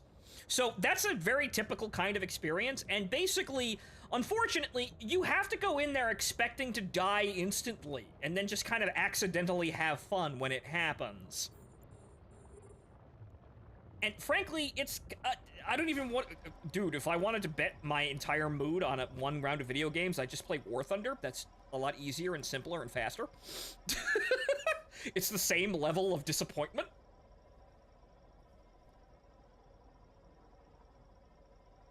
But that's really it, and that's why I'm not particularly predisposed to those games, because I know it's just betting with my mood.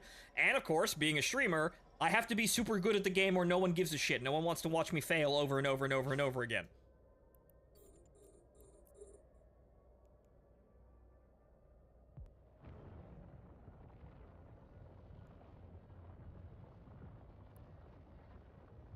Marauders, though, was entertaining because we got a bunch of people in it. It was, it had a bit more spice than Tarkov. You had the naval combat, which is neat.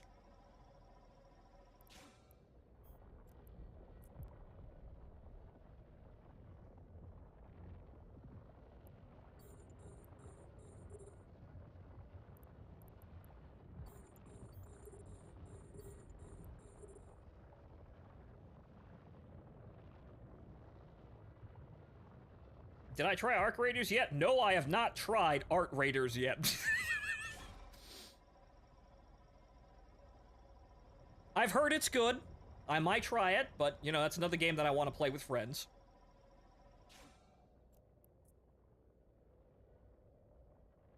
Unfortunately, the Forever Winter is kind of coming along very slowly. That's the type of extraction shooter I would play, because I don't care if the AI is incredibly fucking difficult and the situations that I'm in are hyper lethal.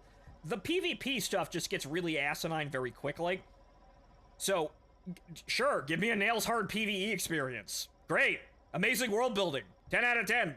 But unfortunately, the Forever Winter is moving along at a snail's pace in terms of development. It's great. They're doing great work. It's just that there's not much to actually do because they're just, small indie company, please understand.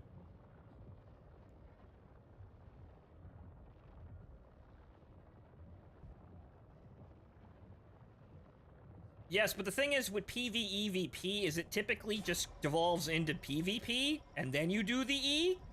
Because, you know, engaging in PvE while there are PvP players around means that you're distracted. And if you're distracted, you're typically gonna get immediately killed.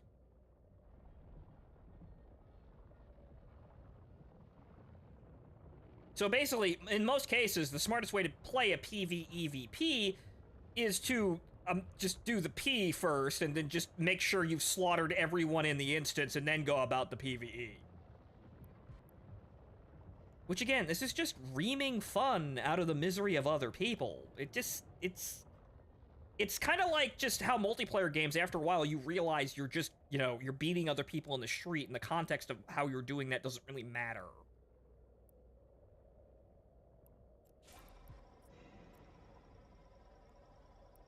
It's fun for a bit as long as you're winning, I suppose, but it's not, you know, again, it's hazardous in terms of gambling with your mood, and then also for streaming, yeah, I have to be super good at it, or no one's gonna give a shit. Or my crash outs have to be absolutely legendary and entertaining.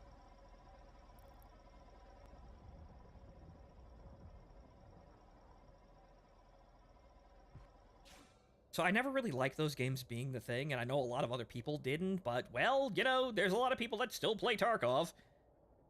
I also know a lot of people that play Tarkov that are depressed up to their fucking eyeballs, which may have some correlation there, but okay. You know, they like the cock and ball torture. Sure. I know a lot of them are women, though, so it kind of swings both ways there. I understand that you may need that to feel alive. That's great, but it is still like high-stakes betting with your mood, you fucking junkie. Warp drive active.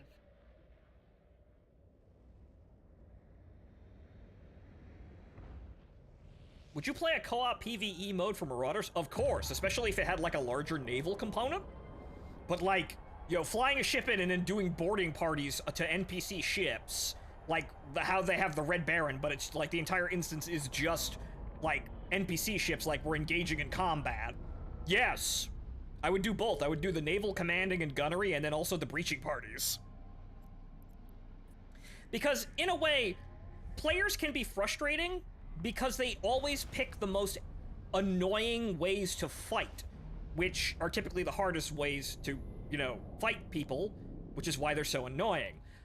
AI, however, can be made difficult, but they can also be forced to fight in ways that are suboptimal in some cases, but extremely entertaining. That's the difference between players and AI. You can force AI to arrange themselves in ways that are entertaining to fight. Players, however, will actively avoid being entertaining to fight.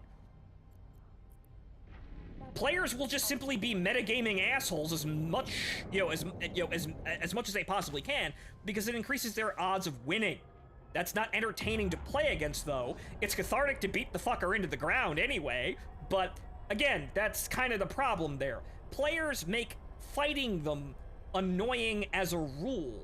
AI, however, can be arranged in neat little formations that, do, cool broadsides and, have differing varieties of equipment and styles of attack and things like that. You can make them more interesting to fight than players. People are just stuck on, like, the endorphin rush of, ha ha! I just totally killed this 15-year-old on the internet! Oh my god, he's crying! I've stolen his life work! Oh man, I feel amazing! Yeah, that's what people do.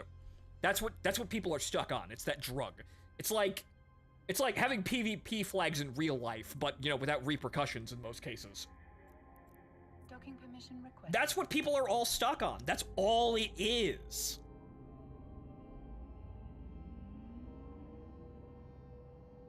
Docking request accepted.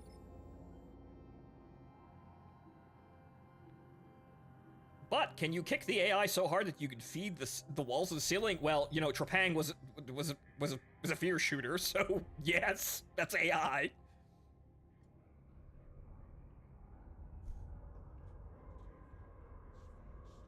So yeah, this is why I never really liked extraction shooters, and I'm kind of annoyed at the fact that they're a fad, but I know exactly how they work and why they function and why people like them.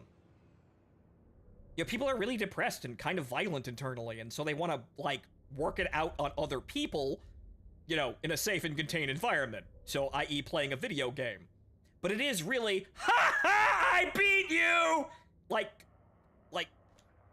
Not in words, but in brain chemicals, in just endorphins and hormones in your head that just say, ha ha, I bested someone. Tee hee. That's what they're there for. It's not really much else, which is why a lot of extraction shooters are basically the same game with a slightly different look. Because they don't really have to be different. It's the situation of high stakes one life gambling that's what people are here for. You don't have to be terribly different. But of course, this is why most developers have fallen into it. It's easy to make. You see, unfortunately, that arranging AI and making them fun to fight, that takes work. However, creating a multiplayer arena where people just kill each other and the players in how they play, creating the variety and, entertainment is very easy. Because really all you do is you make the map and the mechanics, and then the players do everything else themselves. They basically play with themselves. So that's why that's a lot easier to do, even though, some people expect there to be more than that. But really, at the end of the day, most developers have trended towards multiplayer because online services and business models, but also because it's easier to design a multiplayer game because the players make their own fun.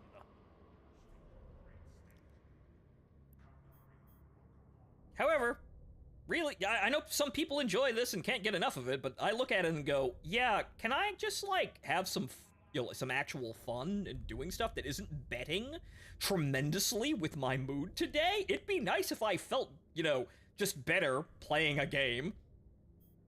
Which is why I like Helldivers, because Helldivers takes extraction shooter mechanics and it makes it a PvE game that's just kind of, well, it's not easy, but it's entertaining in its difficulty. It's comfortable. Helldivers with PvP would be an absolute fucking disaster of a video game. But there are more interesting ways that you can do this sort of thing, and, I like those. So I'm mostly a PvE player, mainly because I just got tired of the PvP stuff. I could be better at it if I tried, and you guys have seen me try it, shit. But for the most part, it doesn't really look like anyone wants to see me be a competitive PvP person on the stream. Nobody really shows up to the streams, nobody really talks about that whenever I pull something off. And I'm honestly grown tired of having to try my ass off at a singular video game, and, it being a difficult, slow-moving sort of thing to get good, but then, no one shows up to the streams or cares or remembers when I do anything great, so what's the point? I'm not having fun. Nobody else cares. They don't find it entertaining. Why am I doing it?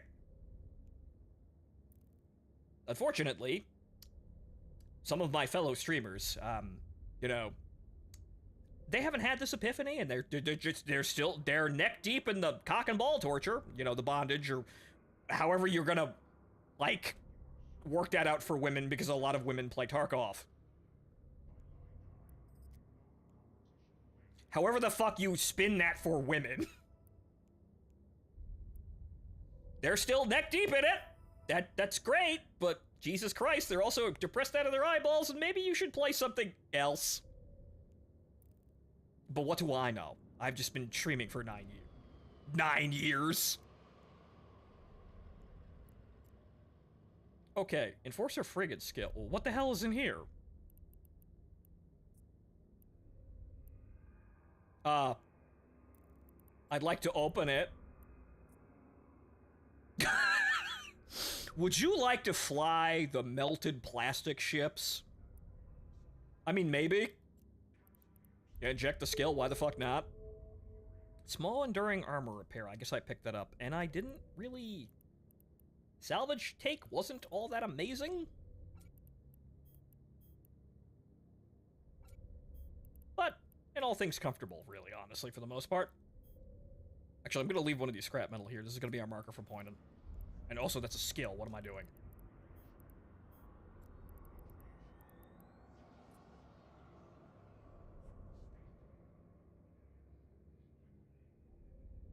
Okay, you know what? I think I'm just gonna keep all the salvage on hand, and we're gonna pick this up and go to Jidda when we feel like it. But, alright, ladies and gentlemen, it has been 5 hours, and we have done the missile boat thing.